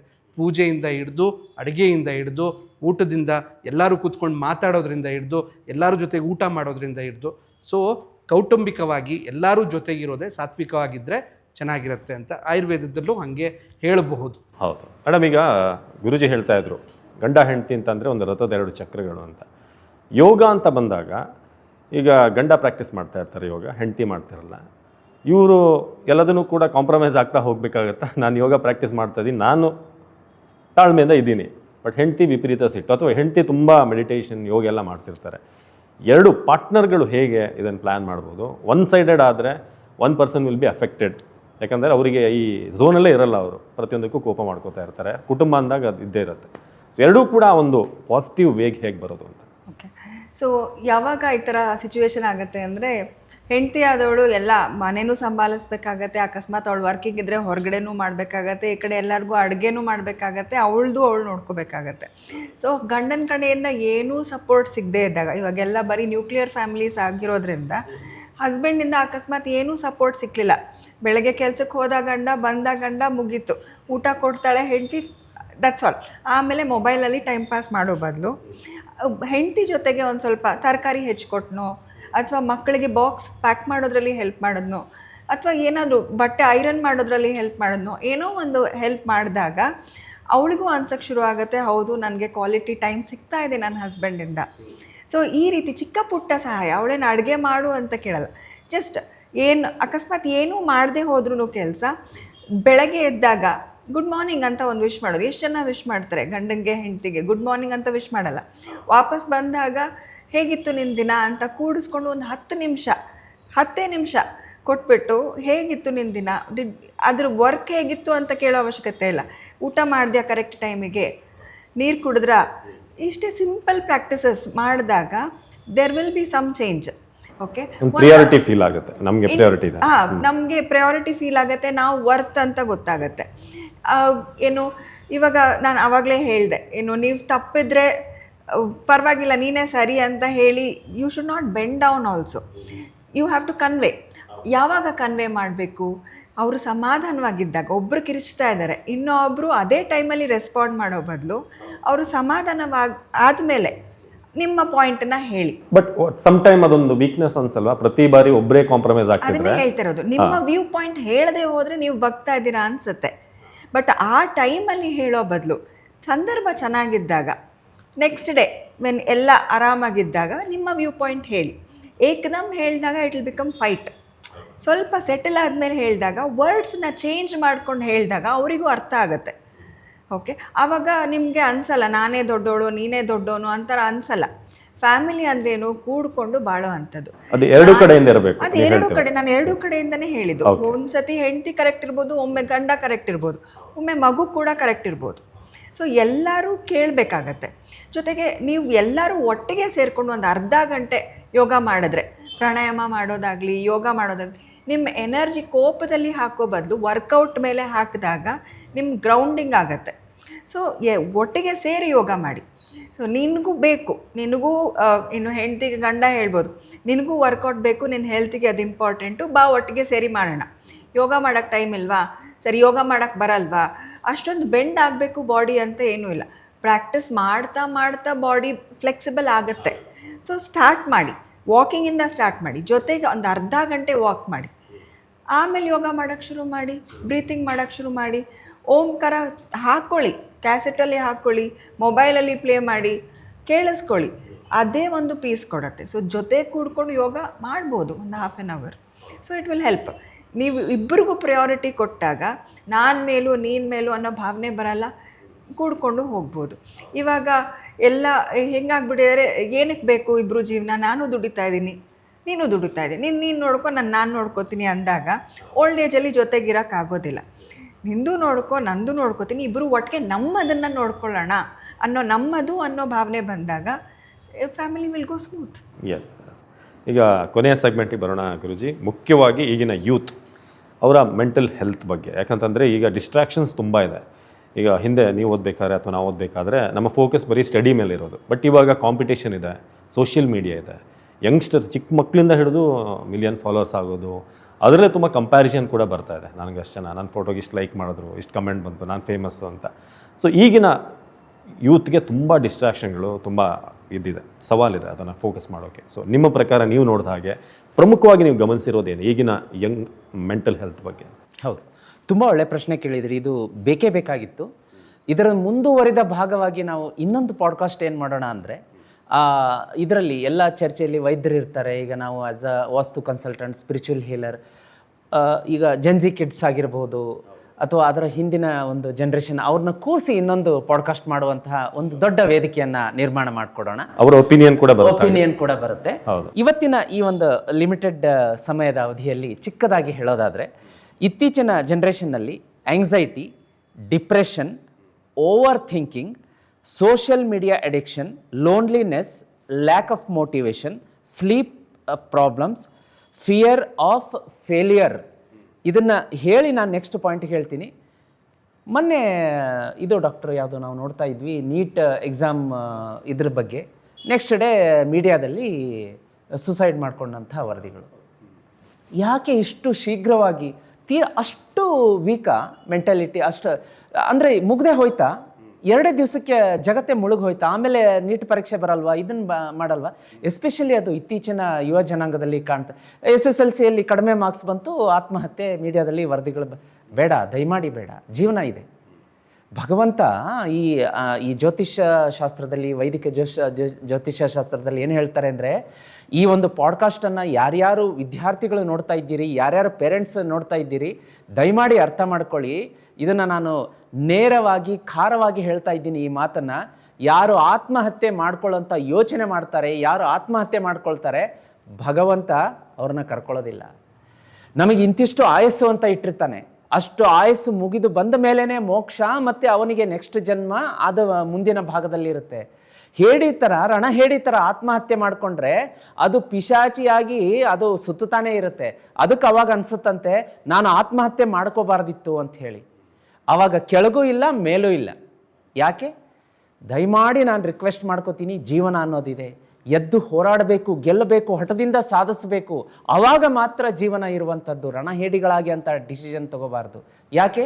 ಮುಗಿದ ಈ SSLCಯಲ್ಲಿ ಕಡಿಮೆ ಅಂಕ ಬಂದರೆ ನೆಕ್ಸ್ಟ್ ಸೆಗ್ಮೆಂಟ್ ಇಲ್ವಾ, ನೆಕ್ಸ್ಟ್ ಸೆಮಿಸ್ಟರ್ ಇಲ್ವಾ, ಮಾಡೋಕ್ಕಾಗಲ್ವಾ?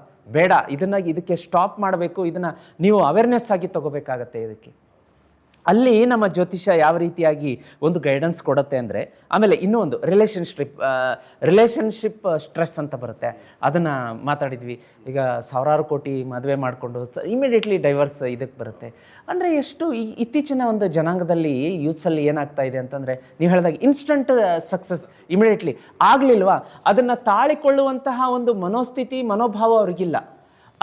ಅದನ್ನು ಈಗ ನೀವು ಏನು ನೋಡ್ಕೊಂಬಂದಿದ್ದೀವಿ, ಈಗ ಡಾಕ್ಟ್ರ್ ಇದ್ದಾರೆ, ನಮ್ಮ ಜನ್ರೇಷನ್ ಏನು ನೋಡ್ಕೊಂಬಂದಿದೆ, ನಮಗೆ ಸಕ್ಸಸ್ ಕಾಣೋದು ಗೊತ್ತು, ಫೇಲ್ಯೂರ್ ಆದಾಗ ಅದನ್ನು ತಾಳಿಕೊಳ್ಳುವಂತಹ ಮನೋಧೈರ್ಯ, ಸ್ಥೈರ್ಯನೂ ಗೊತ್ತು. ಬಟ್ ಈಗಿನವ್ರಿಗೆ ಅದಿಲ್ಲ. ಅದನ್ನು ನಾವು ಬಿಲ್ಡಪ್ ಮಾಡೋದಕ್ಕೆ ಮತ್ತೆ ಒಂದು ಪಾಡ್ಕಾಸ್ಟನ್ನು ನಾವು ಮಾಡೋಣ, ಅವರಿಗೆ ಸ್ಥೈರ್ಯವನ್ನು ತುಂಬೋಣ. ಅದು ನಮ್ಮ ಜನ್ರೇಷನ್ನಿನ ಜವಾಬ್ದಾರಿ ಕೂಡ ಹೌದು. ಇಲ್ಲಿ ಆಸ್ಟ್ರಾಲಜಿಕಲಿ ನೋಡಲಿಕ್ಕಾಗಿ ಚಂದ್ರ ಅನ್ನೋದು ಒಂದು ಮನಸ್ಕಾರಕ ಆಗಿರೋದ್ರಿಂದ, ಚಂದ್ರನಿಂದ ಏನಾಗುತ್ತೆ ಅಂತಂದರೆ, ಆತ ದುರ್ಬಲನಾಗಿದ್ದರೆ ಜಾತಕದಲ್ಲಿ 3 ಸ್ವಿಂಗ್ಸ್ ಜಾಸ್ತಿ ಇರುತ್ತೆ. ಕ್ಷಣಚಿತ್ತ, ಕ್ಷಣಪಿತ್ತ ಅಂತ ಹೇಳ್ತೀವಿ. ಈಗ ಎಲ್ಲ ರೆಡಿಯಾಗಿ ಕೂತ್ವಿ, ನೀನು ಮದುವೆಗೆ ಬರ್ತೀನೋ, ರೆಡಿ ಆದೇನೋ ಅಂದೆ, ಹಾಂ ರೆಡಿ, ಎಲ್ಲ ರೆಡಿಯಾಗಿ ಕೂತಿರ್ತಾರೆ, ಬಾ ಕಾರತ್ತು ಅಂತಂದರೆ, ಬೇಡ ನನಗೇನೋ ಫ್ರೆಂಡ್ ಜೊತೆ ಕೆಲಸ ಇದೆ. ಅಷ್ಟರವರೆಗೂ ಅವರು ಡಿಸೈಡ್ ಮಾಡ್ಕೊಂಡು ಕೂತಿದ್ರು, ಫ್ಯಾಮಿಲಿ ಫಂಕ್ಷನ್ ಮದುವೆಗೆ ಹೋಗ್ಬೇಕು ಅಂತ. ಇಲ್ಲ, ನನ್ನ ಫ್ರೆಂಡ್ ಕರೆದ, ನಾನು ಹೋಗ್ತೀನಿ. ಹೆಂಗೆ ಅದು ಅಷ್ಟು ಬೇಗ ಮೂಡ್ ಸ್ವಿಂಗ್ ಆಯ್ತು ಅವ್ರದ್ದು? ಇದನ್ನೊಂದು ನಾನು ಆ್ಯಡ್ ಮಾಡ್ತೀನಿ. ನಮಗೂ ಎಕ್ಸ್ಪೀರಿಯನ್ಸ್ ಆಗಿದೆ. ಈ ಟ್ರಿಪ್ ಅಂತ ಒಂದು ಪ್ಲಾನ್ ಮಾಡ್ತೀವಿ, ಏನೋ 15 ಜನ ಫಿಕ್ಸ್ ಆಗಿರ್ತಾರೆ. ಕೊನೆಯದ್ರಲ್ಲಿ ಇನ್ನೇನು 2 ದಿನ ಅನ್ನುವಾಗ ಇಬ್ಬರು ಜಾರ್ಕೋತಾರೆ. ಏನ್ ರೀಸನ್ ಅಂತ ಗೊತ್ತಿರಲ್ಲ. ಇದು ಓನ್ ಎಕ್ಸ್ಪೀರಿಯನ್ಸ್ ಆಗಿರೋದು ನನಗೆ, ಅದಕ್ಕೆ ನಾನು ಹೇಳಿದೆ. ಎಕ್ಸಾಕ್ಟ್ಲಿ. ಇಲ್ಲಿ ಏನಾಗಿರುತ್ತೆ ಅಂತಂದ್ರೆ, ಈ ಚಂದ್ರ ಮನಸ್ಕಾರಕ ಆಗಿರೋದ್ರಿಂದ ಆತ ಇದನ್ನು ನೀವು ಆ ವ್ಯಕ್ತಿಗಳಲ್ಲೇ ಜಾಸ್ತಿ ನೋಡ್ಬೋದು. ಅಂದರೆ ಅವ್ರೇನು ಸ್ಕಿಪ್ ಔಟ್ ಆಗ್ತಿರ್ತಾರಲ್ಲ, ಡೆಫಿನೆಟ್ಲಿ ಇವತ್ತು ಮ್ಯಾಚ್ ಇದೆ ನೋಡೋಕೆ ಹೋಗೋಣ ಬಾ, ಲಾಸ್ಟ್ ಮೂಮೆಂಟಲ್ಲಿ ಅವ್ರು ಹೇಳಲಿಲ್ಲ ಅಂದರೆ ಕೇಳಿ, ಡೆಫಿನೆಟ್ಲಿ ನಾನು ಬರೆದು ಕೊಡ್ತೀನಿ. ಡೆಫಿನೆಟ್ಲಿ ಅವ್ರಿಗೆ ಏನಾಗಿರುತ್ತೆ ಅಂತಂದರೆ, ಅಲ್ಲಿ ಅವರು ನೀವು ಎಷ್ಟು ಯೋಚನೆ ಮಾಡಿರ್ತೀರಾ, ಆ ಚಂದ್ರ ಮನಸ್ಕಾರಕ ಆಗಿರೋದ್ರಿಂದ ಅವರು 1000 ಟೈಮ್ಸ್ ಅದನ್ನು ಸ್ಲೈಸ್ ಮಾಡಿ ಅನಲೈಸ್ ಮಾಡಿರ್ತಾರೆ. ಈಗ ನಾನು ಹೋಗ್ತೀನಿ, ಅವಿನಾಶ್ ಅವ್ರ ಟ್ರಿಪ್ಪಿಗೆ ಬರ್ತಾರೆ, ಡಾಕ್ಟರ್ ಟ್ರಿಪ್ಪಿಗೆ ಬಂದಿರ್ತಾರೆ, ಗುರುಜಿ ಏನಾಗುತ್ತೆ ಹಿಂಗಾಗುತ್ತಾ, ಅಲ್ಲಿ ನನ್ನ ಫುಡ್ ಹ್ಯಾಬಿಟ್ ಹಿಂಗಿದೆ, ನಂದೇನಾದರೂ ಅಲ್ಲಿ ಚೇಂಜ್ ಆಗುತ್ತಾ, ನಾನು ನಾನ್ ವೆಜ್ ತಿಂತೀನಿ, ಅವರು ವೆಜ್ ತಿಂತಾರೆ, ಅದೇನಾದರೂ ತೊಂದರೆ ಆಗುತ್ತಾ, ಎಸ್ ಮಾಡಿ ಅದನ್ನು ಸ್ಲೈಸ್ ಮಾಡಿ ಕೊನೆಗೆ ಅಲ್ಲಿ ವಿನ್ ಆಗೋದು ಯಾರು? ಮನಸ್ಕಾರಕ ಚಂದ್ರನೇ. ಸೊ ಹಾಗಾಗಿ ಅವ್ರೇನು ಮಾಡ್ತಾರೆ, ಸ್ಕಿಪ್ ಔಟ್ ಆಗ್ತಾರೆ. ಇದೆಲ್ಲ ಆಗುತ್ತೆ. ಆಮೇಲೆ ಈಗ ನೋಡಿ, ರಾಹು. ಈಗ ನಾವೇನು ಈ ಮೊಬೈಲನ್ನು ನೋಡ್ತಾ ಇದ್ದೀವಿ, ಮೊಬೈಲ್ ಸ್ಕ್ರೀನ್ ನೋಡ್ತಾ ಇದ್ದೀವಿ, it is ruled by Rahu. ಇದನ್ನು ಡಿಜಿಟಲ್ ಯುಗದ ರಾಜ ಅಂತ ಕೂಡ ಹೇಳ್ತಾರೆ ಮೊಬೈಲನ್ನು. ನಾವು ಆಗಾಗ ನಾವು ಹೇಳ್ತಾ ಇರ್ತೀವಿ, ಈ ಒಂದು ಯುಗದ ರಾಜನಾಗಿರೋದ್ರಿಂದ ಆತ ಎರಡು ಕೈಯಲ್ಲೂ ನಮಗೆ ಕೊಡ್ತಾನಂತೆ. ಯಾರು? ರಾಹು. ಅದೇ ರೀತಿ ರಾಹುಗ್ರಹ ಇಟ್ಸ್ ಅ ವೆರಿ ಡೇಂಜರಸ್. ಹಂಗಲ್ಲ. ಬಟ್ ಇಲ್ಲಿ ಏನಾಗ್ತಾ ಇದೆ ಅಂತಂದರೆ, ಆ ರಾಹುಗ್ರಹನೇ ವಿಶೇಷವಾಗಿ ನಮಗೆ ಯೂತ್ಸ್ ಅಂತ ಬಂದಾಗ, ಆ ಯೂತ್ಸಿಗೆ ಏನಾಗ್ತಾ ಇದೆ ಅಂತಂದರೆ, ಇದು ಮೇಜರ್ ಪ್ರಾಬ್ಲಮ್ ಆಗಿದೆ. ಯಾವುದು? ಮೊಬೈಲ್. ತುಂಬ ಅಂದರೆ ಇವಾಗ ಅವಾಗೆಲ್ಲ ಕೀಪ್ಯಾಡ್ ಫೋನ್ ಇತ್ತು, ಅದಕ್ಕೆ ಜಸ್ಟ್ ಕಾಲಿಂಗಿಗೆ ಮತ್ತು ಸಿಂಪಲ್ಲಾಗಿ ಯೂಸ್ ಮಾಡ್ತಾಯಿದ್ರು. ಈಗ ವಾಸ್ಟಾಗಿ ಬೆಳೆದಿರೋದ್ರಿಂದ ಎಲ್ಲ ಸಮಸ್ಯೆ ನಾನು ಒನ್ ಬೈ ಒನ್ ನಿಮಗೆ ಹೇಳ್ತಾ ಬಂದೆ. ಎಂಗ್ಸೈಟಿ, ಡಿಪ್ರೆಷನ್ನು, ಆಮೇಲೆ ರಿಲೇಷನ್ಶಿಪ್ ಸ್ಟ್ರೆಸ್, ಎಲ್ಲದರದ್ದಕ್ಕೂ ಕೂಡ ಮೂಲ ಕಾರಣ ಆಗಿರುವಂಥದ್ದು ಎಲ್ಲೋ ಒಂದು ಆಳವಾದ ಬೇರಿನಲ್ಲಿ ಬಂದು ನಿಲ್ಲುತ್ತೆ ಈ ಮೊಬೈಲ್ ಫೋನ್. ಇಲ್ಲಿ ಏನಾಗುತ್ತೆ ಅಂತಂದರೆ, ರಾಹು ಏನಾದರೂ ರಾಂಗ್ ಪ್ಲೇಸಲ್ಲಿ ಅಲ್ಲಿ ಇದ್ದರೆ ಜಾತಕದಲ್ಲಿ ಸೋಷಿಯಲ್ ಮೀಡಿಯಾ ಅಡಿಕ್ಷನ್ ಅಂಥವ್ರಿಗೆ ಜಾಸ್ತಿ ಇರುತ್ತೆ. ಆಮೇಲೆ ಫೋಮೋ ಅಂತ ಹೇಳ್ತೀವಿ, ಫಿಯರ್ ಆಫ್ ಮಿಸ್ಸಿಂಗ್ ಔಟ್ ಅಂತ ಹೇಳಿ, ಅದು ಜಾಸ್ತಿ ಕಾಡುತ್ತೆ. ಆಮೇಲೆ ಕಂಪ್ಯಾರಿಸನ್ ಸ್ಟ್ರೆಸ್. ಅವ್ರಿಗೆ ಇಷ್ಟು ಸಬ್ಸ್ಕ್ರೈಬರಾ, ಇಷ್ಟು ಫಾಲೋವರ್ಸಾ, ಇಷ್ಟು ಬೇಗನಾ, ಚೆನ್ನಾಗಿ ಮಾಡಿದ್ರಲ್ಲ, ಒಂದೇನೋ ಕಾರ್ ತೊಗೊಂಡ್ರಂತೆ, ಮನೆ ಕಟ್ಸಿದ್ರಂತೆ, ನಂದು ಯಾಕೆ ಡೌನ್ ಆಗ್ತಾ ಇದೆ ಇತ್ತೀಚೆಗೆ ವ್ಯೂಸು, ಯಾಕೆ ಹಿಂಗೆ ಆಗ್ತಾ ಇದೆ ಏನೋ, ಈ ಥರದ್ದು. ಆಮೇಲೆ ಪ್ಯಾನಿಕ್ ಅಟ್ಯಾಕ್ಸ್ ಆಗುತ್ತೆ ಅವರಿಗೆ, ಅಂಥವ್ರಿಗೆ ರಾಹು ಅಂದರೆ ರಾಂಗ್ ಪ್ಲೇಸಲ್ಲಿ ಇದ್ದರೆ, ಸ್ಥಿತನಾಗಿದ್ದರೆ ಪ್ಯಾನಿಕ್ ಅಟ್ಯಾಕ್ಸ್ ಆಗುತ್ತೆ. ಶನಿ ರಾಂಗ್ ಪ್ಲೇಸಲ್ಲಿದ್ದರೆ ಏನಾಗುತ್ತೆ ಅಂದರೆ ಖಿನ್ನತೆ, ಡಿಪ್ರೆಷನ್. ಏನಾಗುತ್ತೆ, ನನಗೆ ಇಷ್ಟೆಲ್ಲ ಇದ್ರೂ ಏನೂ ಸಾಧಿಸೋಕ್ಕಾಗ್ತಾ ಇಲ್ಲ ಅನ್ನುವಂತಹ ಭಯ, ಭವಿಷ್ಯದ ಬಗ್ಗೆ ಭಯ ಇರುತ್ತೆ, ನಿರಾಸೆ ಇರುತ್ತೆ.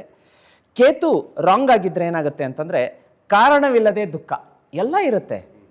ತುಂಬ ಅಂದರೆ ದುಃಖದಲ್ಲಿ ನಿನಗೇನೋ ಆಗಿದೆ, ನೀನು ಚೆನ್ನಾಗಿ ಇದೆಯಲ್ಲೋ, ಯಾಕೋ ಈ ಥರ ಇದನ್ನು ಮಾಡ್ತಾ ಇದೆ, ಇಲ್ಲ ಭಾರಿ ನನ್ನ ಜೀವನದಲ್ಲಿ ಏನೂ ಮಾಡೋಕ್ಕಾಗ್ತಾ ಇಲ್ಲ. ನಿಮಗೆ ಸ್ಟ್ರೆಸ್ ಆಗಿಬಿಡುತ್ತೆ ಅವ್ರನ್ನ ಒಂದು ಸರಿದಾರಕ್ಕೆ ತರೋದಕ್ಕೆ. ಆಮೇಲೆ ಅವ್ರಿಗೇನಾಗುತ್ತೆ ಅಂದರೆ ಎಲ್ಲರಿಂದ ದೂರ ಇರಬೇಕು, ಲೋನ್ಲಿನೆಸ್ ಕಾಡಕ್ಕೆ ಸ್ಟಾರ್ಟ್ ಆಗುತ್ತೆ. ಆಮೇಲೆ ಜೀವನದಲ್ಲಿ ಬರೀ ಅವರು ನಿಮ್ಗೇನು ಅನ್ನಿಸ್ತಾ ಇರುತ್ತೆ ಅದರದ್ದು ಅಪೋಸಿಟ್ ಅರ್ಥಗಳನ್ನು ಹುಡುಕ್ತಾ ಇರ್ತಾರೆ. ನೀವು ಅವ್ರಿಗೆ ಬೇಡ, ಇವ್ರನ್ನ ಹಿಂಗೆ ಬಿಟ್ಬಿಡೋಣ, ಇವ್ರ ಜೊತೆ ಮಾತಾಡೋದೇ ಬೇಡ ಅನ್ನೋದೇ ಇದಾಗುತ್ತೆ. ಆಮೇಲೆ ಓವರ್ ಥಿಂಕಿಂಗ್ ಇರುತ್ತೆ ಬುಧನ ಕಾರಣದಿಂದ. ಡಿಸಿಷನ್ ಅನಲೈಸೇಷನ್, ಆಮೇಲೆ ಇದನ್ನು ಡಿಸಿಷನ್ ಟೇಕಿಂಗ್ ಅಥಾರಿಟಿ ಇರೋದಿಲ್ಲ ಅವ್ರಿಗೆ. ಒಂದು ಡಿಸಿಷನ್ ತೊಗೊಳೋದಕ್ಕೆ 3 ತಿಂಗಳು 6 ತಿಂಗಳು ವರ್ಷನಾದರೂ ಮಾಡ್ತಿರ್ತಾರೆ. ಆಮೇಲೆ ಏನನ್ನೋದು, ನನ್ನ ಹತ್ರ ಎಲ್ಲ ಇದೆ, ವಿದ್ಯೆ ಇದೆ, ಬುದ್ಧಿ ಇದೆ, ಸೌಂದರ್ಯ ಇದೆ, ನನಗೇನೋ ಅಚೀವ್ ಮಾಡೋಕ್ಕಾಗ್ತಾ ಇಲ್ಲ. ಬಟ್ ಡಿಸಿಷನ್ನೇ ತಗೋತಾ ಇಲ್ವಲ್ಲ, because of this planetary position of ಇದು ಮರ್ಕಿರಿ, ಬುಧನಿಂದ ಆಗುವಂಥದ್ದು. ಸೊ ಇಲ್ಲಿ ನಾವು ಕೆಲವೊಂದು ರೆಮಿಡಿಯನ್ನು ನಾನು ಹೇಳಿ ಇದನ್ನು ಕನ್ಕ್ಲೂಡ್ ಮಾಡ್ತೀನಿ. ಇಂಥವ್ರಿಗೆ ಈ ಯಂಗ್ ಜನ್ರೇಷನ್ ಏನು ಮಾಡಬೇಕು ಅಂದರೆ, ಆವಾಗ ಶಂಖನಾದ ಅಂತ ಬರ್ತಿತ್ತು, ಶಂಖದಿಂದ ಆ ಒಂದು ಚಿಕಿತ್ಸೆ ಕೂಡ ಇದೆ. ಅದನ್ನು ಸಾಯಂಕಾಲ ಗೋಧೂಳಿ ಸಮಯದಲ್ಲಿ ಈ ಥರದ ಸಮಸ್ಯೆ ಇದ್ದವ್ರಿಗೆ ಒಂದು 3 ಸಲ ಶಂಖ ಊದಿ ಅಂತ ಹೇಳಬೇಕು ಅವ್ರಿಗೆ. ಅದರದ್ದು ಬೆಟ್ರ್ ನಮ್ಮ ಡಾಕ್ಟರ್ ಅದರದ್ದು ಅನಲೈಸ್ ಮಾಡಿ ಹೇಳ್ತಾರೆ. ಜ್ಯೋತಿಷ್ಯದ ಆ್ಯಂಗಲಿಂದ ಏನಾಗುತ್ತೆ ಅಂದರೆ ಶಂಖನಾದ ಮಾಡಿ ಅಂತ ಹೇಳಿ. ಅದರ ಇನ್ನರ್ ವೈಬ್ರೇಷನ್ ಏನಿರುತ್ತಲ್ಲ, ಅದು ಆ ಗ್ರಹಗತಿಗಳನ್ನು, ಪ್ಲಾನೆಟರಿ ಪೊಸಿಷನನ್ನು ಟೈಟ್ ಮಾಡೋದಕ್ಕೆ, ಸರಿಯಾದ ದಾರಿಗೆ ತರೋದಕ್ಕೆ, ಜೊತೆಗೆ ಅವರಲ್ಲಿ ಪರಿವರ್ತನೆಯನ್ನು ಹೆಂಗೆ ತರುತ್ತೆ. ಜಾಸ್ತಿ ಏನು ಬೇಡ, ನೀನು ಆರಾಮಾಗಿ ನಿನಗೆ ಏನೇನು ಬೇಕೋ ನಾನೆಲ್ಲ ಫೆಸಿಲಿಟಿ ಮಾಡಿಕೊಡ್ತೀನಿ, ದೇವ್ರ ಮನೆ ಹತ್ರ ಬಾ, ಒಂದು 3 ಸಲ ಶಂಖನಾದ ಮಾಡು ಅಂತೇಳಿ. ಘಂಟಾನಾದ, ಶಂಖನಾದ ಅವೆಲ್ಲ ನಮ್ಮ ಸಂಸ್ಕೃತಿ ಸಂಪ್ರದಾಯ ಸನಾತನ ಧರ್ಮದಲ್ಲಿ ಬಂದಿರುವಂಥದ್ದು. ಆಮೇಲೆ ತುಳಸಿಯನ್ನು ಕೈಯಲ್ಲಿ ಹಿಡ್ಕೊಂಡು, ಒಂದು 5 ತುಳಸಿ ಎಲೆಗಳನ್ನು ಕೈಯಲ್ಲಿ ಹಿಡ್ಕೊಂಡು ಬೆಳಗ್ಗೆ ಆಯಿತು ಸಂಜೆ ಆಯಿತು ಧ್ಯಾನ ಮಾಡಬೇಕು. ಈ ಯಂಗ್ಸ್ಟರ್ಸ್ ಧ್ಯಾನ ಮಾಡಿ ಅದನ್ನು ಆಮೇಲೆ ರಾತ್ರಿ ಆದರೆ ಹೊರಗಡೆ ಹಾಕೋದು ಬೇಡ. ತುಳಸಿ ಎಲೆ ದೇವ್ರ ಮನೆಯಲ್ಲಿಟ್ಟು ನೆಕ್ಸ್ಟ್ ಡೇ ಮಾರ್ನಿಂಗ್ ಅದನ್ನು ಪಾಟಲ್ಲಿ ಹಾಕ್ಬೋದು. ಅಥವಾ ಹಗಲು ಏನಾದರೂ ಧ್ಯಾನ ಮಾಡಿದರೆ ಇಮಿಡಿಯೇಟ್ಲಿ ಅದನ್ನು ಒಂದು 5 ನಿಮಿಷ ಕೂತ್ಕೊಂಡು ಮೆಡಿಟೇಷನ್ ಮಾಡಲಿ. ತುಳಸಿ ಬಗ್ಗೆ ಅದನ್ನು ಮಾಡ್ತಾ ಹೋದರೆ ಒಂದು 1000 ಪಾಡ್ಕಾಸ್ಟ್ ಮಾಡ್ಬೋದು, ಅದಕ್ಕಿರುವಂತಹ ಪವರ್ ಹೇಗಿದೆ ಅಂಥೇಳಿ. ಅದು ಕೂಡ ನಮಗೆ ನೋಡಿ, ಶಂಖನಾದದ ಬಗ್ಗೆ ಹೇಳ್ತಾ ಇದ್ದೆ. ಇದನ್ನು ಪುರಾತನವಾಗಿ ಸೌಂಡ್ ಥೆರಪಿ ಅಂತ ಹೇಳ್ತೀವಿ, ಅದನ್ನು ಮಾಡಿಸ್ಬೇಕಾಗತ್ತೆ. ಆಮೇಲೆ ನವಿಲುಗರಿ, ಈ ನವಿಲುಗರಿಯನ್ನು ಅವರು ಯಾರು ಈಗ ಯಂಗ್ಸ್ಟರ್ಸ್ ಇದ್ದಾರೆ ಇದ್ರ ಬಗ್ಗೆ ಡಿಸ್ಕಸ್ ಮಾಡ್ತಾ ಇದ್ದೀವಿ, ಅವರು ಸ್ಟಡಿ ಮಾಡುವಂಥ ಏರಿಯಾದಲ್ಲಿರ್ಬೋದು, ಲಿವಿಂಗ್ ರೂಮಲ್ಲಿರ್ಬೋದು, ಈಗ ಟಿವಿ ನೋಡೋಕ್ಕೆ ಕೂರ್ತಾರೆ ಅಥವಾ ಮೊಬೈಲ್ ಸರ್ಫ್ ಮಾಡ್ತಾ ಕೂರ್ತಾರೆ. ಆ ಸ್ಥಳದಲ್ಲಿ ನವಿಲುಗರಿಯನ್ನು ಇಟ್ಟರೆ ಅದು ಅವ್ರ ಮೇಲೆ ಮಾಡುವಂತಹ ಪರಿಣಾಮನೇ ಬೇರೆ. ನವಿಲುಗರಿ ಯಾಕೆಂದರೆ ನೀವು ನೋಡ್ಬೋದು, ನವಿಲುಗರಿಯನ್ನು ತಲೆ ಮೇಲೆ ನಮಗಿಟ್ಟು ಆಶೀರ್ವಾದ ಮಾಡುವಂಥದ್ದು ಹೊರಗಡೆ ನಾವು ಟ್ರಾವೆಲ್ ಮಾಡಬೇಕಾದ್ರೆ, ಜರ್ನಿ ಮಾಡಬೇಕಾದ್ರೆ ಸಾಮಾನ್ಯವಾಗಿ ನೀವು ನೋಡಿರ್ತೀರ. ಯಾಕೆಂದರೆ it attracts negative energy. So ಅದು ಒಂದಿದೆ. ಇನ್ನು ರಾತ್ರಿ ಮಲಗಬೇಕಾದ್ರೆ ಊಟ ಎಲ್ಲ ಮುಗಿದ ಮೇಲೆ ಮನೆಯಲ್ಲಿ ತಾಯಂದರು ಒಂದು ಹ್ಯಾಬಿಟನ್ನು ರೂಢಿಸ್ಕೋಬೇಕು. ಏನು ಅಂದರೆ, ಒಂದು ಹಿತ್ತಾಳೆಯ ತಟ್ಟೆ, ಅದರಲ್ಲಿ ಒಂದು 6 ಕರ್ಪೂರ, ಅದನ್ನು ಇಟ್ಬಿಟ್ಟು ಅಡುಗೆ ಮನೆಯಲ್ಲಿ ಅದನ್ನು ಜ್ವಾಲೆಯನ್ನು ಮಾಡಬೇಕು. ಅದಕ್ಕೆ ಅಗ್ನಿ ಸ್ಪರ್ಶ ಮಾಡಿದಾಗ ಅದು ಬೆಂಕಿಯೆಲ್ಲ ಉರಿದು ಅದರ ಹೊಗೆ ಮನೆ ತುಂಬ ಬರುತ್ತೆ. ಸೊ ಇದನ್ನು ಪ್ರತಿದಿನ ಮಾಡೋದ್ರಿಂದ, ಇದನ್ನು ಸುಮಾರು ಕ್ಲೈಂಟ್ಸ್ ಹತ್ರ, ನನ್ನ ವೀಕ್ಷಕರ ಹತ್ರ ಕ್ಲೈಂಟ್ಸ್ ಹತ್ರ ಮಾಡಿಸಿದ್ದೀನಿ. ಅವ್ರು ಹೇಳೋದೇನು ಅಂದರೆ, ಒಂದು 41 ಡೇಸ್ ರೆಗ್ಯುಲರ್ ಆಗಿ ಮಾಡಿದ್ವಿ ಗುರೂಜಿ, ನಮಗೆ 41 ಡೇಸ್ ಏನು ಗೊತ್ತಾಗಲಿಲ್ಲ, ಬಟ್ ಆಫ್ಟರ್ 41 ಡೇಸ್ ಮನೆಯಲ್ಲಿ ವಿಶೇಷವಾಗಿ ಯಂಗ್ಸ್ಟರ್ಸ್ ಮೇಲೆ ಇದು ಹೆಚ್ಚಿನ ಒಂದು ಪಾಸಿಟಿವ್ ಪರಿಣಾಮವನ್ನು ಬೀರ್ತಾ ಇದೆ. ಮಕ್ಕಳು ಮೊದಲು ಹಠ ಮಾಡ್ತಾಯಿದ್ರು, ಮಾತು ಕೇಳ್ತಿರ್ಲಿಲ್ಲ, ಮೊಬೈಲ್ಗೆ ಅಡಿಕ್ಷನ್ ಆಗಿದ್ದರು, ಈಗ ಪರವಾಗಿಲ್ಲ. ಆ್ಯಕ್ಚುಲಿ ಆ ಟೈಮಲ್ಲಿ ಅವ್ರಿಗೇನು ಮಾಡಬೇಕು ಅಂದರೆ, ಆ ಅಡುಗೆ ಮನೆಯಲ್ಲಿ ಮಾಡೋದ್ರಿಂದ ಒಂದು ಸ್ವಲ್ಪ ಹಾಲಲ್ಲಿ ಕೂತ್ಕೊಳ್ಳಿ ಅಂತ ಹೇಳಬೇಕು. ಯಾಕಂದರೆ ಅದ್ರ ಕರ್ಪೂರದ ಒಂದು ಘಮಲ ಏನಿರುತ್ತೆ ಅವ್ರಿಗೆ ಬಡಿಬೇಕು. ಅದು ಹಿತ್ತಾಳೆ ಪ್ಲಸ್ ಕರ್ಪೂರ ಅದೇನು ಮಿಕ್ಸ್ಚರ್ ಇರುತ್ತಲ್ಲ ಅದರದ್ದು ಸ್ಮೆಲ್ ಅವ್ರಿಗೆ ಬಡಿಬೇಕು, ತಾಗಬೇಕು. ಸೊ ಈ ಥರದ ಸುಮಾರು ರೆಮಿಡೀಸ್ಗಳು ಬರುತ್ತೆ. ನಮಗೆ ನೆಕ್ಸ್ಟ್ ಪಾಡ್ಕಾಸ್ಟಲ್ಲಿ ನೀವು ಇನ್ನೂ ಸಮಯದ ವಿಸ್ತಾರವನ್ನು ಮಾಡಿಕೊಟ್ರೆ ನಾನು ಇನ್ನೂ ಜಾಸ್ತಿ ಹೇಳ್ತಾ ಹೋಗ್ತೀನಿ. ಖಂಡಿತ. ಯಾಕೆಂದರೆ ನಮ್ಮ ಡಾಕ್ಟರ್ ಕೂಡ ಮಾತಾಡಬೇಕು. ಡಾಕ್ಟರ್, ಈಗ ಆಯುರ್ವೇದದಲ್ಲಿ ಈಗಿನ ಯೂತ್ ಏನಿದ್ದಾರೆ ಅವರ ಮೆಂಟಲ್ ಹೆಲ್ತ್ ಬಗ್ಗೆ ನಾವು ಮಾತನಾಡ್ತಾ ಇದ್ವಿ. ಸೊ ಈಗಿಂದ ಏನಂತಂದರೆ, ನಾನು ವಿಶೇಷವಾಗಿ ಫುಡ್ ವಿಚಾರಕ್ಕೆ ಬರೋದಾದರೆ, ಫುಡ್ ಸ್ಟೈಲೇ ಚೇಂಜ್ ಆಗಿದೆ, ಫ್ಯಾನ್ಸಿ ಆಗಿದೆ. ಈಗ ಈ ಥರದ್ದು ಏನಾದರೂ ಒಂದು ಫೋಟೋ ತೆಗೆದು ಅದೊಂದು ಸ್ನ್ಯಾಪು ಸ್ಟೋರಿನೋ ಹಾಕಿದ್ರೆ ಅವ್ನು ಟ್ರೆಂಡಲ್ಲಿದ್ದಾನೆ, ಅಥವಾ ಈಗ ಅಪ್ಡೇಟೆಡ್ ಆಗಿದ್ದಾನೆ. ಮಾಮೂಲಿ ಮುದ್ದೆ ಅದೇ ಬಸ್ಸಾರು ತಿಂತಾ ಇದ್ರೆ ಇವನು ಹಳಬ ಅಂತ ಆ ಥರ. ಅದೇ ಇನ್ನು ಬಾಡಿ ಬಗ್ಗೆ ಹೇಳ್ಕೊಂಡು ಇಷ್ಟೊತ್ತು ನಾನು ಹೇಳಿದ್ದು ವಾತ ಪಿತ್ತ ಕಫ ಬಗ್ಗೆ ಹೇಳ್ಕೊಂಡೋದೆ. ಬಟ್ ಮನಸ್ಸು ಕೂಡ ದೋಷಗಳಿದೆ. ಅಂದರೆ ಸತ್ವ ರಜಸ್ ತಮಸ್ ಅಂತ ಹೇಳ್ತೀವಿ. ಸಾತ್ವಿಕವಾಗಿ ಅವಲೇ ಊಟದ ಬಗ್ಗೆ ಹೇಳ್ಬೇಕಾದ್ರೆ ಸತ್ವಗುಣಗಳು ಯಾವ್ಯಾವ ಒಳ್ಳೆ ಗುಣಗಳೆಲ್ಲ ಸತ್ವಗುಣಗಳಲ್ಲಿ ಬರುತ್ತೆ ಸಾತ್ವಿಕವಾಗಿ. ಅದು ರಜಸ್ಸು ಮತ್ತು ತಮೋ ಗುಣಗಳು. ರಜಸ್ಸು ಬೇಸಿಕಲಿ ಆ್ಯಕ್ಟಿವಿಟಿ ಇರುವಂಥದ್ದು, ಹೈಪರ್ ಆ್ಯಕ್ಟಿವಿಟಿ, ಡೋಪೋಮಿನ್. ಏನು ರೀಲ್ಸ್ ನಾವು 10 ಸೆಕೆಂಡಿಗೆ ನೋಡ್ತೀವೋ ಡೋಪೋಮಿನ್ ಅದು ನಮಗೆ ಗೊತ್ತೇ ಆಗಲ್ಲ, ಬರ್ತಾ ನಮ್ಮ ಕೈಯೇ ಆಡ್ತಾ ಇರುತ್ತೆ. ಒಂದು ರೀಲ್ ಆಗ್ತ ತಕ್ಷಣ ಸೊ ಅದರಿಂದ ಬರುವಂಥ ಡೋಪೋಮಿನ್ ಇರ್ಬೋದು, ರಜೋ ಗುಣಗಳಿರ್ಬೋದು, ಅದರಿಂದ ಬರುವಂಥ ಆ್ಯಕ್ಟಿವಿಟಿಗಳಿರ್ಬೋದು, ಸಂತೋಷ ಇರ್ಬೋದು, ಆ ಕ್ಷಣಕ್ಕೆ ಏನು ಸಿಗ್ತಾ ಇರುತ್ತೋ ಅದನ್ನು ನೋಡ್ಕೊಂಡು ಹೋಗ್ತಾ ಇರ್ತಾರೆ. ಸೊ ಅದೇ ಕಷ್ಟಗಳಾಗುವಂಥದ್ದು. ಅದಕ್ಕೆ ಊಟದಲ್ಲೂ ಕೂಡ ಮನೇಲಿ ಮುದ್ದೆ ಮತ್ತು ಬಸ್ಸಾರು ಯಾರೂ ತೊಗೊಳ್ಳಲ್ಲ, ಮನೆ ಚೇಂಜ್ ಆಗ್ತಾ ಇರಬೇಕು. ಮಕ್ಕಳು ನೋಡಿ, ನೀವು ಟಿ ವಿಯಲ್ಲಿ ನೋಡಿದ್ದೇ ಬೇಕು, ಇಲ್ಲ ಮೊಬೈಲ್ ನೋಡಿದ್ದೆ, ಇಲ್ಲ ಮೊಬೈಲಲ್ಲಿ ಯಾವುದಾದ್ರೂ ರಿವ್ಯೂಸ್ ಬಂದುಬಿಡ್ತೀವಿ ಯಾವುದಾದ್ರು ಹೋಟ್ಲು, ಅಲ್ಲೇ ಹೋಗಿ ಊಟ ಮಾಡಬೇಕು. ಚೆನ್ನಾಗಿದೆಯೋ ಚೆನ್ನಾಗಿಲ್ವೋ ಗೊತ್ತಿಲ್ಲ, ಬಟ್ ರಿವ್ಯೂಸು ತುಂಬ ಜಾಸ್ತಿ ಇದೆ ಅಂದರೆ ಅಲ್ಲಿ ಚೆನ್ನಾಗಿದೆ ಅಂತ ಹೋಗಿ ಊಟ ಮಾಡುವಂಥದ್ದು. ಸೊ ಅದು ರಜೋಗುಣವಾಗಿ ಬರುತ್ತೆ. ಸೊ ಎಲ್ಲನೂ ಬೇಕು ನನಗೆ, ನನ್ನದೇ ಎಲ್ಲ, ನನ್ನಿಂದನೇ ಎಲ್ಲ, ನಾನೇ ಎಲ್ಲ ಮಾಡಬೇಕು, ಅದು ರಜಸ್ ಗುಣಗಳು. ಅದರಿಂದ ಕಾನ್ಫ್ಲಿಕ್ಟು ಆಗುತ್ತೆ, ಜಗಳನೂ ಆಗುತ್ತೆ, ಸಿಟ್ಟು ಬರುವಂಥದ್ದು ಎಲ್ಲ ರಜೋಗುಣಗಳು, ರಜೋಗುಣದ ಪ್ರವೃತ್ತಿ ಅದು. ಅದ್ರ ಜೊತೆಗೆ ತಮೋ ಗುಣ ಏನಾದರೂ ಬಂದು ಸೇರಿಕೊಂಡ್ರೆ ಸ್ಲೋ ಲೇಜಿ ಡಿಪ್ರೆಷನ್ನು, ಏನೂ ಆಗ್ತಾ ಇಲ್ವಲ್ಲ, ನಾನು ಇಷ್ಟೊಂದೆಲ್ಲ ಮಾಡ್ತಾ ಇದ್ದೀನಿ, ಏನೂ ಆಗ್ತಾ ಇಲ್ಲ. ಸೊ ಈ ಸೈನ್ ಆ್ಯಂಡ್ ಸಿಂಪ್ಟಮ್ಸ್ಗಳನ್ನ ಮನೇಲಿರೋ ತಂದೆ ತಾಯಿಗಳು ನೋಡಬೇಕಾಗತ್ತೆ. ತಮೋ ಗುಣಗಳಲ್ಲಿ ಏನು ಅಂದರೆ, ಎಷ್ಟೇ ಏನೇ ಮಾಡಿದ್ರು ಮಗುಗೆ ಒಂದು ಹಗ್ಗ ನೋಡಿದ್ರು ಅದನ್ನ ತೊಗೊಂಡು ಇದು ಮಾಡ್ಕೋಬೇಕು ಅನಿಸುತ್ತೆ, ಒಂದು ಚೂಜಿ ನೋಡಿದ್ರು ಚುಚ್ಕೊಂಬಿಡೋಣ ಅನಿಸುತ್ತೆ, ಅಷ್ಟು ತಮೋ ಗುಣ ಜಾಸ್ತಿ ಆಗುತ್ತೆ ಅಂತ ಹೇಳ್ತಾರೆ. ನಮ್ಮದ್ರಲ್ಲಿ ಮಾನಸಿಕ ಚಿಕಿತ್ಸೆ ಅಂತ ಬರುತ್ತೆ ಆಯುರ್ವೇದದಲ್ಲಿ. ಅದರಲ್ಲಿ ನಾವು ನೋಡೋ ಅಂಥದ್ದೇ ರಜೋ ತಮೋ ಗುಣಗಳನ್ನ ಇನ್ಕ್ರೀಸ್ ಮಾಡುವಂಥ ಆಹಾರಗಳು, ಅದನ್ನು ಕಮ್ಮಿ ಮಾಡಿ ಸಾತ್ವಿಕ ಆಹಾರಗಳು, ಸಾತ್ವಿಕವಾಗಿ ಯೋಗ, ಸೌಂಡ್ ಮೆಡಿಟೇಷನ್ ಅಂತ ಹೇಳಿದ್ರಲ್ಲ, ಆ ಥರದ್ದು ಗುಣಗಳನ್ನ ಜಾಸ್ತಿ ಮಾಡುವಂಥದ್ದು. ಮೆಡಿಸಿನ್ಸ್ಗಳು ಇದೆ ಸಾತ್ವಿಕ ಗುಣಗಳು, ಮೈಂಡಿಗೆ ರಿಲ್ಯಾಕ್ಸ್ ಮಾಡಿ ಮಾಡುವಂಥದ್ದು. ಸೊ ಅದೇ ಥರದಲ್ಲಿ ಮಾನಸಿಕ ರೋಗದಲ್ಲಿ ಅವನ್ನೆಲ್ಲನೂ ಕೊಡ್ಕೊಂಡು ಹೋಗ್ತೀವಿ. ಸೊ ರಜೋ ಗುಣಗಳು ಪ್ರವೃತ್ತಿ ನೋಡ್ಕೊಂಡು ಹೋಗಬೇಕು. ಸುಮ್ಮನೆ ಸಿಟ್ಟಾಗ್ತಾ ಇದ್ದಾನ, ಇರಿಟೇಟ್ ಆಗ್ತಾ ಇದ್ದಾನ, ಅದು ಬೇಕು ಇದು ಬೇಕು ಅಂತ ಚೇಂಜ್ ಆಗ್ತಾ ಇದೆಯಾ, ಏನೋ ಒಂದು ಗೊಂಬೆ ಬೇಕು ತಂದು ಕೊಟ್ಟ ತಕ್ಷಣ ಇಲ್ಲ ಇದು ಬೇಡ ಅದು ಬೇಕು, ಇಲ್ಲಿ ಊಟಕ್ಕೆ ಹೋಗಿದ್ವಿ ಇಲ್ಲಿ ಚೆನ್ನಾಗಿಲ್ಲ ಅಲ್ಲಿ ಊಟಕ್ಕೆ ಹೋಗ್ಬೇಕು ನಾನು, ಆ ಥರ ಗುಣಗಳು. ತಮೋ ಗುಣಗಳು ತುಂಬ ಓವರ್ ಈಟಿಂಗು, ಸುಮ್ಮನೆ ಊಟ ಮಾಡೋದು, ಟೈಮ್ ಇಲ್ದಿ ಟೈಮಿಗೆ ಎದ್ದು ಊಟ ಮಾಡೋದು, ರೈಟ್. ತಮೋ ಗುಣಗಳು ಅಂದರೆ irregular eating habit, sleeping habit, ಎದ್ದಿರೋ ಟೈಮಿಗೆ ಮಲಗಿರೋ ಟೈಮಿಗೆ ಎದ್ದಿರೋದು, ಸುಮ್ಮನೆ ಬೇರೆ ಥರದ್ದು ಸ್ಕ್ರಾಲಿಂಗ್ಗಳು ಮತ್ತು ಅದು ಇದು ನೋಟ್ಗಳು, ಇವೆಲ್ಲನೂ ಸೋಷಿಯಲ್ ಮೀಡಿಯಾದಲ್ಲಿ ಎಫೆಕ್ಟ್ ಆಗುವಂಥದ್ದು, ಇವೆಲ್ಲನೂ ಕೂಡ ಈ ಗುಣಗಳು ಇಂಬ್ಯಾಲೆನ್ಸಿಂದನೇ ಆಗುವಂಥದ್ದು. ಸೊ ಎಲ್ಲದನ್ನೂ ತೆಗೆದು ಸಾತ್ವಿಕ ಗುಣಕ್ಕೆ ಕರ್ಕೊಂಡು ಹೋಗಬೇಕು. ಸಾತ್ವಿಕವಾಗಿ ಆಹಾರ ಇರ್ಬೋದು, ವಿಚಾರಗಳಿರ್ಬೋದು, ಹೇಳುವಂಥದ್ದು, ಧೈರ್ಯ ತುಂಬುವಂಥದ್ದು ಅಪ್ಪ ಅಮ್ಮನ ಕೈಯಲ್ಲಿ ಆಗಬೇಕು. ಇಲ್ಲ ಅಂದರೆ ಒಂದು ಸಲ ಸ್ಥೈರ್ಯ ಕಲ್ತ್ಕೊಂಡ್ಬಿಟ್ರೆ, ಮನಸ್ಸು ಇದು ಹೋಗ್ಬಿಟ್ರೆ, ಸ್ಥಿಮಿತ ಹೋಗ್ಬಿಟ್ರೆ ತುಂಬ ಕಷ್ಟ ಆಗುತ್ತೆ. ಡಿಪ್ರೆಷನ್ ಅನ್ನುವಂಥದ್ದು, ಆ್ಯನ್ಸೈಟಿ ಅನ್ನುವಂಥದ್ದು ತುಂಬ ಜಾಸ್ತಿ ಆಗಿದೆ. ಎಲ್ಲನೂ ನನಗೇ ಬೇಕು ಅನ್ನುವಂಥದ್ದು ಅದನ್ನು ಜಾಸ್ತಿ ಆಗಿದೆ. ಸೊ ಅದನ್ನು ತಂದೆ ತಾಯಿ ನೋಡಿ ಆ ಗುಣಗಳು ಇದು ಮಾಡಿ ಅದನ್ನು ಸರಿ ಮಾಡುವಂಥದ್ದು ಮಾಡಬೇಕು. ಮಾತಿನಿಂದ, ಕೌನ್ಸಿಲಿಂಗಿಂದ, ಚಿಕಿತ್ಸೆಗಳಿಂದ, ಟ್ರೀಟ್ಮೆಂಟ್ಗಳಿಂದ ಏನೂ ಆಗ್ತಾ ಇಲ್ವಾ, ಮೆಡಿಸನಿಂದ ಆದರೂ ಮಾಡಿಸ್ಬಹುದು. ಸೊ ಇದು ಮಾಡ್ಬೋದು. ಓಕೆ ಮ್ಯಾಮ್, ಇನ್ನು ಯೋಗದಲ್ಲಿ ಈಗಿನ ಯೂತ್ಗಂತೂ ವೆರಿ ನೆಸಸರಿ. ಸೊ ಅದನ್ನು ಎಷ್ಟು ಮಟ್ಟಿಗೆ ಫಾಲೋ ಮಾಡ್ತಾರೆ ಅನ್ನೋದು ಮತ್ತೊಂದು ಚಾಲೆಂಜ್. ಸೊ ಯೋಗ ಈಗಿನ ಯೂತ್ ಮೆಂಟಲ್ ಹೆಲ್ತ್ಗೆ ಎಷ್ಟು ಕನೆಕ್ಟ್ ಆಗುತ್ತೆ, ಎಷ್ಟು ಇಂಪ್ರೂವೈಸ್ ಮಾಡುತ್ತೆ? ಓಕೆ, ನಾವು ಜೆನ್ ಝಿ ಅಂತ ತಗೊಂಡಾಗ ಇವಾಗ ಜೆನ್ ಆಲ್ಫಾ, ಇವಾಗ ಹುಟ್ಟಿರೋರೆಲ್ಲ ಜೆನ್ ಬೀಟಾ. ಹಾಂ, ಸೊ ಜೆನ್ ಝಿ ಅಂತ ತಗೊಂಡಾಗ ಅವ್ರಿಗೆ ಮೊಬೈಲ್ ಕೊಟ್ಟಿದ್ದು ಯಾರು? ಪೇರೆಂಟ್ಸ್. ಈ ಮಿಲೇನಿಯಂ ಜನ್ರೇಷನ್ ಅವರೇ ಮೊಬೈಲ್ ಕೊಟ್ಟಿರೋದು. ಇವ್ರಿಗೇನಾಗಿದೆ, ಅವ್ರಿಗೆ ಸಿಗದೇ ಇರೋ ಅಂಥ ಫೆಸಿಲಿಟೀಸನ್ನು ಮಕ್ಕಳಿಗಾದರೂ ಕೊಡಬೇಕು ಅಂತ ಹೇಳಿ ಮಕ್ಕಳಿಗೆ ಕೊಡೋಕ್ಕೆ ಶುರು ಮಾಡಿರೋದು. ಓಕೆ, ನಾವೇನೇನು ಮಾಡಿಲ್ಲ ನಮ್ಮ ಮಗು ಮಾಡಲಿ ಅಂತ ಹೇಳಿ ಅವರ ಒಂದು ಏನು ಆಸೆಗಳಿದೆ ಅದನ್ನು ಮಕ್ಕಳ ಮೇಲೆ ಹೇರೋ ಅಂಥದ್ದು. ಸೊ ಮಕ್ಕಳಿಗೆ ಬೇಕಾ, ಮಕ್ಕಳನ್ನು ಕೇಳಿದ್ದೀರಾ ನೀವು, ನನಗೆ ಇದು ಬೇಕು ಇದು ಬೇಡ, ನಿನಗಿದು ಇಷ್ಟನ ಮಾಡೋಕ್ಕೆ, ನಿಂಗೆ ಇದಿಷ್ಟ ಇಲ್ವಾ ಮಾಡೋಕ್ಕೆ, ಕೇಳಿಲ್ಲ. ಸೊ ಆ ಮಗುನ ಪ್ರೆಷರೈಸ್ ಮಾಡಿದಾಗ ಅದು ಸ್ಟ್ರೆಸ್ ತೊಗೊಳೋದು ತುಂಬ ಸಹಜ. ಸೊ ಅಂಡರ್ಸ್ಟ್ಯಾಂಡಿಂಗ್ ಇರಬೇಕು. You listen. ಇವಾಗ ಮುಂಚೆ ಎಲ್ಲ 80% ಬಂದರೆ ಗ್ರೇಟ್, ಇವಾಗ 90 to 93% ಬಂದ್ರೂ ಅಳ್ಕೊಂಡು ಕೂತ್ಕೊಳ್ಳುತ್ತೆ ಮಗು. ನಂಗೆ ಬಂದಿಲ್ಲ, ನನಗೆ 94% ಬಂದಿಲ್ಲ, ನನಗೆ 98% ಬಂದಿಲ್ಲ. ಓಕೆ, ಆ ಮಗುಗೆ ಹೇಳಬೇಕು, ಇದು ಬಿಟ್ಟರೆ ಇದು ಆಲ್ಟರ್ನೇಟಿವ್ ಇದೆ ಅಂತ. ಪೇರೆಂಟ್ ಯಾವಾಗ ಸಪೋರ್ಟ್ ಮಾಡ್ತಾರೆ ಅವ್ರಿಗೂ ಅನಿಸುತ್ತೆ, ಓಕೆ ನನ್ನ ಫೇಲ್ಯೂರ್ ಅಲ್ಲ, ನಾನು ನನ್ನ ದೃಷ್ಟಿಯಲ್ಲಿ ಬಿದ್ದೋದ್ರೆ ಬೇರೆ ಯಾರೂ ಎತ್ತಕ್ಕೆ ಸಾಧ್ಯ ಇಲ್ಲ. ಸೊ ಫಸ್ಟು ಕಣ್ಣಿಗೆ ಕಾಣೋ ದೇವರು ಅಪ್ಪ ಅಮ್ಮ. ಸೊ ಅವರೇ ನಿಮ್ಮನ್ನು ಕೆಳಮಟ್ಟಿಗೆ ಬೀಳಿಸ್ತಾ ಇದ್ರೆ, ನಿಂಗೇನು ಬರಲ್ಲ, ನೀನೇನು ಮಾಡಲ್ಲ ಅಂತ ಅವ್ರಿಗೆ ಹೇಳ್ತಾ ಇದ್ರೆ, ಯಾವಾಗಲೂ ನೋ ನೋ ನೋ ಅಂತ ಹೇಳ್ತಾ ಇದ್ರೆ ಮಗು ಕುಗ್ಗೋಗುತ್ತೆ.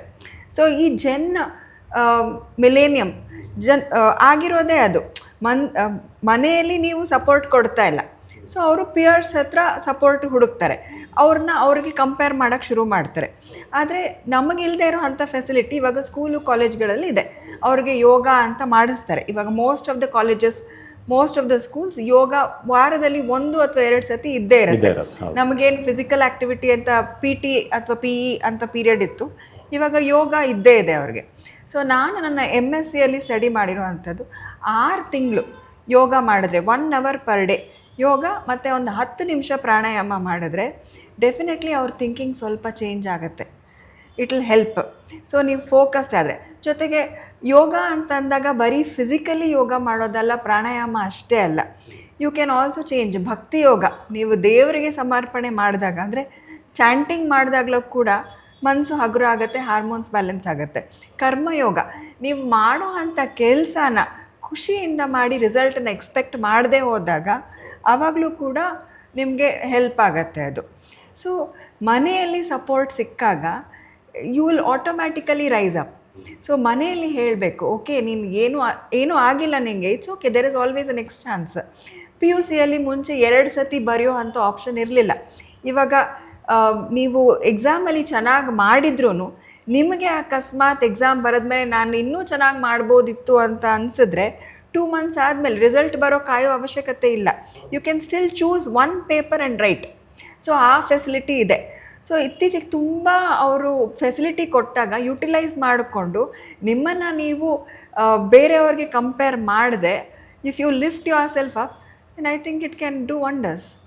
ಯಾ, ಸೊ ಎವ್ರಿ ಡೇ 1 hour, ಅದರಲ್ಲಿ 45 minutes ಯೋಗಾಸನ, ಒಂದು 15 minutes ಪ್ರಾಣಾಯಾಮ ಮಾಡಿದ್ರೆ definitely your scale of happiness will increase. Okay, thank you so much ಗುರುಗಳೇ. ಹಾಗೆ ಡಾಕ್ಟರ್ ಇಬ್ಬರು ಕೂಡ ತುಂಬ ಎಕ್ಸ್ಚೇಂಜ್ ಆಫ್ ನಾಲೆಡ್ಜ್ ನನಗೂ ಕೂಡ ಆಯಿತು. ಇವತ್ತಿನ ಒಂದು ಸೆಷನ್ ವೀಕ್ಷಕರಿಗೆ ಎಷ್ಟು ಫ್ರೂಟ್ಫುಲ್ ಆಗಿರುತ್ತೋ, ವೈಯಕ್ತಿಕವಾಗಿ ನನಗೂ ಕೂಡ it was A very special experience. So ನಿಮ್ಮ ಥಾಟ್ಗಳನ್ನು, ನಿಮ್ಮ ಅನುಭವಗಳನ್ನು, ಇನ್ಫಾರ್ಮೇಷನ್ ಶೇರ್ ಮಾಡಿದ್ದಕ್ಕೆ ಥ್ಯಾಂಕ್ ಯು ಸೋ ಮಚ್. ತುಂಬ ಸಂತೋಷ. ಎಸ್, ಇದು ಜೀತ್ ಆರೋಗ್ಯದ ಸ್ಪೆಷಲ್. ಒಂದು ಪ್ಲ್ಯಾಟ್ಫಾರ್ಮ್ನಲ್ಲಿ 3 ಪರ್ಸ್ಪೆಕ್ಟಿವ್ ಸಿಕ್ತು ನಮಗೆ, ಬೇರೆ ಬೇರೆ ವಿಚಾರಗಳು. ಯಾಕಂದರೆ ನಾವು ಒಂದೇ ಆ್ಯಂಗಲಲ್ಲಿ ಥಿಂಕ್ ಮಾಡ್ತಾ ಇದ್ದೀವಿ, ಆದರೆ ಬೇರೆ ಸೊಲ್ಯೂಷನ್ಗಳಿದೆ. ನಿಮಗೆ ಯಾವ್ದು ಆ್ಯಪ್ಟ್ ಇದೆ, ಯಾವುದು ನಿಮಗೆ ವ್ಯಾಲ್ಯೂಯೇಬಲ್ ಅನಿಸ್ತು, ಅದನ್ನು ದಯವಿಟ್ಟು ಫಾಲೋ ಮಾಡಿ. 3ರಲ್ಲಿ ಯಾವುದನ್ನು ತೊಗೊಂಡ್ರೂ ಕೂಡ it will be the best part of your life ಅಥವಾ best guide of your life. So ಇದಾಗಿತ್ತು ಈ ಹೊತ್ತಿನ ಸ್ಪೆಷಲ್. ನಿರಂತರ ಇದೇ ರೀತಿಯಾದಂಥ ಅಪ್ಡೇಟ್ಸ್ಗಾಗಿ, ಪಾಡ್ಕಾಸ್ಟ್ಗಾಗಿ ಫಾಲೋ ಮಾಡ್ತಾ ಇರಿ ಜೀತ್ ಮೀಡಿಯಾ, ಹಾಗೆ ಜೀತ್ ಆರೋಗ್ಯ.